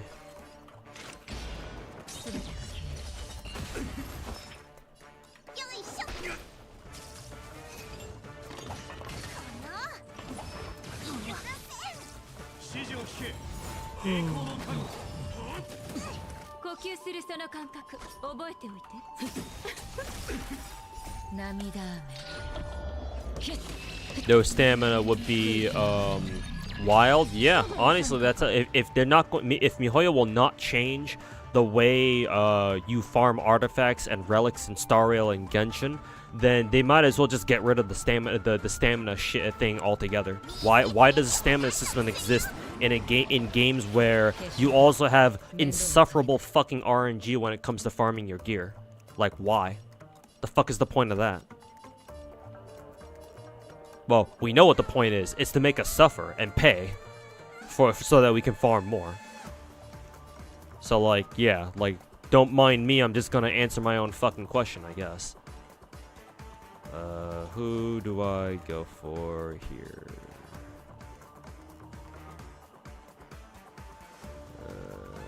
Fuck it.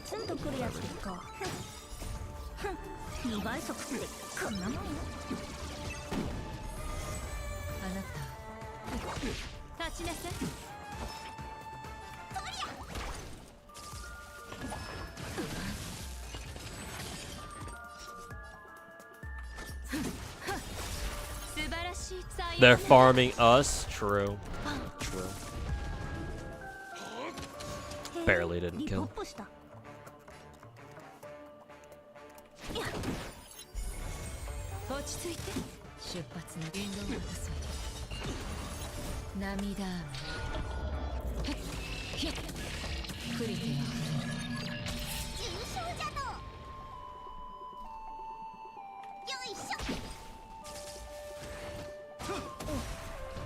Does GFL have a stamina system? Technically no, but it does have a resource system, and that's technically your stamina system in the game. Because deploying units costs resources, and the stronger your units are, the more resources they cost to deploy. In a nutshell.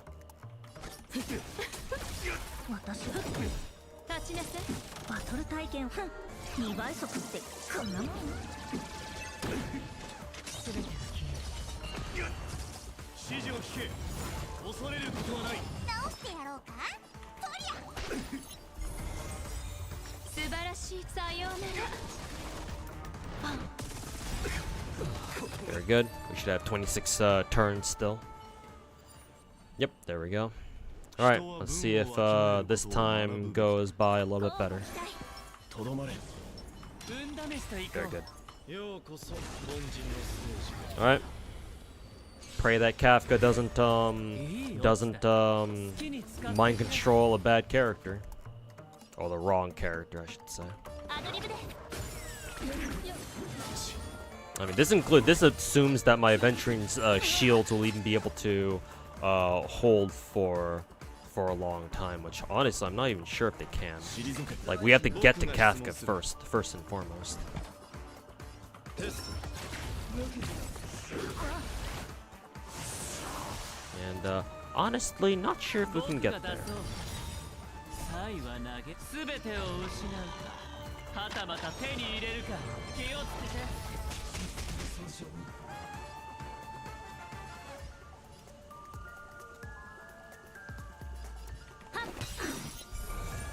一生コラボスタート。君らは個性とし、君らに選ぶ余地はない。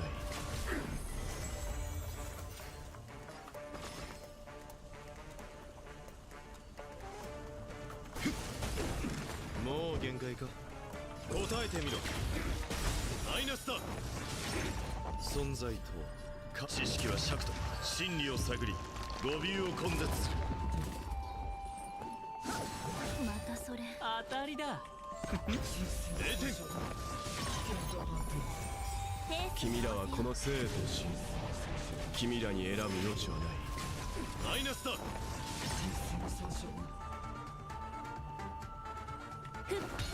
任せろ。回答を楽しみにしているぞ。テスト。0点。買いだベッド大事ない。サイは投げられた全てを失うかはたまた手に入れるかスタンバイ。始めよう。君らはこの生とし、君らに選ぶ余地はない。答えてみろ。マイナスだ。存在と知識は尺と真理を探り語尾を根絶する。0点。一生コラボスタート。 When is the honeymoon phase for a gacha over? Depends on the person. Either when you feel like there's no more content to do, or in case you are starting to slowly not enjoy a game anymore. Like if you're starting to see more and more problems about a game that you're playing that you don't like, and they're finally starting to negatively impact your experience with the game. Then at that point, you know, your honeymoon phase is starting to end. For sure, anyway. マイナスだ。任せろ。回答を楽しみにしている。テスト。0点。遊んであげるよ Okay.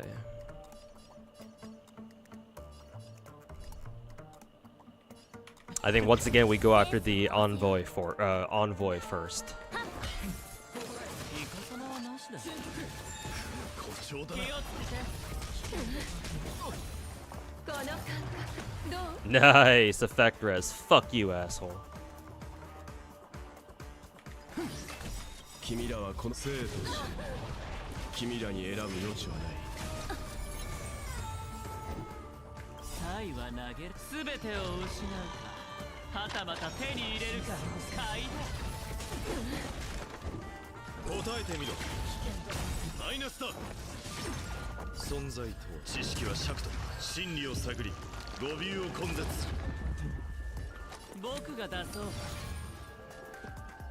0点。始めよう。マイナスだ。テスト。0点。よそ見はダメ。気をつけて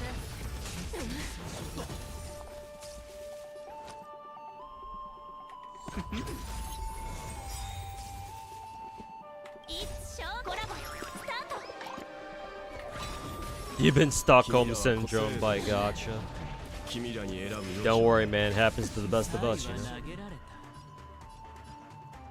全てを失うかはたまた手に入れるか買いだ Very good. All right. Last one is Kafka up next. もう言答えてみろマイナスだ存在知識は尺と真理を探り語尾を根絶するベッド0点マイナスだ任せ僕がステス0点君らは個性とし君らに選ぶ余地はない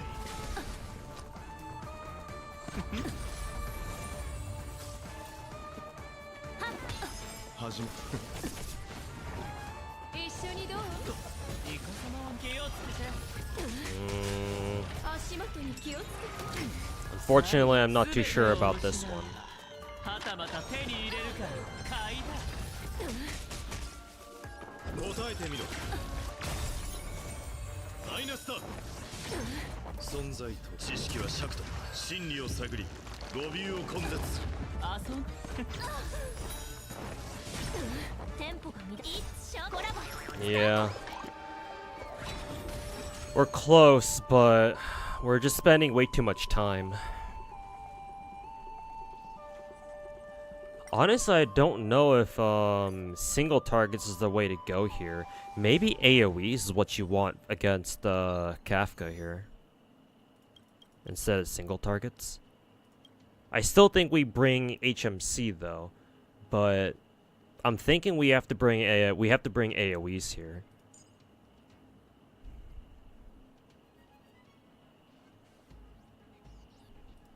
I think adventuring is a good choice here, cause like he alone could tank everything that second half was thrown at us. But I think in addition to Welt, we have to bring a second single target too, which is kind of weird to say considering Dr. Ratio seemed like he was doing really well there. But I think that's kind of how it's going here. I think that's kind of how it needs to go here.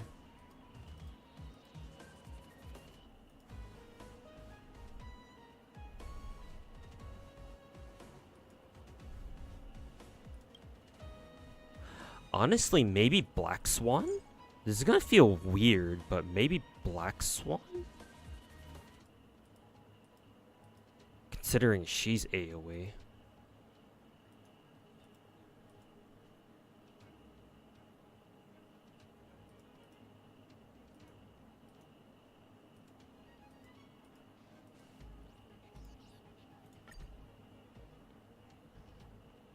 Yeah, sure, we'll give the Black Swan team a try. Again, I really wish I could just... Actually, can't I just start with, Can't they just start with second half? Like, didn't we get, like, an update where if you already beat first half of MOC, you can just go straight to the second half if you're trying it again? Or does that not count? Maybe if you change your team, it no longer counts? That's fucking stupid, by the way. Oh well, whatever. いいところに来たわね。へえ、リポッポした。ガツンとくるやつでいこう。あなた、すべて涙雨。ひっ、クリティの。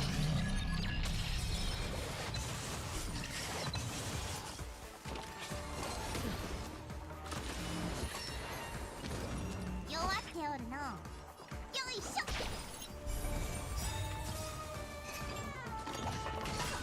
バトル体験を買う2倍速ってこんなもんよ。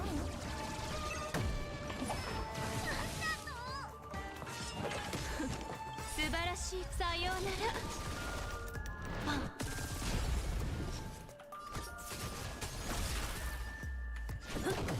ら。落ち着いて。引導を渡そう。涙。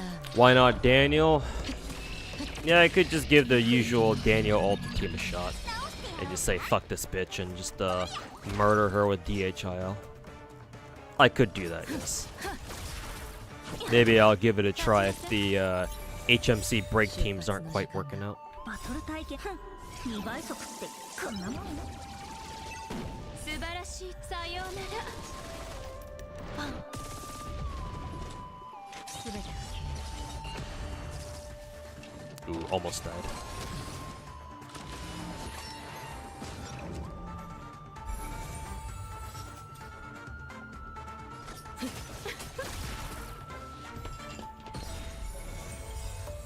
涙雨。ひっ。降りてあふれる。揺らぐこと。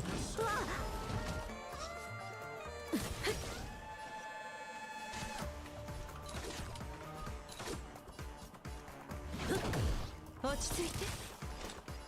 引導を渡そう。見せて強弾の薬よ。ナイスヒーリング。よいしょ。指示を聞け。バトル体験を改善しない。2倍速ってこんなもん。素晴らしいと。さようなら。パン。涙雨。ひっ。降りてあふれる。またか。すぐ餌にかかる。ガツンとくるやつでいこう。立ちなさい。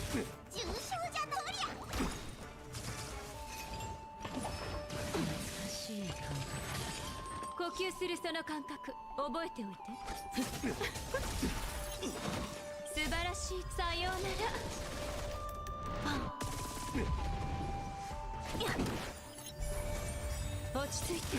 バトル体験を2倍速ってこんなもん。涙雨。ひっ。降りてあふれる。全てが消える。よいしょ。 And not only that, but technically this one was even worse because now it wasn't able to beat it within 26 turns. Actually, no, maybe this is turn 26. Wow, that actually almost killed us.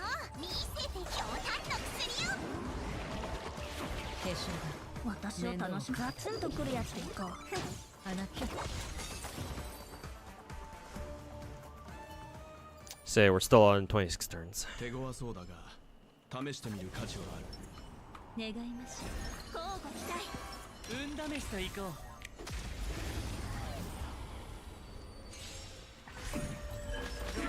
う。いいよ、好きに使ってくれ。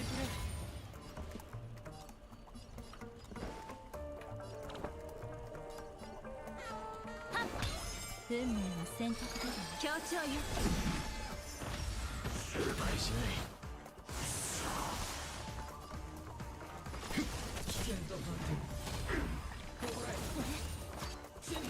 これしき君らはこの生と死。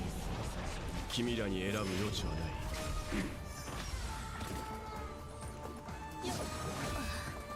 遊んであげるよ。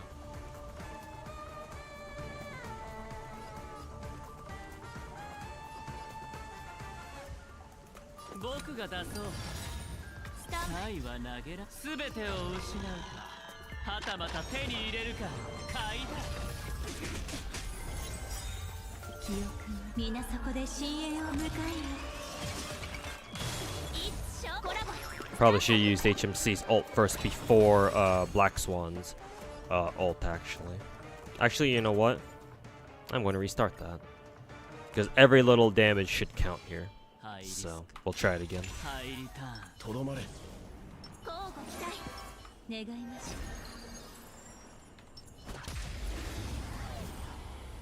ょう。 Will I roll it for Boot Hill? Yes. That's the plan anyway. Boot Hill 2.3 I'll be rolling a lot. That's for sure. Or more than I usually would.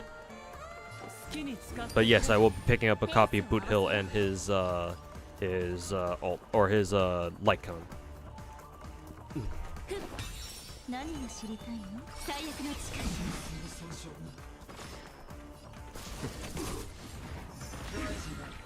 大事ない。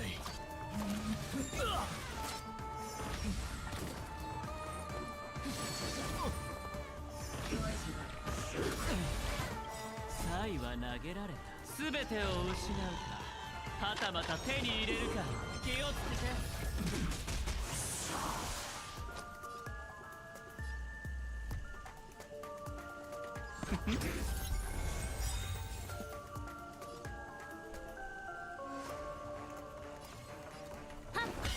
一生コラボスタート。君らはこの生と死、君らに選ぶ余地はない。Yeah, 2.3 is gonna be a tough patch. Oh yeah, for sure. For fucking sure, man. 協調よ。始めよう。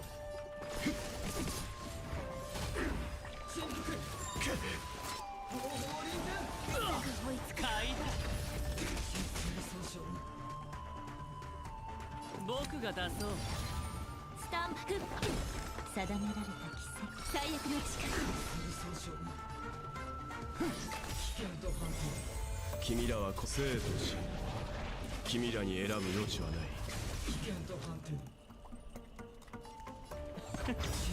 サイはなく全てを失うか、はたまた手に入れるか。ペースを合わせよう。ドリームカムテルー。運命の選択ではない。協調よ。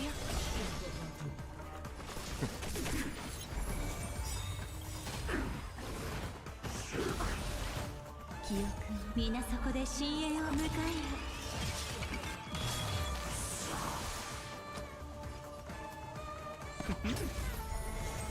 スタンバイ。一生コラボスタート。アドリブで。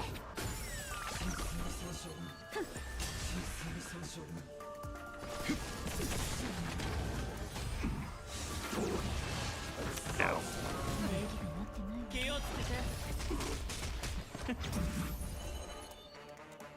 君らは個性とし、君らに選ぶ余地はない。 Why is Bennett from Genshin praised as the best 4-star? He's the only attack buffer in the game. Well, he's not the only one, but he's the best one at it. Plus he's Pyro, which means you can run double Pyro with him.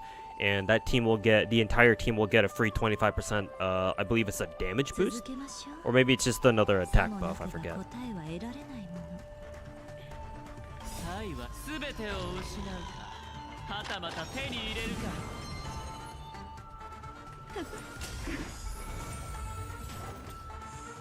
テンポが乱れた。遊んであげるよ。 And personally, I don't think Bennett was a mistake. If anything, Bennett is the best thing to happen to Genshin Impact from a team building perspective.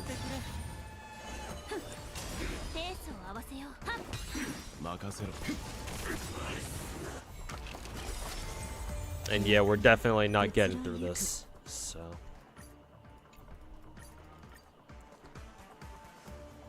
Alright. I mean, I wanted HMC to work there, but maybe not this time. Maybe I'll try next time later. But we'll just fucking snooze fest this shit with the Daniel Alter, I suppose. What team did I want to even use on him again?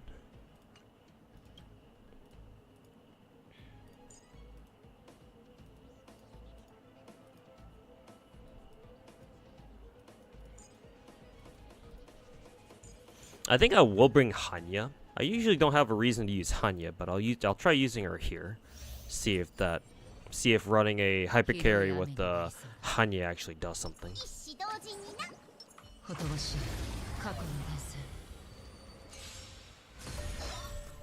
いいところに来たわね。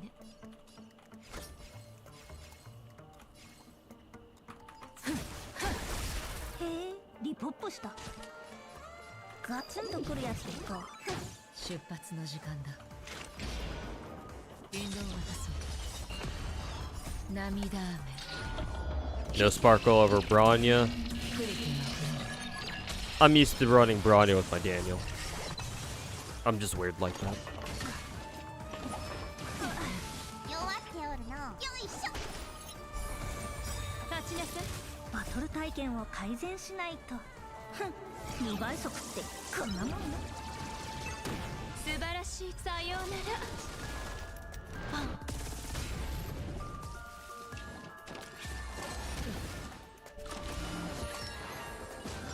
チェックメイト。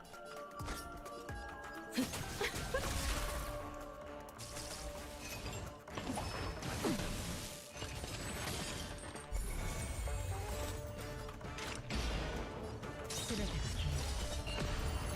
涙雨。 It's only funny because when you found out Sparkle was released, people said that was bad. It's only bad if you're bad at meter management or skill point management. But if you know how to handle your skill point management, then it's not a bad idea. 私を楽しませる。 But you know, Hoyoverse players don't really know much about like actual gameplay skills. All they care about is, ooh, how much damage does this character do? So of course, yeah, people told you that was a bad idea. Why the fuck am I not surprised?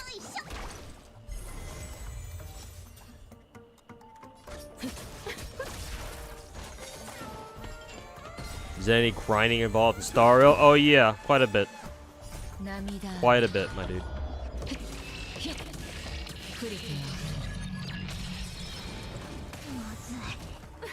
全員召喚の薬よ。あら、優しいのね。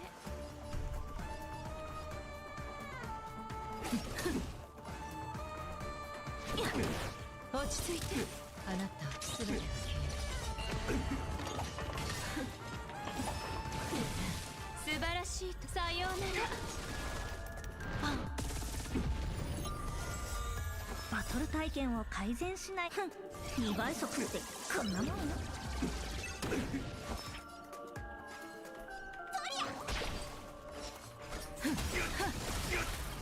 涙雨。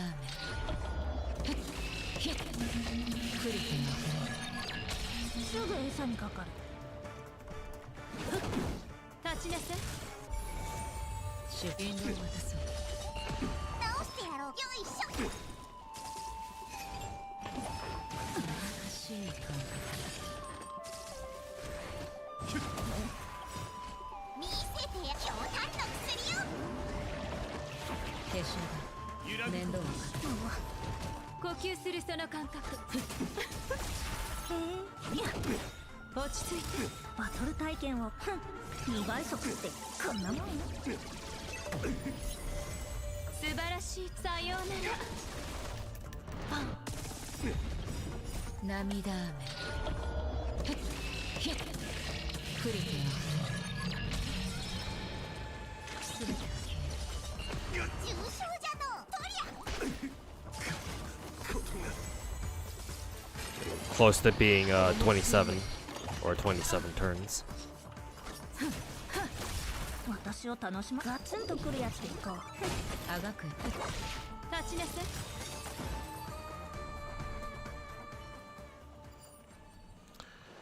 Alright, let's try this shit with the... Let's see, did Hanya have a offensive technique? Yeah, pretty sure she did.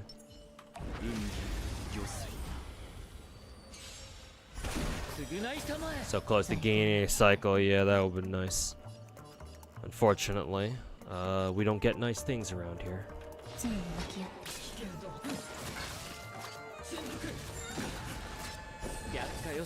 緊張は不要だ。いい度胸だね。もうじゃ再臨。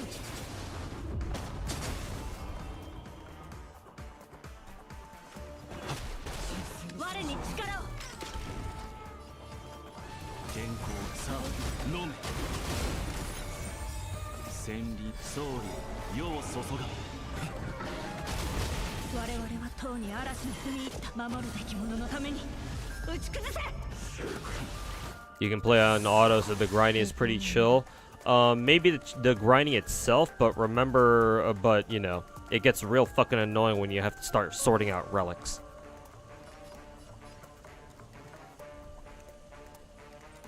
Let's see.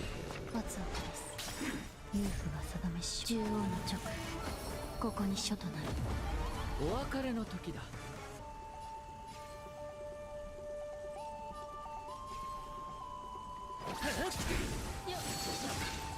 非か落葉の原稿の荒我に力を。波原稿の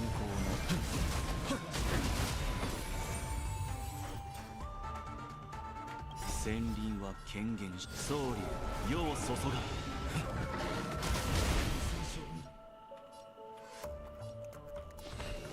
全部向き合って。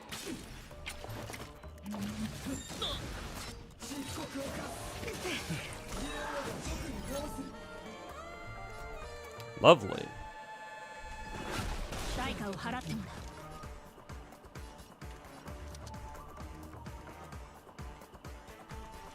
我に力を。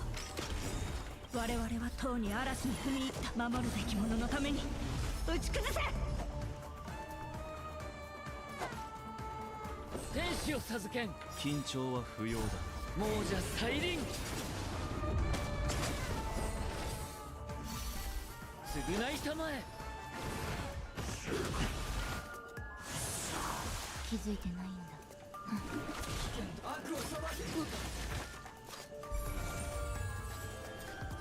天候のさあ飲め。いい度胸だね。避けられない一戦。我に力を。使うつもりはなかった。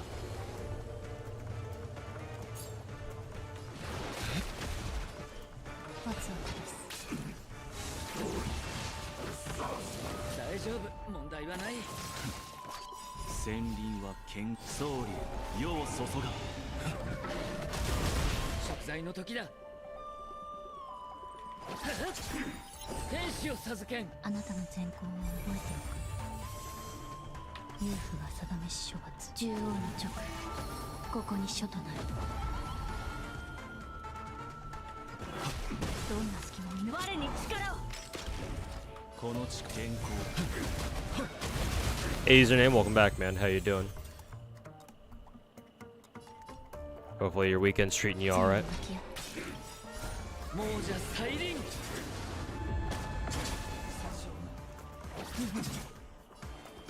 健康のさあ飲め。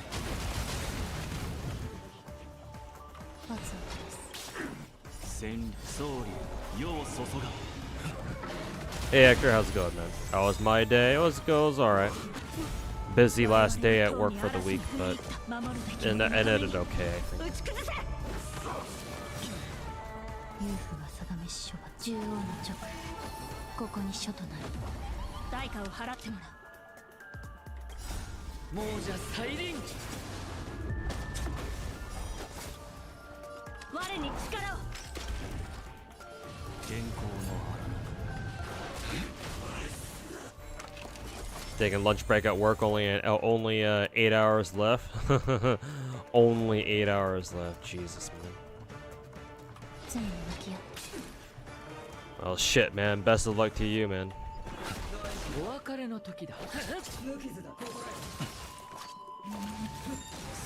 逸失か。厄介を避け。緊張は不要。常に認める。ちゃんと立てる。 Surprising. My branch had pretty good effect res.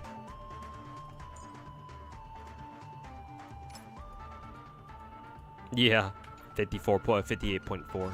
So she lost the coin flip. 罰を下す。大丈夫、問題はない。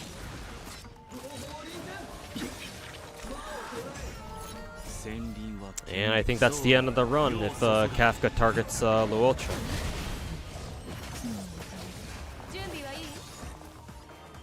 Let's see. Oh yeah, he's definitely dead on his turn, so.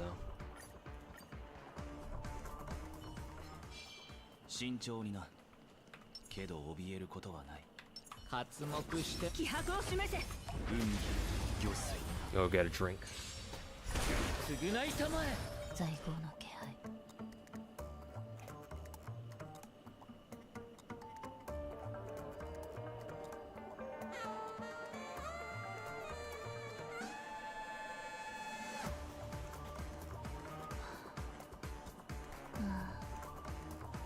こでぼーっとしてるのってすごくいい。因果伝に戻って山のように積まれた在郷帳なんて読みたくない。この時間がずっと続く。 Actually, now that I think about it, I haven't done my dailies for Genshin yet, so I should probably get them done right now before daily reset.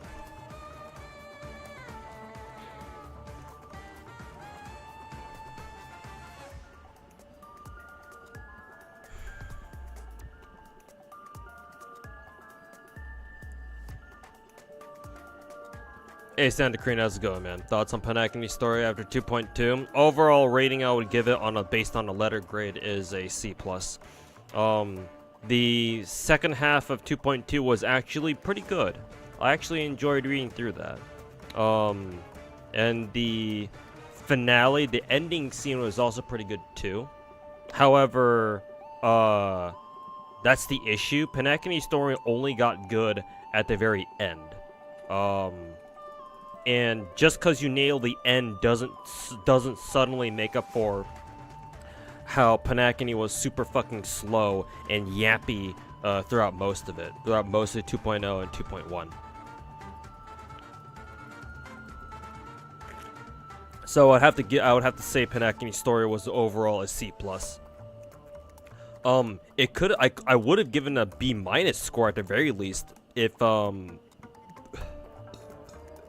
I didn't feel like the story itself felt like really fucking messy in terms of its story writing.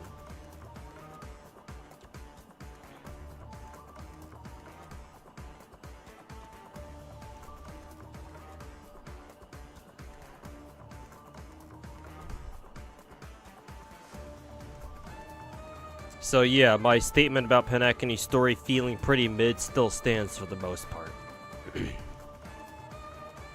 They could have done a much better job with Panakini's story, yet they didn't.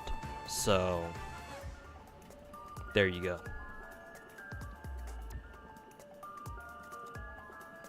Who do you think will be next gacha game company to make another $60 game that will sell successfully? Who knows, man? I don't fucking know. I don't really pay attention much to the actual, like the video game industry. It's like, whatever, man. If it works, it works.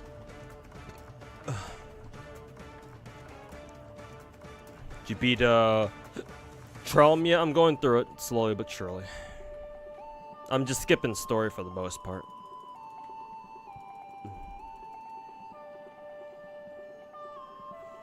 But, I'm going through the story fights off, Nat AP whenever I've got the time. I think I'm on, like, section 15 or 16 now, so...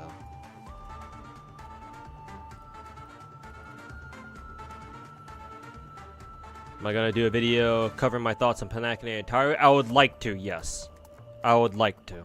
Now that Panakini's story is done, and like I should know everything that happened so far. People aren't gonna like it. They didn't like my first video about how I thought 2.0 story was mid already, so I can't expect people to like another Panakini video that I'm gonna make. But I would like to. Just to ego check any Hoyoverse fanboy or fangirl who thinks Panakini's story is like the best shit ever. Or like the best gacha story ever.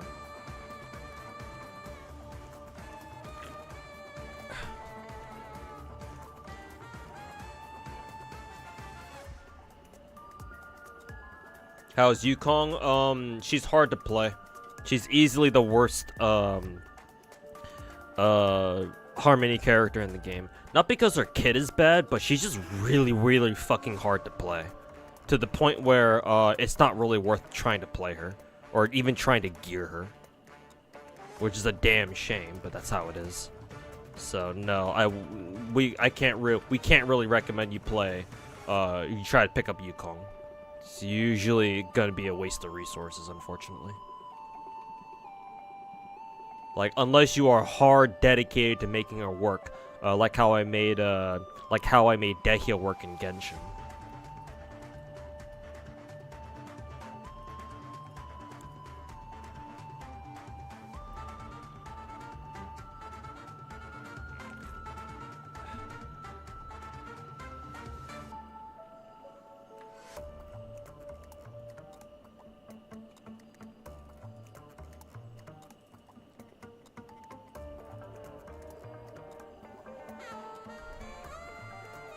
Hoyo writing is really overrated. I mean, so far, yeah, I kind of have to agree, you know?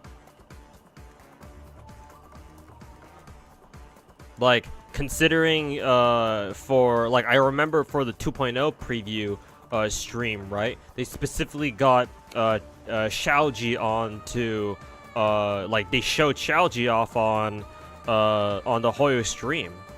Saying, like, oh yeah, we got this dude to start writing stories for us. And then we started freaking out, like, oh my god, this is the dude who killed off Himeko in Honkai Impact. Who's he gonna kill off this time? You know?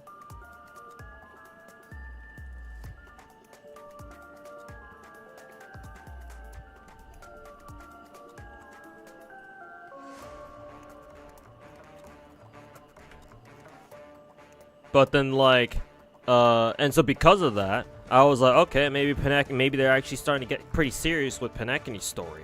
And then I read through it, I'm like, is this Xiaoji guy is all this Xiaoji guy good for? Is just killing off characters and that's it?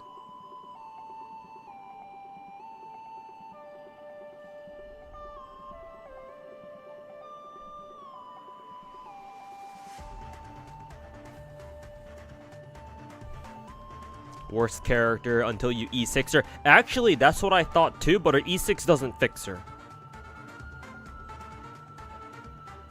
How she would have been fixed is at the very least if they just had given her one more tick of her skill lasting, so her skill would last for 3 characters and not 2. But like after getting Yukong E6, I tried using her and no, it's not. It doesn't really fix her. No. If anything, it just kind of makes using her even more awkward. To be perfectly blunt. Are you planning to try Woo-Woo? Yeah, we're playing it. We're playing it next week. I've requested time off work to binge play it over the long Memorial Day weekend next weekend, but they have to approve my time off first, or they have to approve my sick days off first.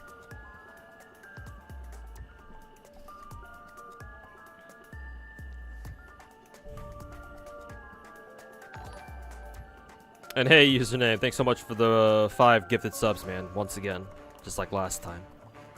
Cheers, man. Early FGA in it for sure. Yeah, for sure. Early. I wouldn't recommend the early chapters for FGO either.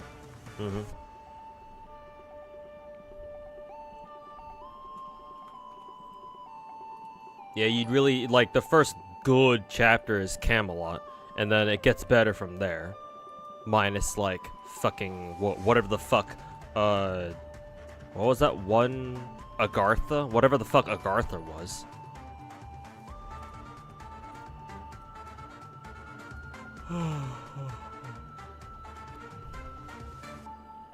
So yeah, minus that, but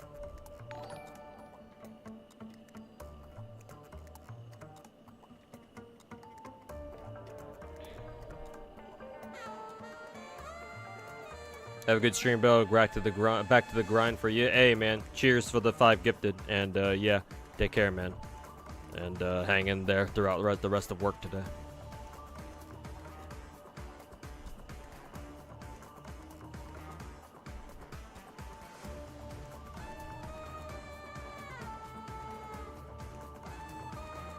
The waiting in between was excruciating. Yeah, Milk, if you only care about story and FGO, like, honestly, you shouldn't even have to play the game. You can just, like, catch up with story with people, with videos that people put up on YouTube or whatever. Like, honestly, that's probably a better way to go about it.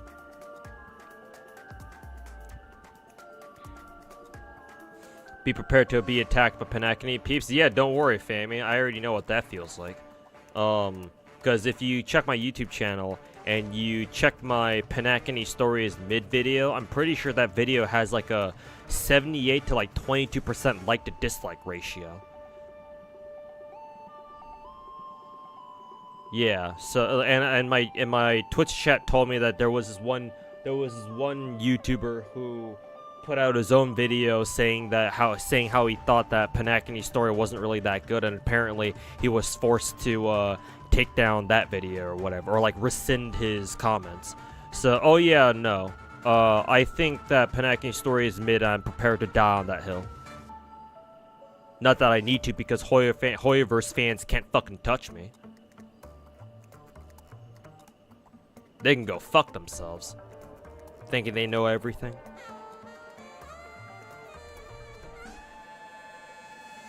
Which YouTuber? I forget the name of that YouTuber. Maybe my Twitch chat knows, because they were the ones who brought it up.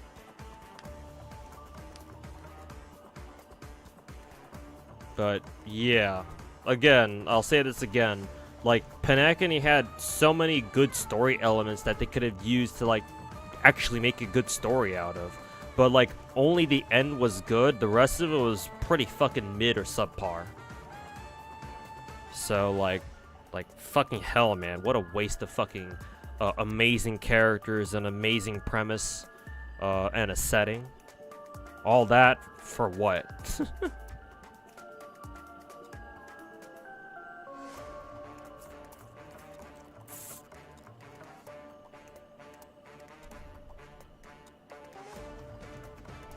Crazy how people take criticism for a game they like as a personal attack. Welcome to the internet. That's how people are these days. Alright, 420 Blaze it. Thanks for hanging out, man. We'll catch you next time. Yeah, have a good one. お別れの時だ。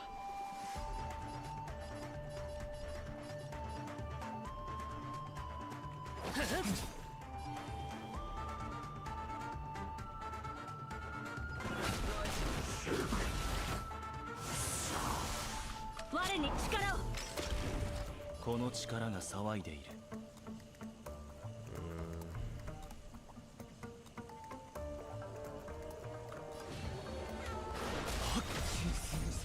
総理、世を注が。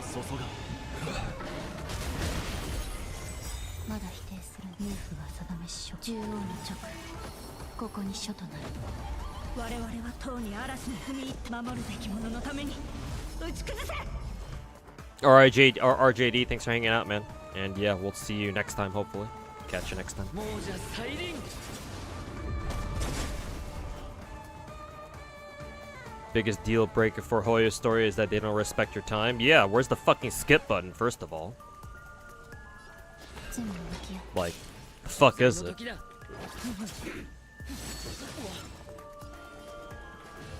候の花。さあ、飲め。 Fucking Hoyo out here thinking that they can get away with a fucking, not having a fucking skip button. 千里総理、世を注が。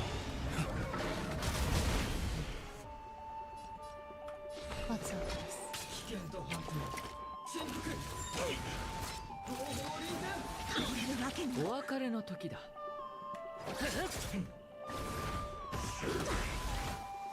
厄介を避け。適切な援助だった。もうじゃ再臨。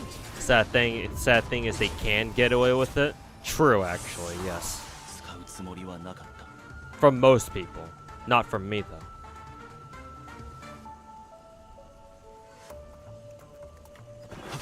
代価を払って我に力を。我々は唐に嵐に踏み入った。 What's my opinion on Genshin's story though? More or less the same, to be honest.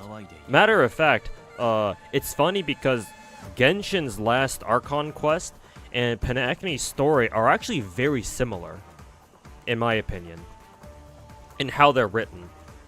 Like, if you think about it, they even last for the same amount of chapters too.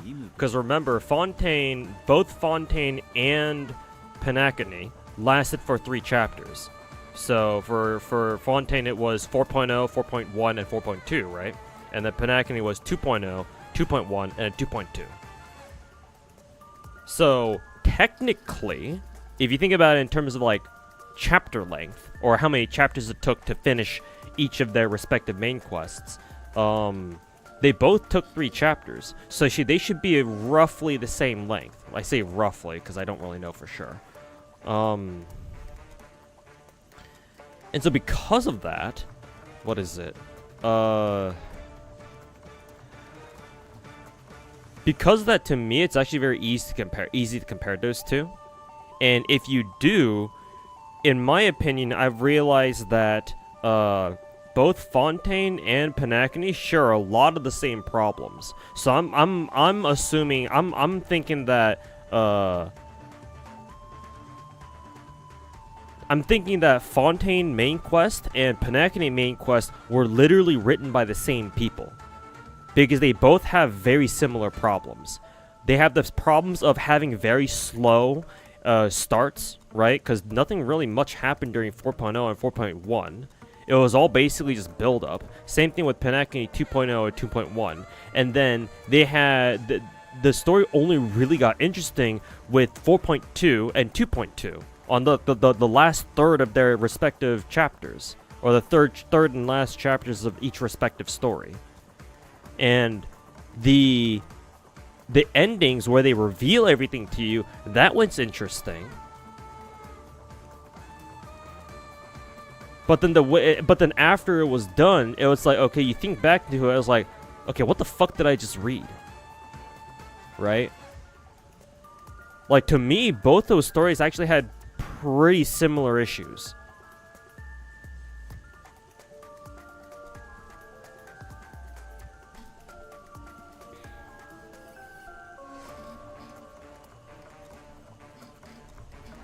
What gacha could you recommend besides Genshin, Honkai, Nikkei?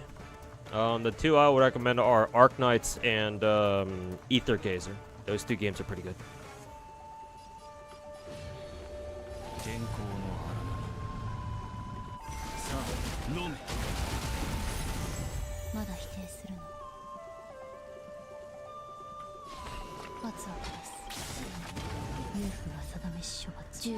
One thing that really annoyed you was how nobody really talked about how Sunday's plan completely overrides Panacony's citizen self-autonomy, and that's how that's the biggest moral flaw of it. Unless I'm misunderstanding your question, I mean, Sunday's kind of an asshole, so I mean, that's kind of to be expected, if I'll be honest. Unless you were referring to something else, which you may very well may be.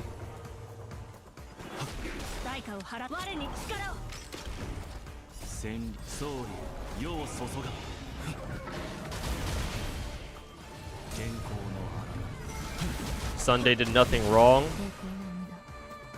No, he did something. He did do something wrong. He was an asshole. So, yeah, fuck him.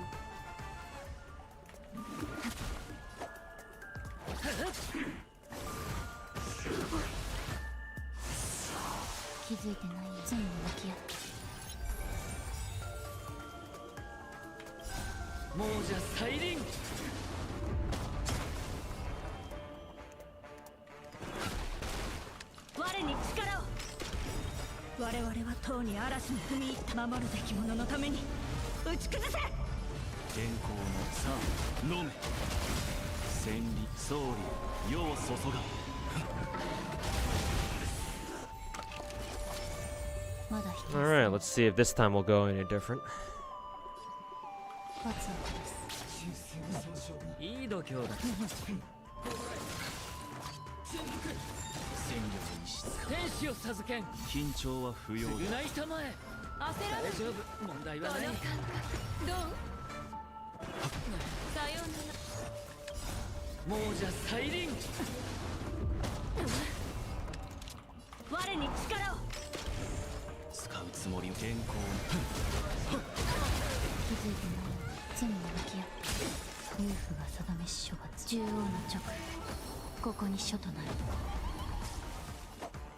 Whoa, doing well would be cool, but it looks kind of sauceless. We'll see.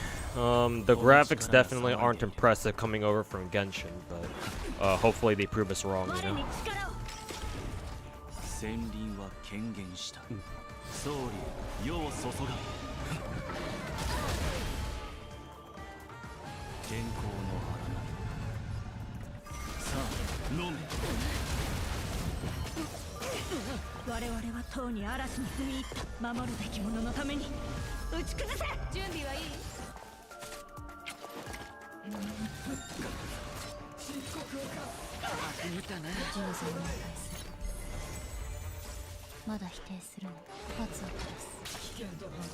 お別れの時もうじゃ再臨。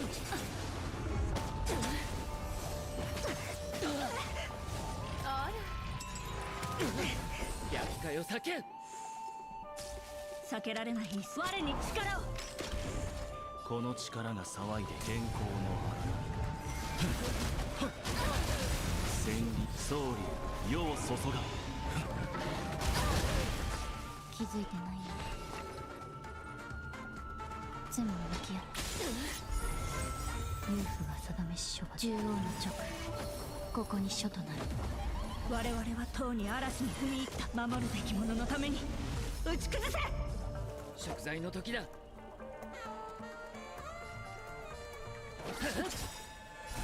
もうじゃ再臨。健康さあ飲め。代価を払ってもらう。我に力を。使うつもり。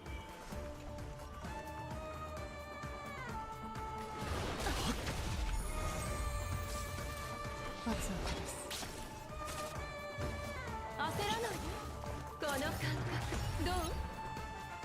罪の天使を授けん。あなたの善行は覚えておく。避けられない我に力を。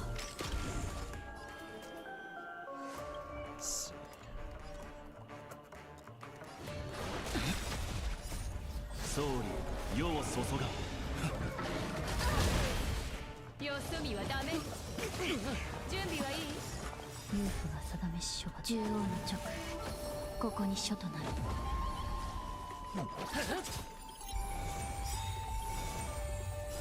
もうじゃ再臨。我々はとうに嵐に踏み入った。守るべき者のために打ち崩せ。罪に向き合う。 Let's see here.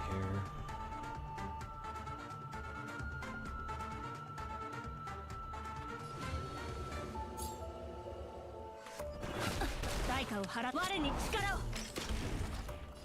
健康に食材の時だ。逆界を避けん。あなたの善行は償いたまえ。気づいてない。罰を下す。一緒にどう？もうじゃ再臨。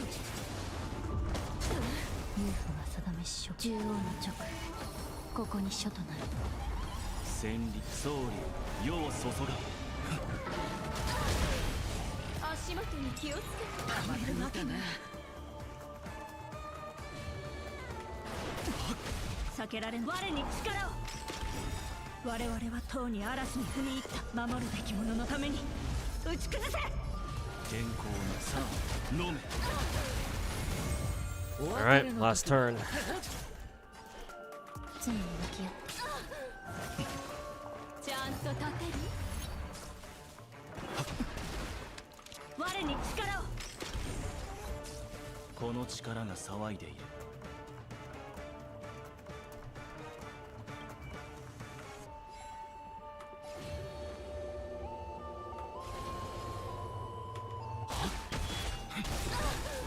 戦慄総理世を注が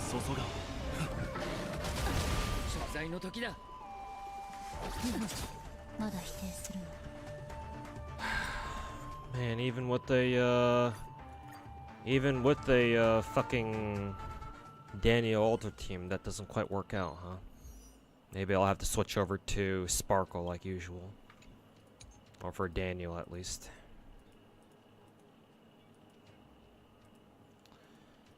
Meta it is, then.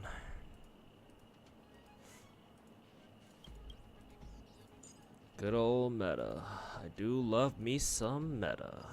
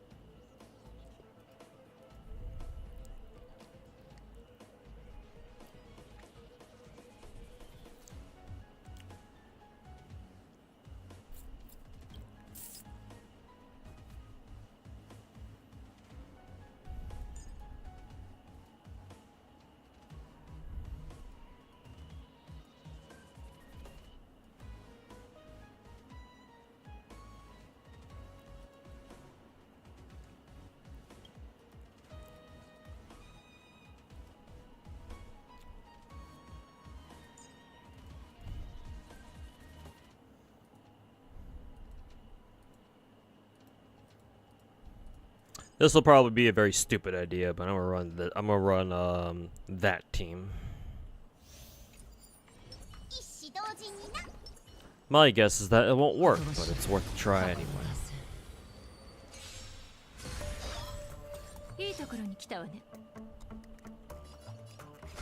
へえリポップしたガツンとくるやつでいこう引導を渡そう涙雨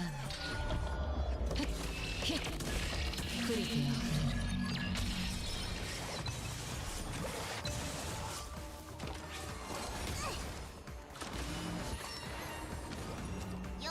Honestly, bringing Fushuan for this probably wouldn't be bad either. Just to be able to say fuck you to the constant sleep that they're putting on my characters.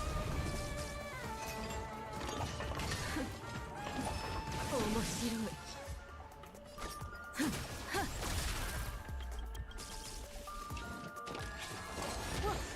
バトル体験を改善しない2倍速ってこんなもんよ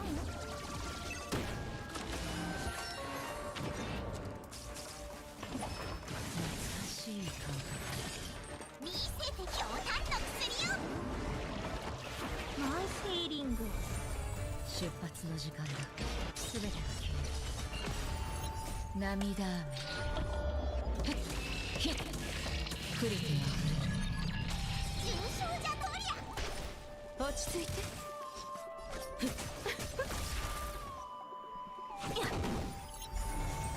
立ちなさいさようなら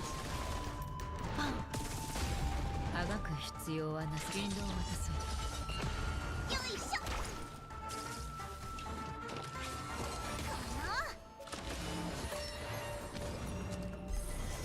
ょ呼吸するその感覚覚えて私をた落ち着いてバトル体験を改善2倍速ってこんなもんよ涙雨クリティ揺らぐことなし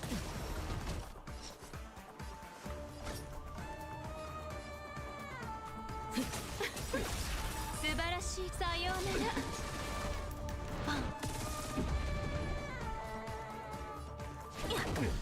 立ちなさい全てが消見せて強炭の薬よナイスヒーリングえる涙雨クリティ弱っておるのとりゃまたか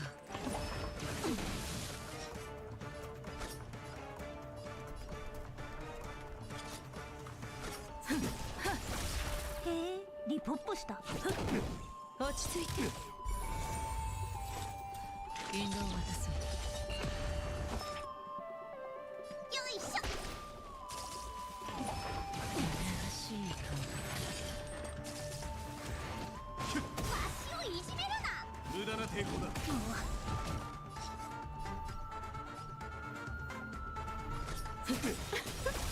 素晴らしいさようなら立ちなさいバトル体験を変え2倍速ってこんなもんよ涙雨クリティ全てが消集中しろ栄光の覚悟全員死刑すぐ餌にかかる落ち着いて引導を渡そ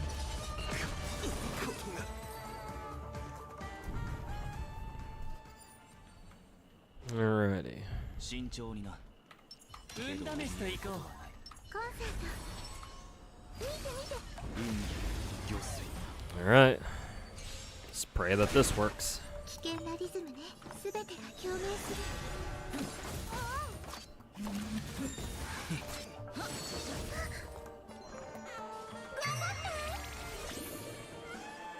健康の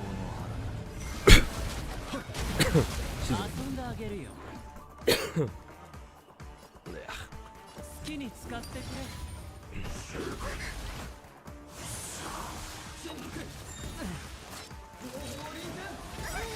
気をつけて。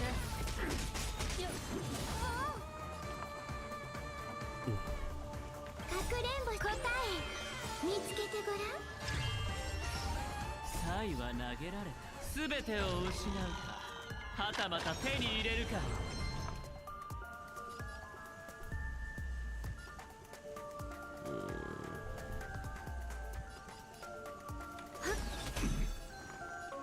動じないで。天候の花など千里総理世を注が。天候の花などさあ飲め。当たりだ。僕が出そう。今宵星々の What's a good C for Topaz aside from her own? It's a good question, actually. I'm actually not sure.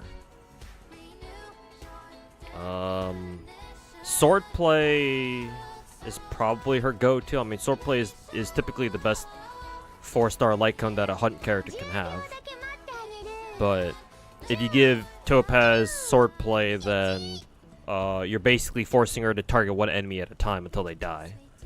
But it is the best for her. This is MOC 12. Or at least I expect it to be her best as well. 使うつもりはなかった。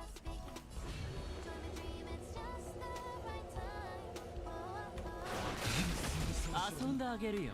気をつけて。遊んでよ。動じないで。かくれんぼ答え見つけてごらん。天候の花千里総理世を注が。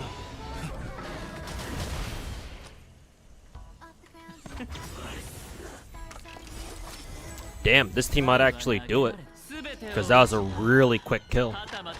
Or that was a really quick, what is it? First half there. And we got an extra, what is it? We got an extra 優しくするね。 achievement there. Now here comes the annoying part where we got to deal with Daniel being dominated for fucking 3 turns or whatever. That's actually fucking useless.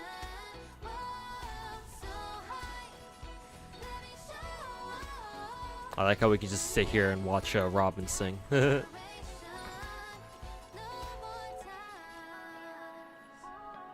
This would be about the time where Bronya would have been really good for this instead of Sparkle.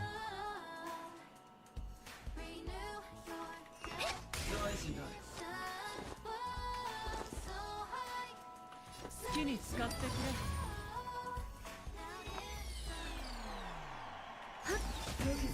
I like the audience cheering in the background.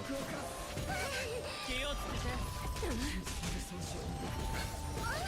焦らない。動じないで。かくれんぼ答え見つけてごらん。ベッド。今宵星々の反響。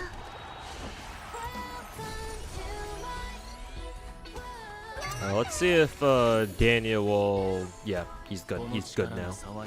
Or I should say he's good to go now.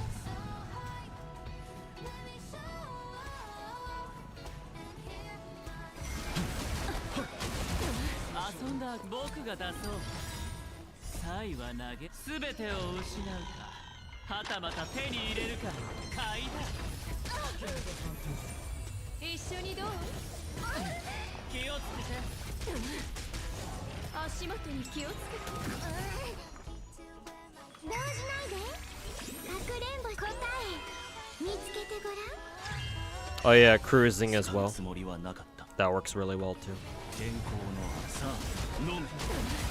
千輪は権限総理世を注が。ベッド。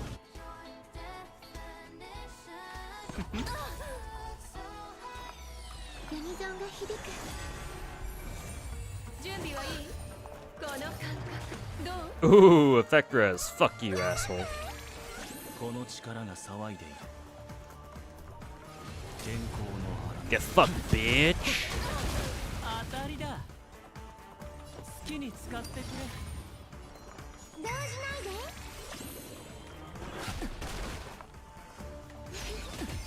遊んであげるよ。サイは全てを失うか、はたまた手に入れるか、買いだ。今宵星々の反響。かくれんぼし答え見つけてごらん。頑張って。使うつもりはなかった。天候さあ飲め。千里総理世を注が。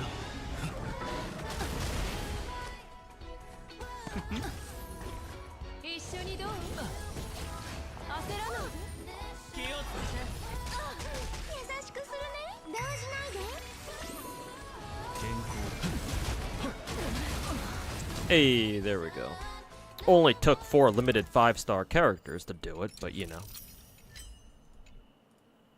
We'll pretend like that actually took skill to do.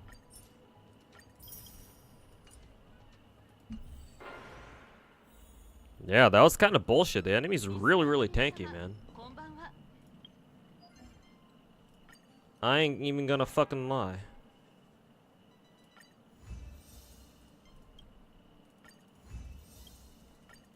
It's too bad we can't claim all these all at once, but...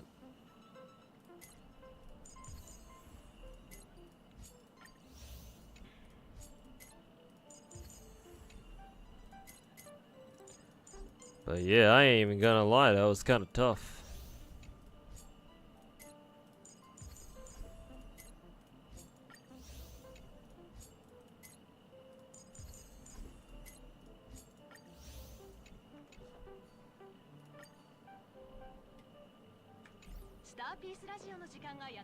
How much Trailblaze power do I have?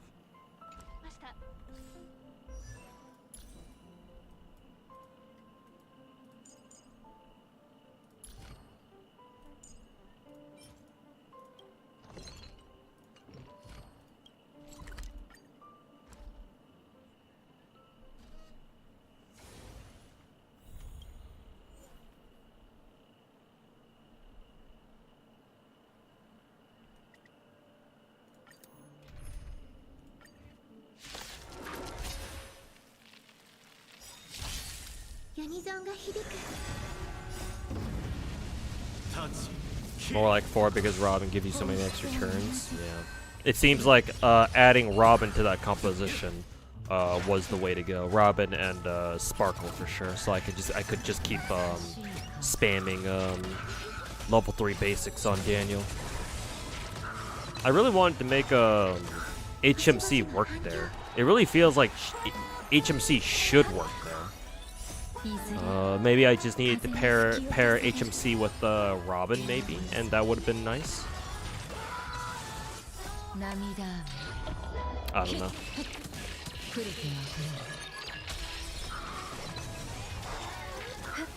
Difference between floor 11 and floor 12 is insane. Yeah, seems like it, man.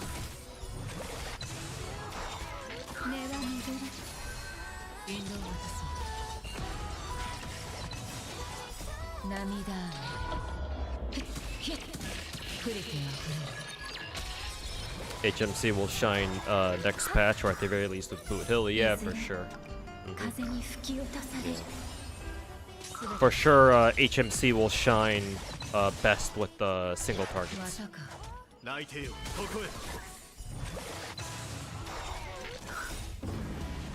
I haven't played the FGO in years. Can you describe Lost Belt 6?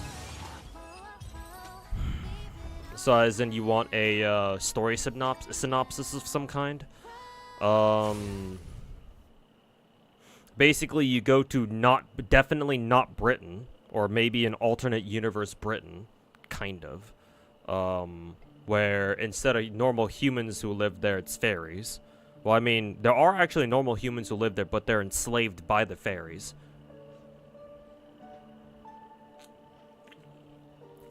And so yeah, your job is to you detect a lost belt there, so you go to fix it. And then yeah, you run around trying to fulfill this bullshit prophecy.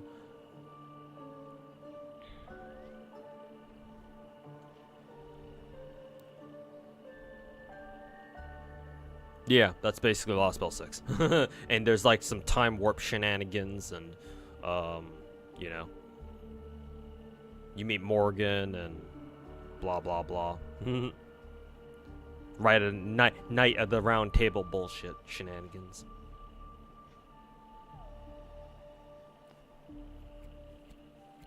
It is the longest story in the game. At that, you know.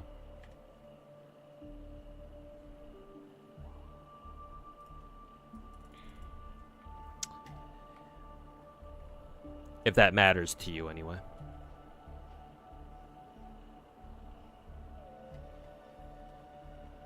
Funny nutshell summary of Lost Belt 6. Nice. Basically, the synopsis of Lost Belt 6 is literally fuck the fairies. And not in a good way. Like, watch England burn kind of fuck the fairies.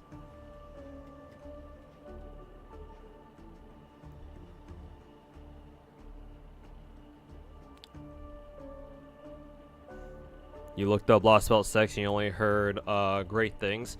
It is the best gacha story that I've ever read. Not that I've read too many gacha stories to begin with, but nothing comes close. Lost Belt 6 is the peak of FGO story writing.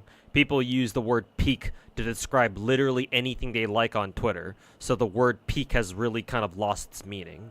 But to use it in its intended manner, Lost Belt 6 is the peak of FGO story writing. And I'm pretty sure no other story has come close since. Not to say that the other FGO chapters aren't good. They're good in their own right, sure.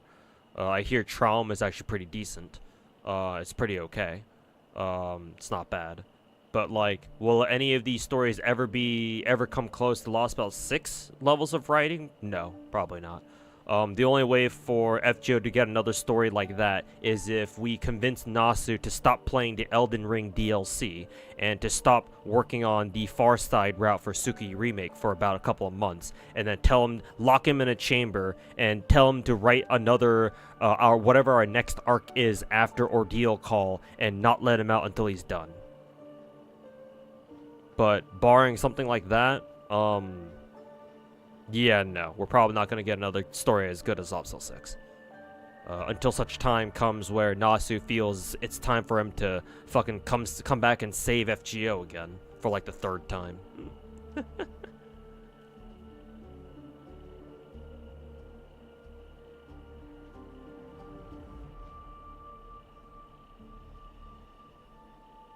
Maybe he's working on a Star Rail collab. If he is, it's not gonna be a it ain't gonna be an FGO collab, because you know for a fact that'll never happen. Maybe it'll be a Fate Stay Night collab, because Type Moon doesn't mind shilling out FSN to other games. They've done that plenty of times. So honestly, I wouldn't be surprised if they did something like that for Star Rail. But until such day comes, it's one of those I won't believe it until I see it kind of things.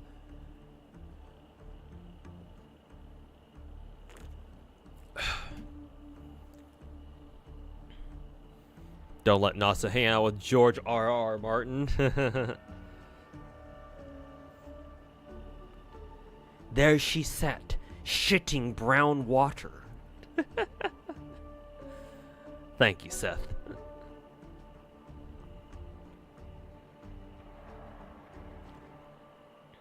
They shill out Prisma Ilia too. Yeah, you're not wrong. They do shell out Prisma Ilia from time to time.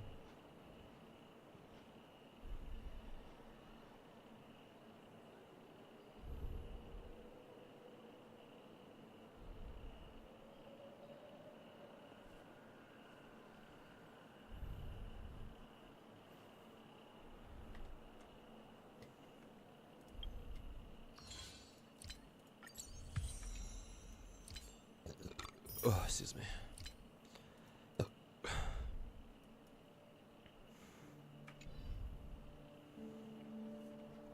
Is an Annie CE for Tonelico a Trailblazer homage? I don't think so. I think I know what you're talking about, but no, that doesn't really remind me of Trailblazer in any way.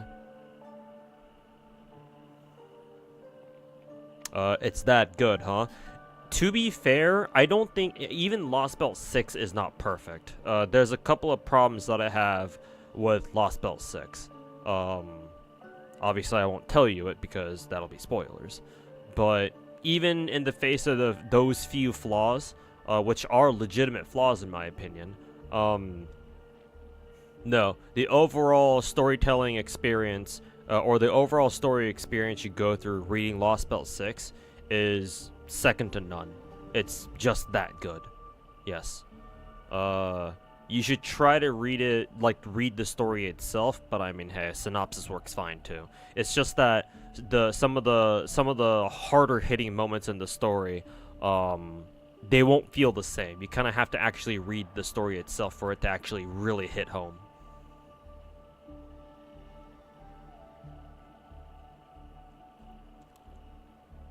Don't know if you have to know the previous chapters. No, not really. Lost Belt 6 is a pretty self-contained chapter. I mean, most of the Lost Belts are pretty self-contained. Like, maybe there's the occasional reference to a previous Lost Belt or something, but that shouldn't be too often. Honestly, I think the biggest continuity of Lost Belt 6, or the biggest continuity that's present in Lost Belt 6, or two of them would be probably, actually, should I say this? Is this a spoiler? I mean, it is, yes. Obviously, I don't have to ask if it's a spoiler. Yes, of course it is. But is it, I should ask, is it that bad of a spoiler? But then you have to actually play it. True. So I suppose the next best thing is just like watch like YouTube like story playthroughs on like YouTube or something. Which I'm sure people have like recorded Lost Belt 6 story, right? And just gone through like that. So yeah, I'm sure you can just find those kinds of videos on YouTube or whatever. Yeah, I convinced you. Yeah, man, you should definitely give it a read. You will not regret it. It's a very long story though, so I recommend you set aside quite a bit of time to read through it all. Like, you know, read it over the weekend or something. But yeah, take your time with it. For sure.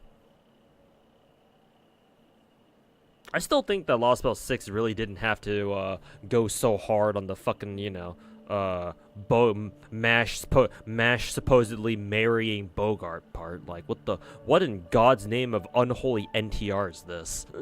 Did Nasu really have to go that far? I mean, why am I even asking this question? This is the same dude who makes fucking sex jokes or sex references using sea life as a point of reference. So of course he's hella fucking weird. What are we even talking about here?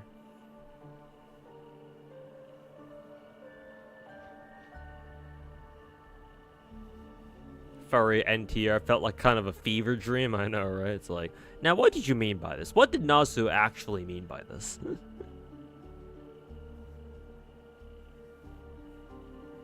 Finally play this. Hey, that's what's good. Thanks, Hannah. NTR is a thinking man's fetish. It's almost as if you're trying to justify NTR.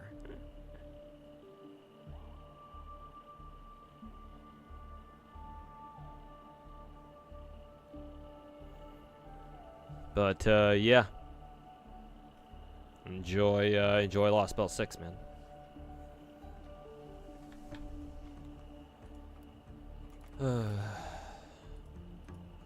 But I'm tired.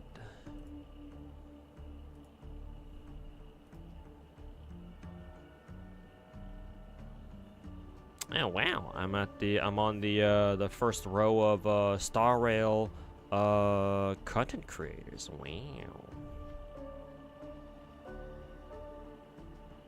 A very rare occasion.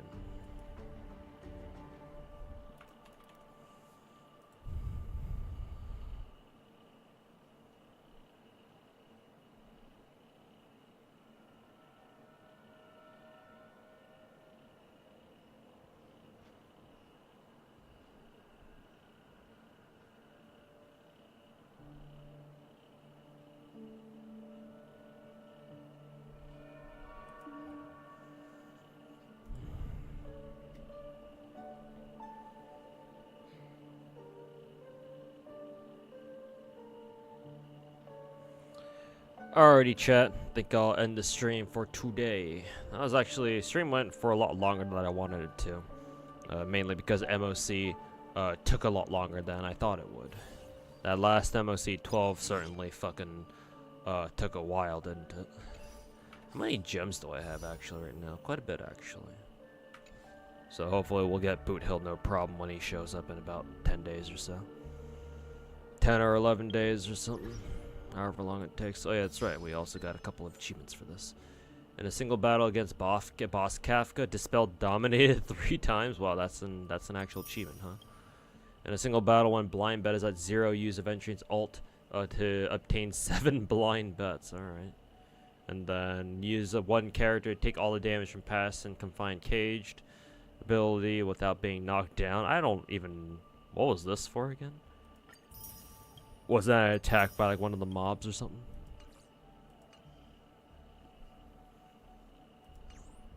But anyways. But yeah, take care everybody. I will see you guys hopefully tomorrow. Yeah, I do plan on streaming tomorrow. Maybe it'll be a later stream. Depends on how much shit I get done for tomorrow. Because I'll be heading out to, oh well. an enemy actually aggroed onto me. Yeah, it'll depend on how long I stay out for, because I'll be out to touch some grass tomorrow. I mean, as if I don't do that already, but you know. In any case, I'm starting to ramble. See you guys later. I'll send you guys over to Ruby's chat. Go hang out with her. I'll probably be lurking. Actually, is she? What is she currently streaming? Oh, she's streaming Monster Hunter World now. Whatever. I'll send you there. I'll send you over there anyway. But yeah, I'll probably just be lurking in Ruby's stream or something. So take care, everybody. We'll catch you next time, or we'll catch you guys tomorrow. Peace.